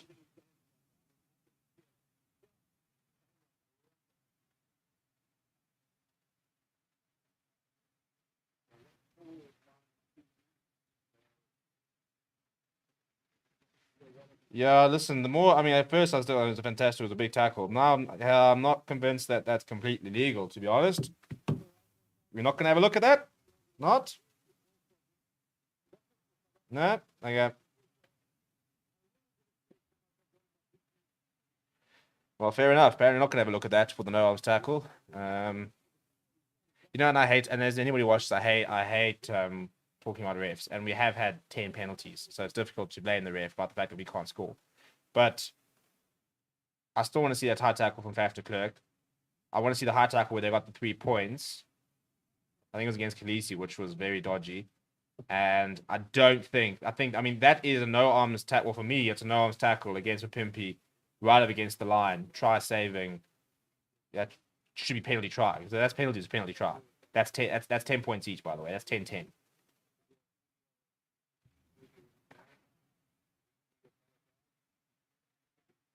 See, I want to see this tackle again.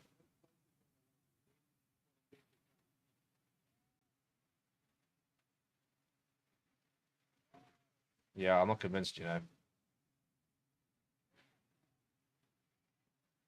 Big Scrum needed it once again, yeah. Nick White has been absolutely hammered by Faf de Klerk, and I think it should be a 5-meter scrum.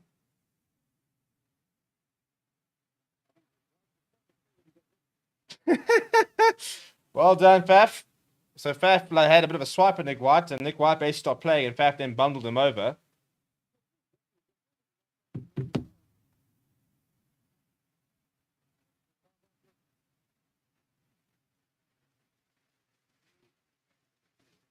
Oh, so we're looking at that. I'm sorry. We did not review Oxenchair's grounding. We did not review the Korobeti tackle. But now we have to review this.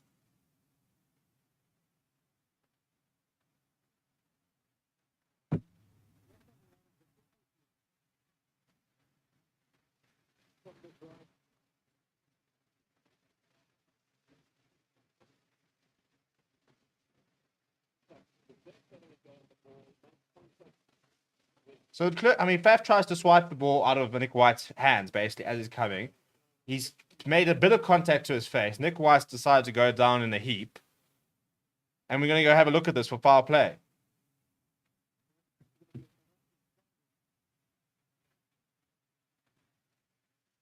I mean, come on. He doesn't even get a full thing, man.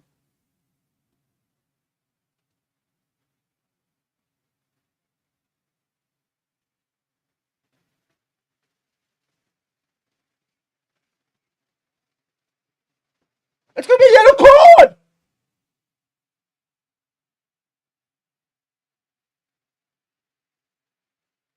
That's...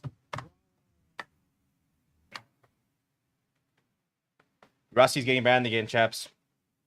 Rusty's going to get banned again.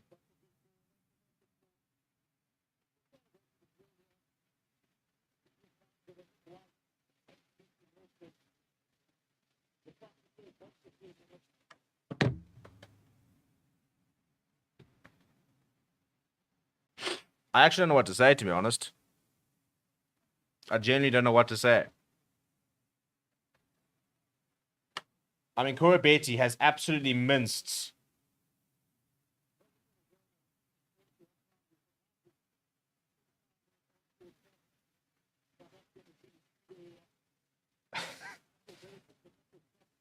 I mean, yeah, I actually don't know what to say, to be honest. Korobeti has just mothered Mapimpi with a no-arms tackle. They didn't even bother looking at it.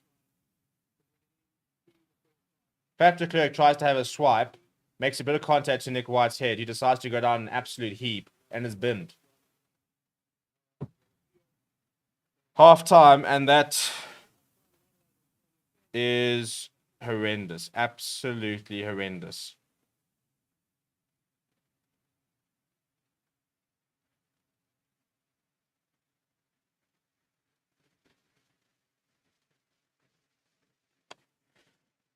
Yeah, anyway, that's the that's the half, ladies and gentlemen. We will be back after half time, and very frustrating because the Boks have actually been all over Australia since about the 12th minute. Haven't been able to score any points, which is down to a lack of accuracy. Beggars belief how Korobeti doesn't even get a penalty, let alone a yellow card. But Faf de Klerk's in the bin. Yeah, I think that's a pretty poor performance first half for Williams there. It's just the fact that we didn't even go and look at Mapimpi's tackle. Didn't even look at it. I wanted to have a look at Oxenchair's grounding, to be honest. I thought there might have been grounding there. We won't look at that. We haven't gone to the TMO once until Nick White has basically bought a yellow card, which is really, really frustrating. But yeah, that is the halftime score, everybody. We'll be back in a few. Until then, please do smash like on the video and subscribe to the channel. And I'll see you guys in a little bit.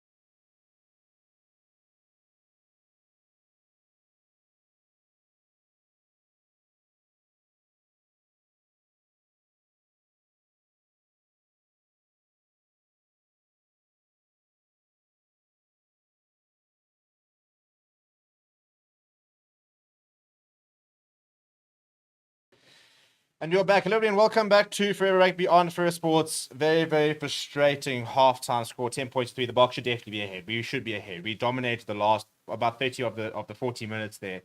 And as I said, that's frustrating because, you know, we should be ahead. And if we had, and first of all, I think we probably arguably could have had a penalty try. 2 mauls that were illegally stopped back to back after 2 scrums. You know, the amount of penalties that we've had in the red zone to have only had 1 yellow card is very frustrating. But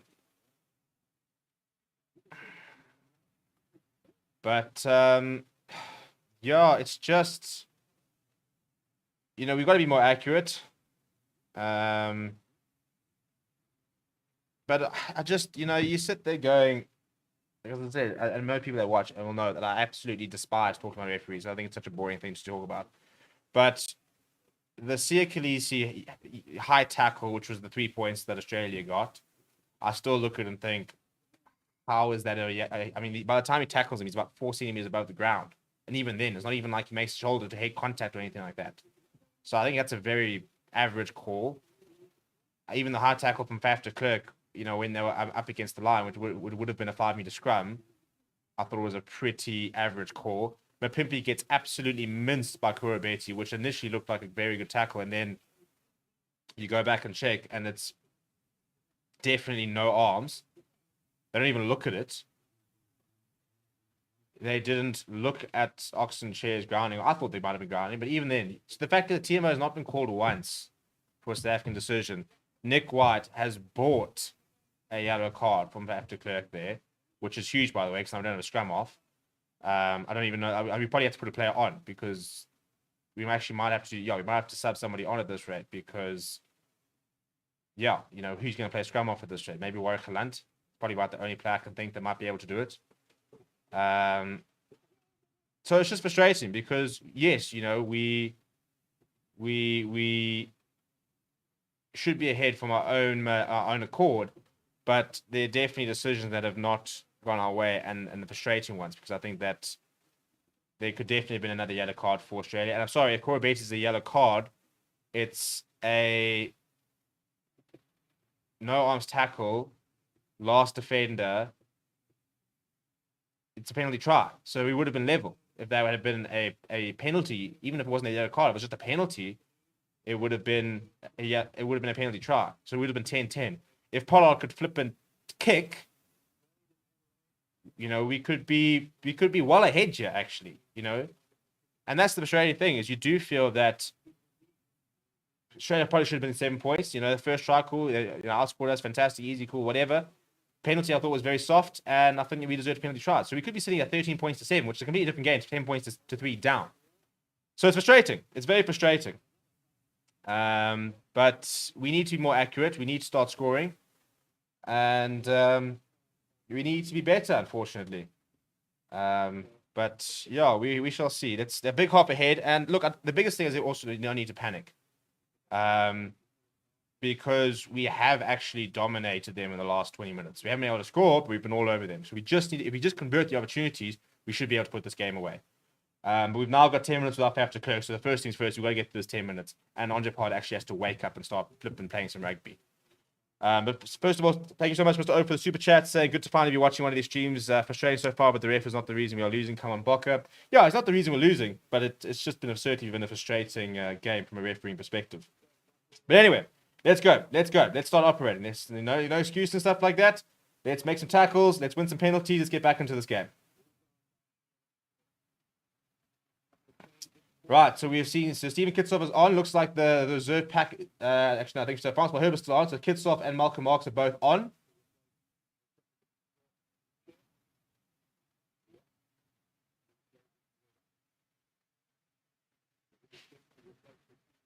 Box kick there from Nick White. And Mapimpi has allowed that to bounce.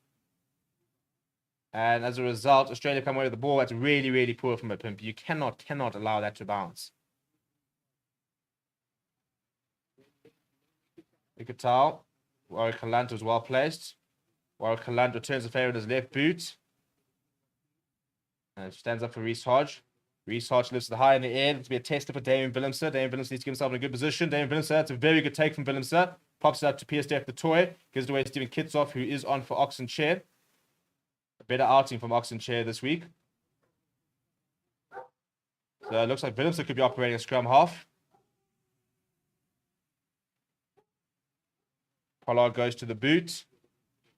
And that's almost too, it's too far. It's an ordinary kick from Pollard. He's been very ordinary today. In fact, he's actually been really poor. If you're going to go to the up and under, it has to be contestable. There are far too few contestable kicks coming in from Pollard. Now, Alessio decides to play a bit of a territory game. Kicks down the middle of the park. Pollard is back.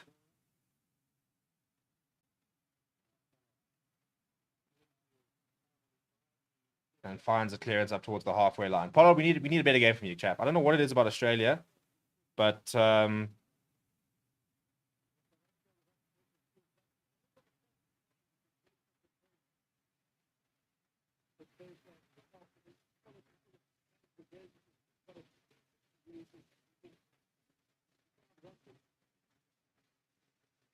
right, so first throw here from Fainga, and we have disrupted it and come away with it. Dwayne Vermeulen's come up away with it. By the way, I think a lot of people are going to have to be honest about Dwayne Vermeulen's performance today because he's actually been very good. Right, now Pollard goes to the boot. That's contestable. Warwick Gelant contests. There's a couple of knock-ons there. I think there's a knock-on to Australia initially from Gelant.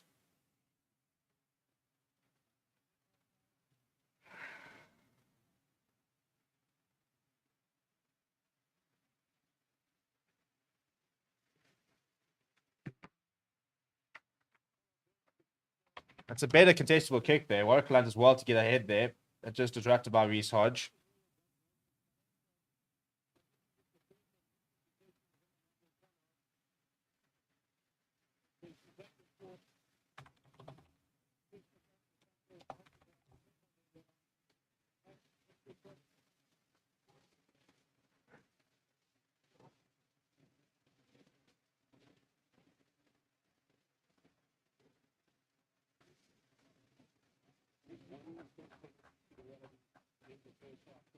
Right, big scrap needed here, lads.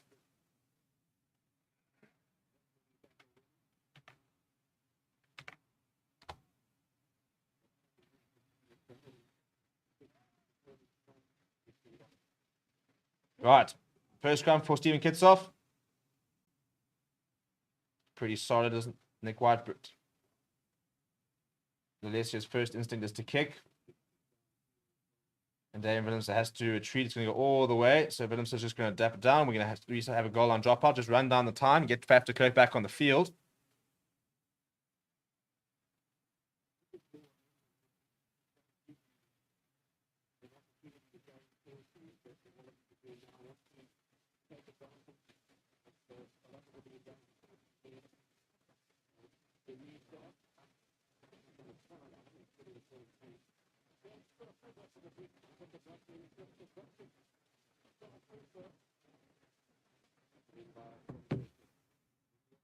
Yeah, because Valentini always quite scary when he starts getting up to steam, but it's a solid tackle by Dwayne Vermeulen. Nick White has made a terrible, terrible pass. And Gelant! Oh! It was a knock-on. I thought that Gelant was away.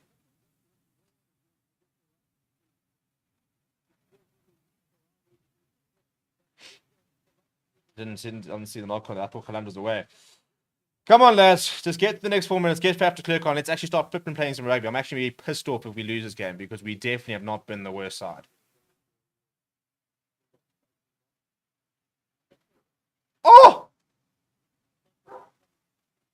I mean, it comes off here from Peter Steph the toy.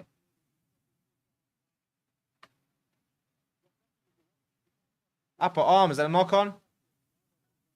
That was away. Yeah, I don't think Nick White's going to be a popular figure the next time he comes to South Africa.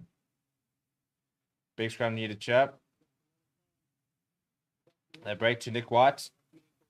Long ball over the top towards Tom Wright. Pippi's come off his line. Inside ball to Reece Hodge up to the 5-meter line.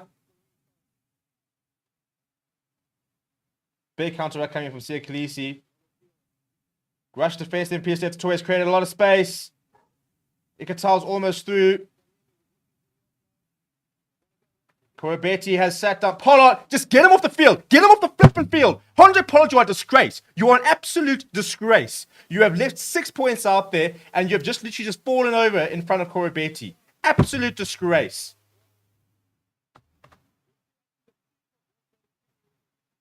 Absolute disgrace.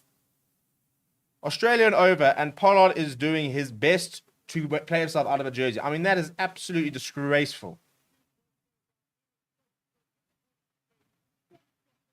I mean, really, that is terrible. Absolutely shameful. You pulled off right there and then.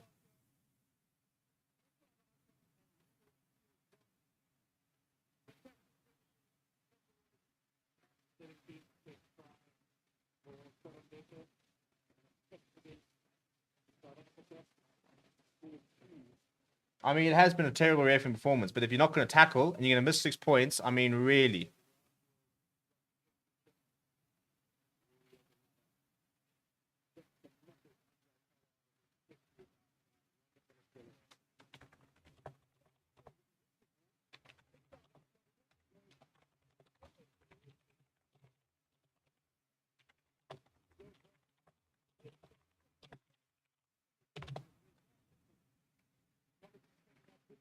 That I actually have no words about that tackle. I mean, he literally just sat down, basically. He just took a knee. PSF Toy has also been horrible.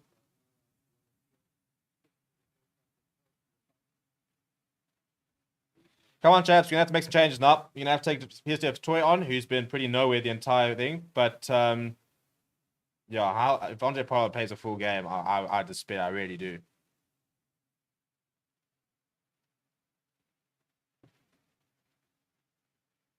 Well, they've done us a favor by missing there, but really, chaps.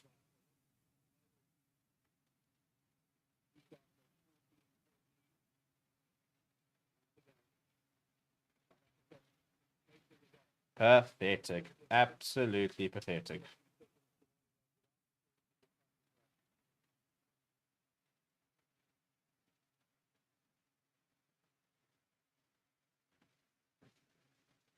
I'm getting drunk today. It's going to have to happen.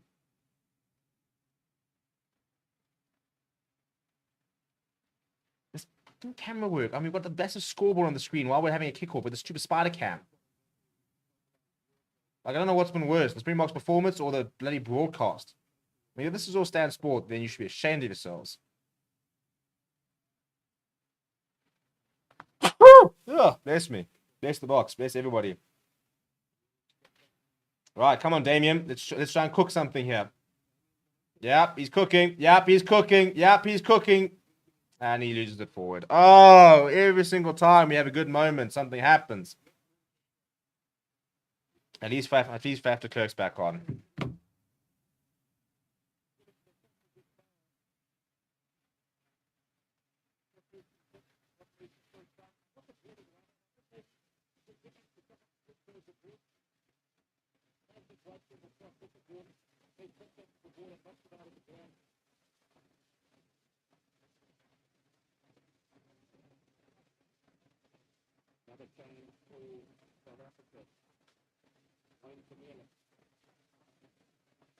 Oh, Vermeulen's off. Why is Vermeulen off? I mean, he didn't even look tired. Take Peter Steph the toy off. He's been horrible. Like, horrible, horrible. I would have put on Franco Master for Peter Steph the toy. That would have been my substitution. World Player of the Year, and he's been absolutely dreadful today.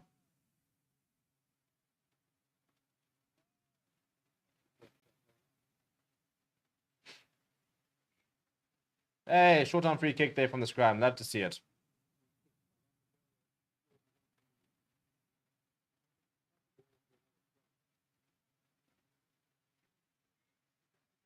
Yeah, I'm going to call for a scrum here. We're going to win a penalty and take a 3 points because that's definitely going to help us chase down a 12-point deficit.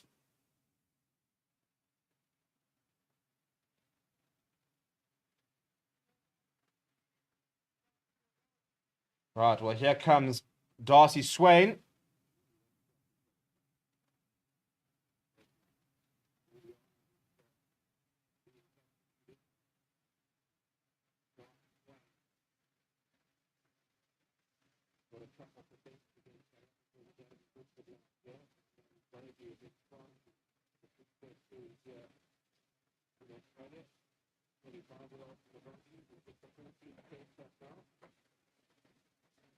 Right, come on, big scrum here needed. We actually need to put the score a try.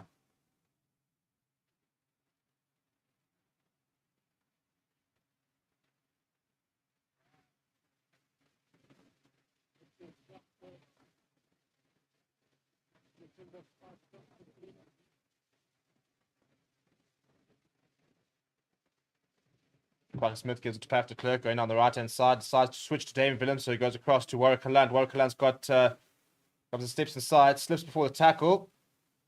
Parker Smith looking to pick up and go, runs to Valentini, works his way down to the ground.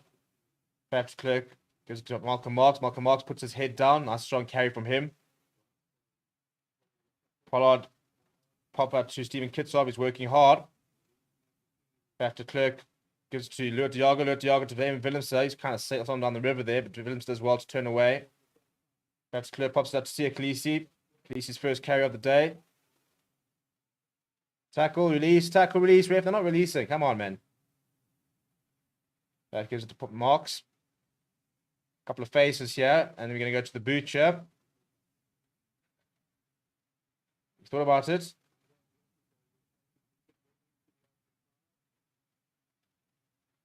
Advantage there. I don't quite know what it's from.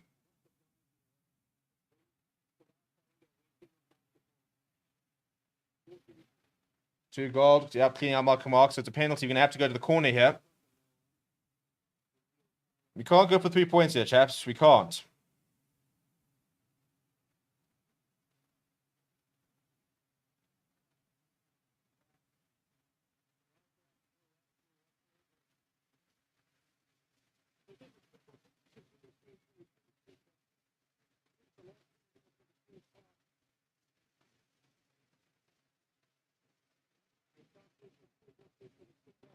Right, come on, lads.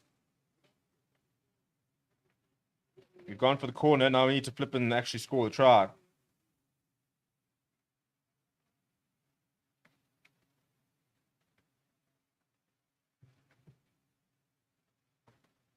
Right, Marks goes to Lua Diago.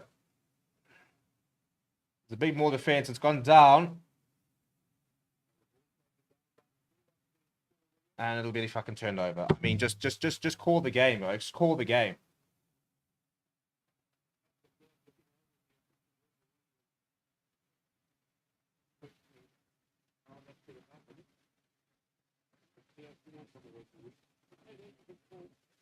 All right, let's see. They come around the side.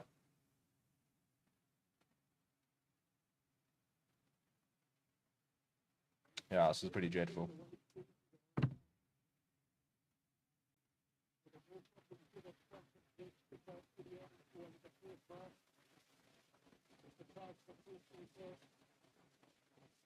How is Pollard still on the field? I don't understand. How is he still on the field?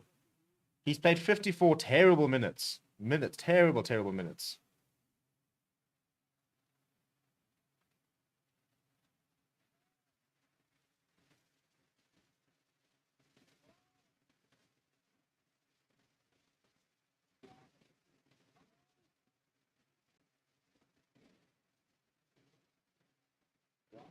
We go to the short side. I mean, this camera work has been terrible all day. Can we just drop the spider cam, please? Ah, France Dana's on the field. I don't know who for. Oh, he's just run over Nick White. So I'm trying to work. So Pimpy's still on. So I think it's Warwick Halant who's been taken off. So France Dane looks like he's operating at full back.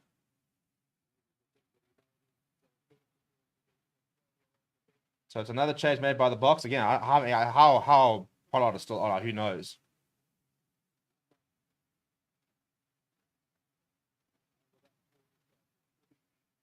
Khaleesi with the ball here, trying to find a bit of space.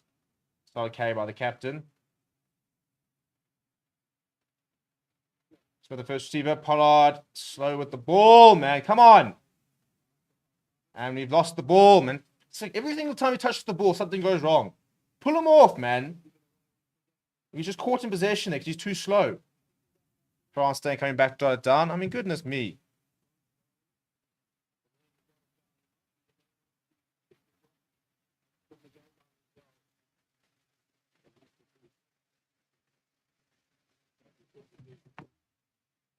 Too slow, too slow, too slow. He's got his head up there. I mean, really, look for the offload. He doesn't look for the offload.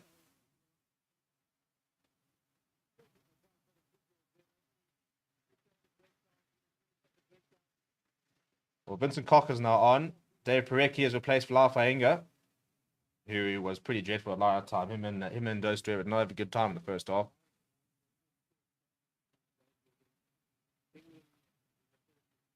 I think France has just launched that downfield.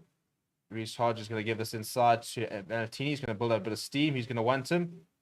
Vincent Koch decides to have him. Quacker Smith is lurking.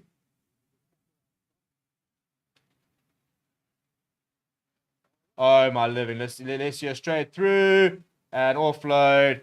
And this is probably one of the worst Springbok performances I've ever seen. To be honest, right now I am dropping Pollard. I am dropping Pieter-Steph du Toit. I am dropping Dweber. I am dropping about half the squad. It's actually shameful, to be honest. Absolutely shameful.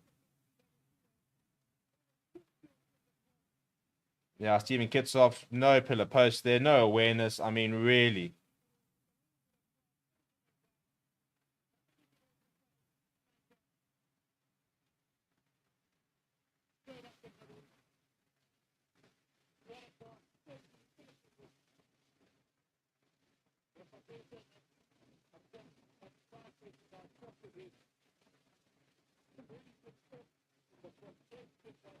It's actually, it's, yeah. No words, to be honest, no words.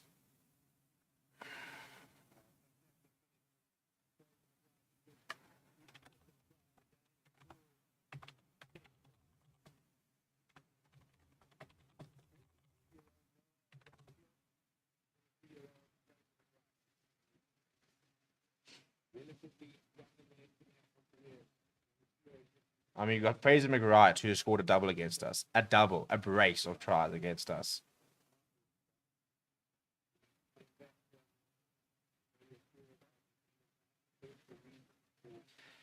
This could be probably this could measure up at this rate. Could be probably the worst performance we've seen since that 57-point game in Wellington. Genuinely, and the fact that there are some players who are still on this field is driving me up the wall.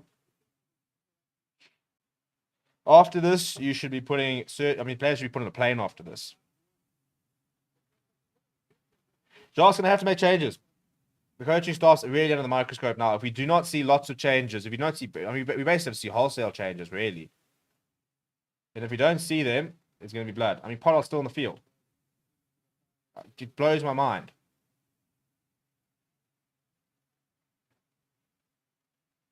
And the funny thing is that Pollard's in the field.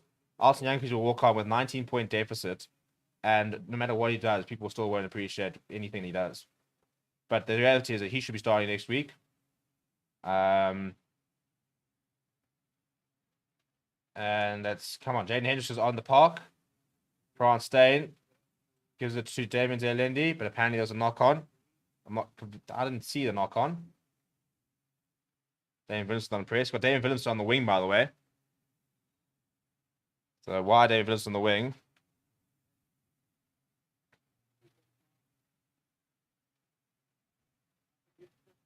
We're gonna have to change. We're gonna have to have wholesale changes. You're gonna have to. It's quite simple. The coaching staff are now gonna have to sit there and say, either we make changes, either we replace a lot of these players, or we're gonna get the sack, because they are. I mean, and Russia and everybody's gonna have to go. Thankfully, Pollard's finally been pulled.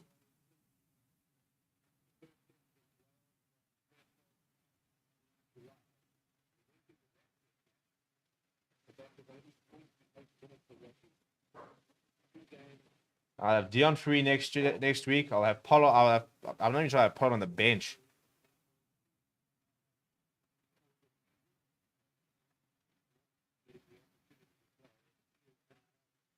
Right, so we've emptied the bench. And yeah, I was about to say Frank Master plays PSF to Toy. He was shocking. And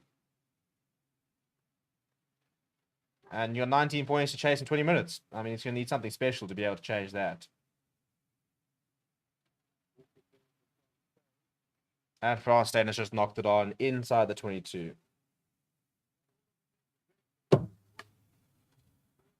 Those player ratings are going to be terrible, and they're going to be justified. I might be dropping a couple of zeros in that.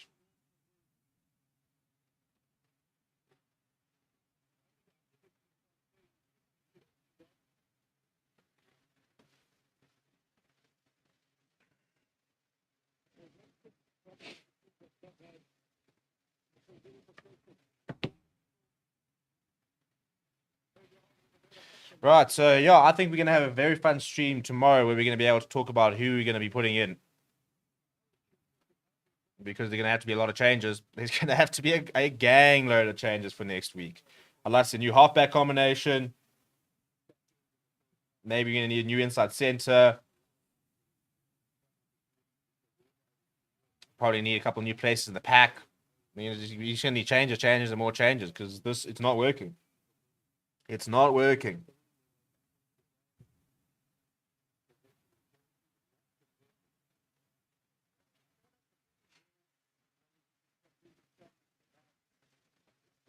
Another reset scrum. I hate reset scrum. Such a waste of time.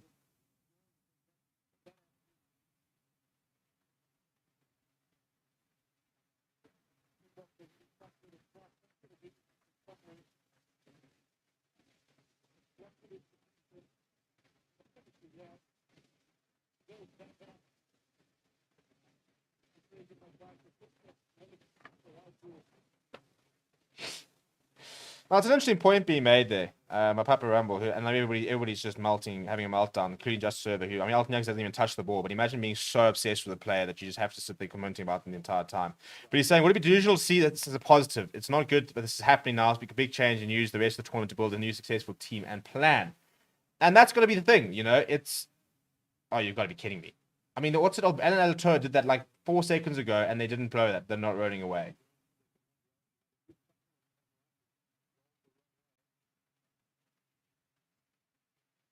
It's a good win on the ground by Lukanya. And that's the thing. This has to be a catalyst. This has to be a catalyst. And it has to be a wake up. And if you don't use it as a wake up,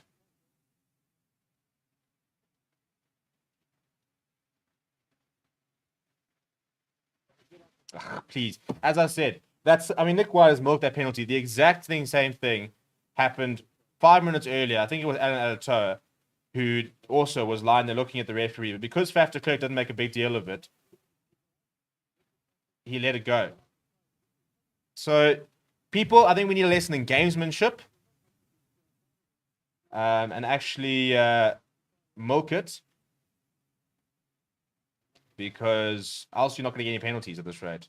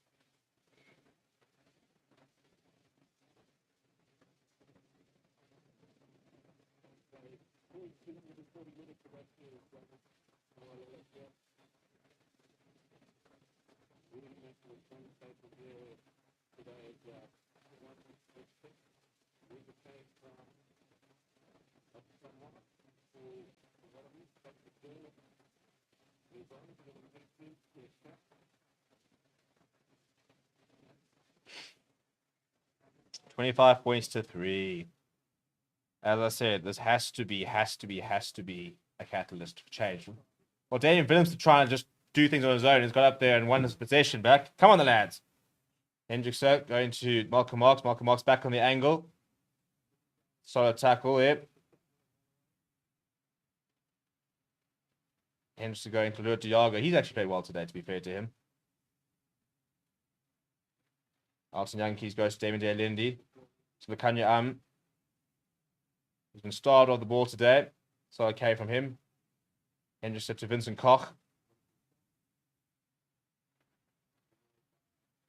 Hendrickson to Alton Yankees to Stephen Kitsoff.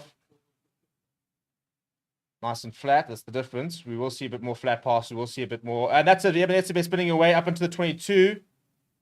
Bad obstruction. For fuck's sakes.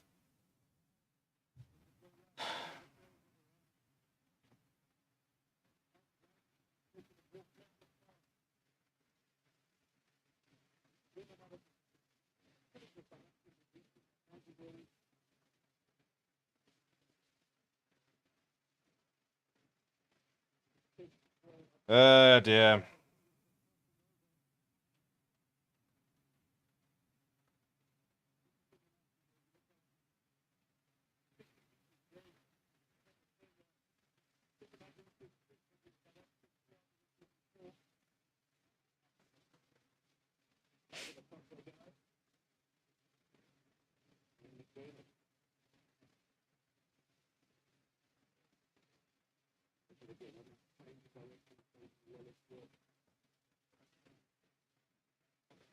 All right, All Blacks show on the charge.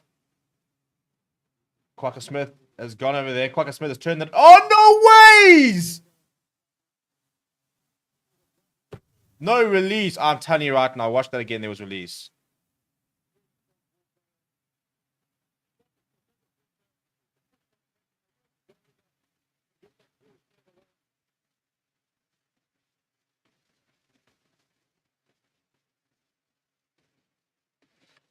Chaps, this is a problem. We are in crisis mode, Jack. Crisis mode.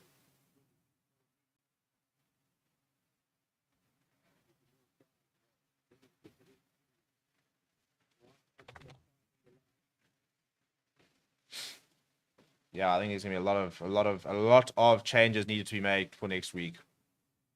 What there's going to be, I'm not entirely sure, but I'll be pissed off if I see Peter Steph's toy back on the starting lineup. I'll be pissed off if Fonje Pollard starts. I'll be pissed off if that's a pretty knock on, so it will be a scrum for us. Yeah, I think a lot of these players need to kick up the arse, to be honest. And it's a lot of like the veterans. You know, the sad thing is, you know, a lot of, I mean, like Ghost Draver, for example, probably gets dropped next week, and justifiably so. But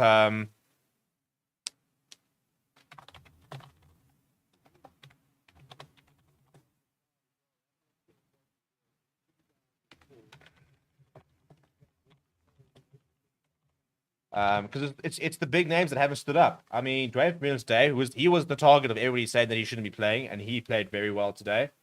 Pollard was horrible. PSF Toy was horrible. Joseph Dwayne was once again really poor. Damon De Lindy has just not been able to change much of the game in a while. So he needs to. I think they need to rotate. Maybe David Williamson runs in at 12 or Esterhuizen runs at 12. Either way, we're really missing a 14 at the moment.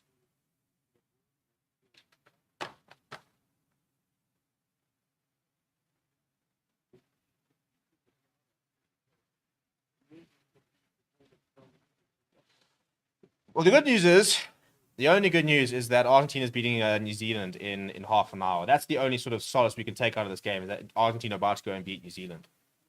So that is the good news.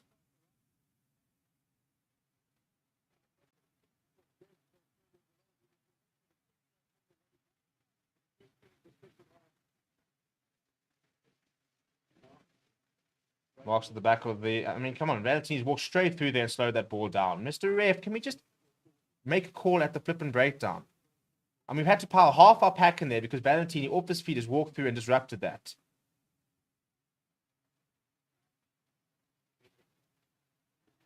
Alton Yankees goes to the boot. And Pimpy up to contest. And there's lots of blockers in his way, so he doesn't. Tate McDermott, there's nobody home, has turned. A couple people, Mapimpi is chasing back. The ball's bounced horribly.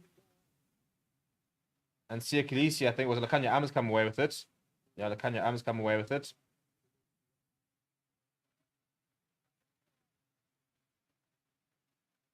Eventually goes to Vincent Koch.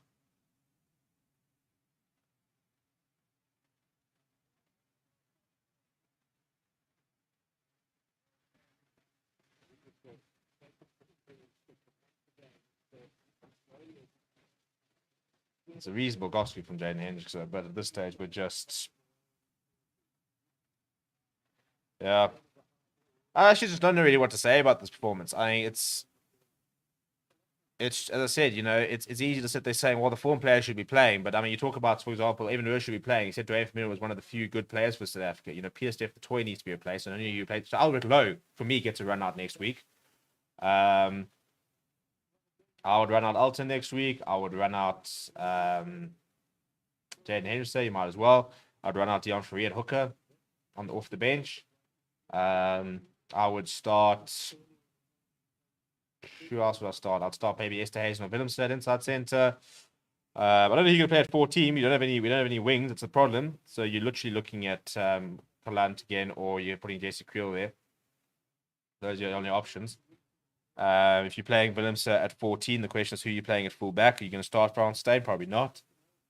So you're playing Kalant at fullback. It's just been pretty dreadful, to be honest.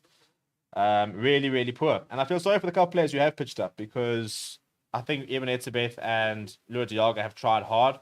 Frans Malherbe was getting reasonable success at scrum time. I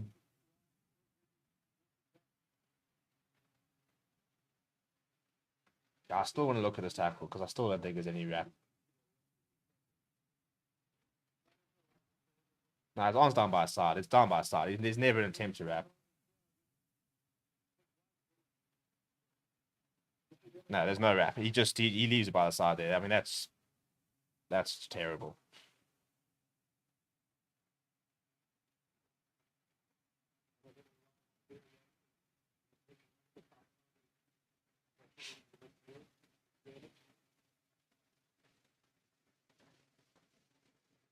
Quacker Smith, come on, man. Make turn over here. We've got to take McDermott with his bloody mullet because he's sniping around us. Disrespect. The disrespect.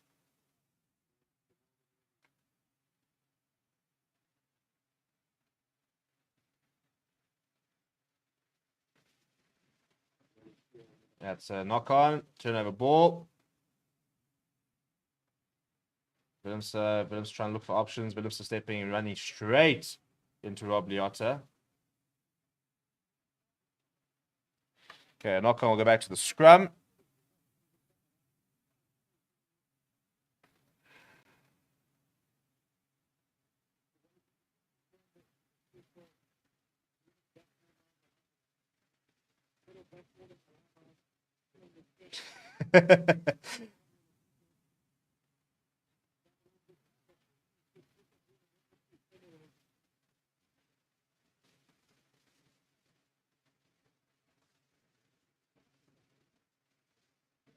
So Paul Williams, the writer, has just had to tweet that he's not the referee. 9 minutes to go. At least score a try, chaps. At least give us something to not even celebrate us. Just give us just score something for the highlight reel.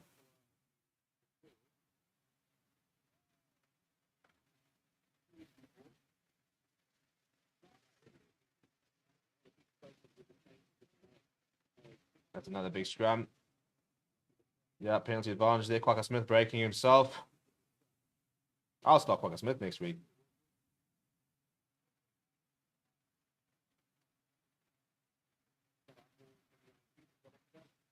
Mapimpi down the outside. Mapimpi's away. Chip and chase. That's a horrible kick. That's a horrible kick. Sometimes just take contact. Like, are we scared of contact that we just don't do it? I mean, if you go chip and chase, you got to chip it straight. And instead, he's chipped to the right. Into the. I mean, really, that is so. I mean, Mapimpi's actually really been poor today, to be honest.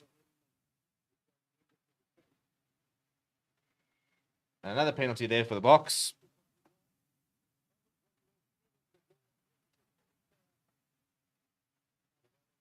They're taking it quickly, though. Quacker Smith lost the ball backwards. David Willemse there to pick it up. Trying to get away from Hunter Pasami, gives it to Lekanya Lekanya steps inside. Lekanya steps outside. Lekanya still going. Lekanya almost through. Gives the offload away. The ball comes loose and Franco Master dives on it and presents it for Jaden Henderson. Henderson goes to Alton Yankees. Alton Yankees goes along to Frans Steyn. Frans Steyn going himself. He's very isolated. Thankfully, he's quite large, so we can... but the balls were nipped in the tackle. I mean, really. Now, Tom Wright. Just was brought down by Stephen Kitsoff. Turnover ball. There's a gap there for Tupou.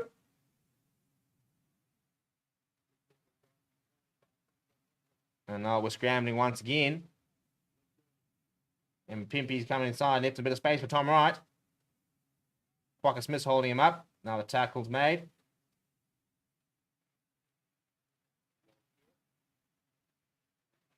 Pasami puts the pedal down. And Sia Khaleesi's pocketed it once again.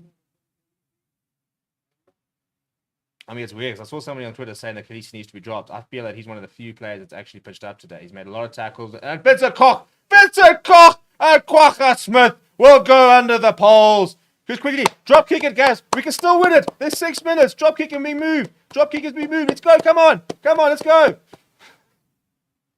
Come on. What are you hanging around for? Let's go. You only need to score 3 more tries in 6 minutes. It's not impossible. Put Stephen Kitsoff at first receiver next week. Vincent Koch with the run. Quacker Smith. Come on, let's go. Why have we not restarted? The lack of urgency is killing me here, lads.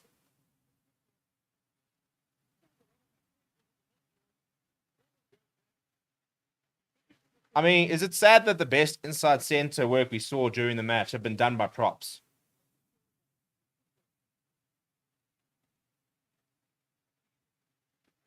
Yankees adds the extras. Right, boys, we're back. We're back. At this rate, I reckon we could put Oxen Chair at 12 next week.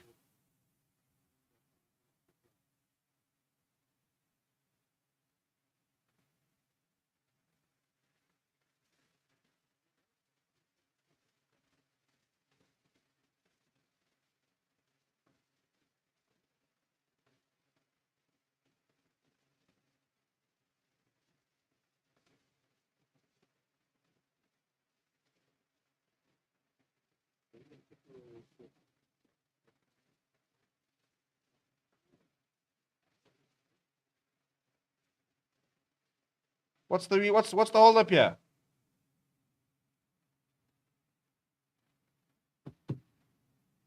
Oh, we're going back to have a look at a potential knock on. Love it. Love it.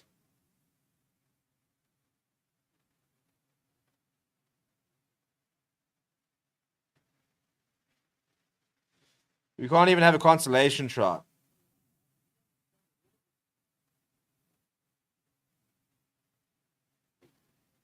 It's a fair try. Just award the damn thing. I mean, for God's sake, people.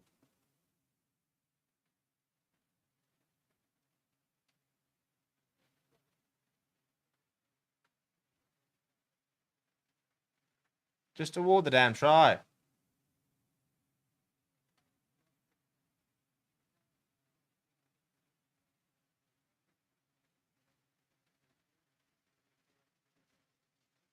Of course the try fucking stands.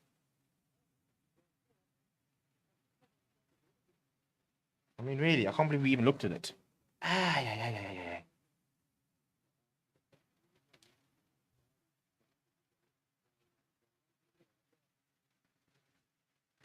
5 minutes, lads. Come on. Let's get a bonus point. We need a try and a penalty to get a bonus point.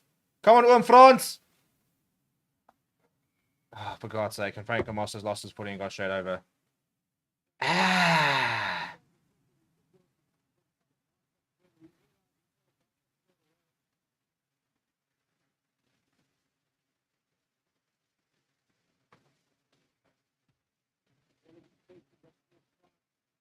The Nick White memes are coming out, by the way, and they're brilliant.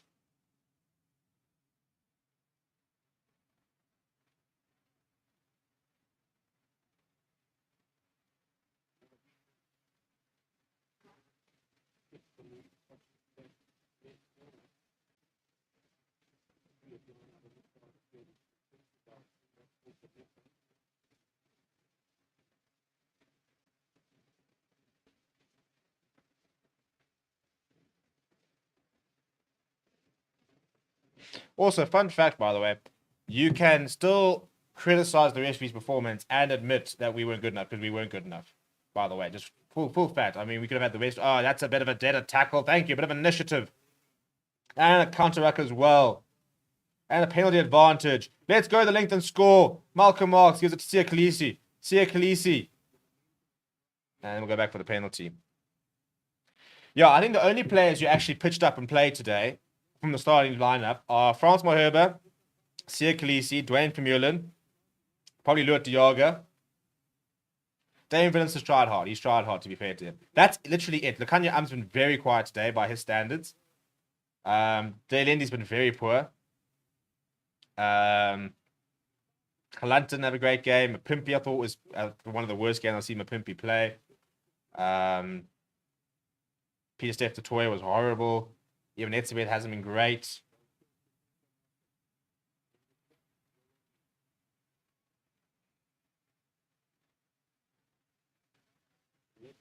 You know, Delendi now trying to make his case for next week. Sia Khaleesi still running hard. That's a bit better. Where's this bit? Oh, and then, you know, why do I, every single time I keep jinxing it? Lack a line, and then we pop it up and we give it away. Ah.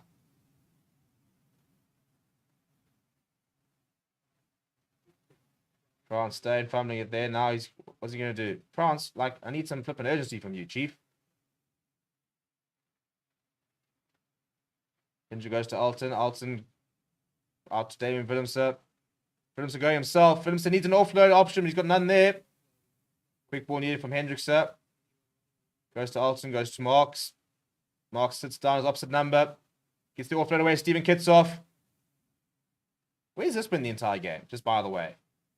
Damian Willemse goes to Lukhanyo Am. It's a 3-on-1. It's a 3-on-1. It's a 3-on-1. Draw and pass. Kwaka Smith inside. Just do it all himself. Just do it all yourself, Kwaka.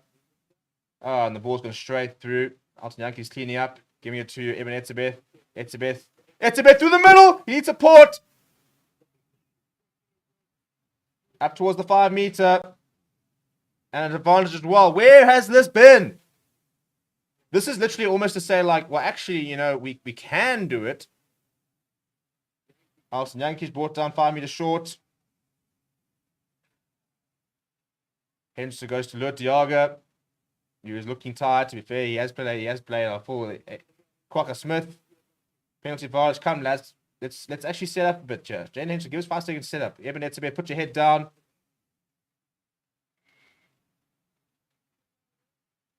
Okay, I'll go back for the penalty. We've pretty taken it. David Willemse is going. Come on, referee. That's got to be a yellow card. Yeah, Valentine's going to get booked.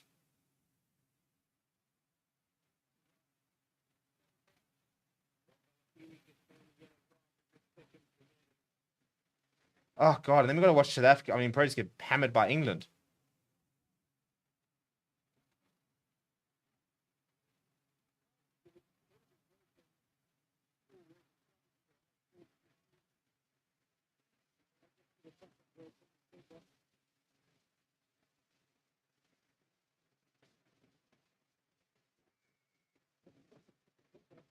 Hey, Kwaka Smith got a double. The GOAT! The GOAT! And if we just quickly drop kick it.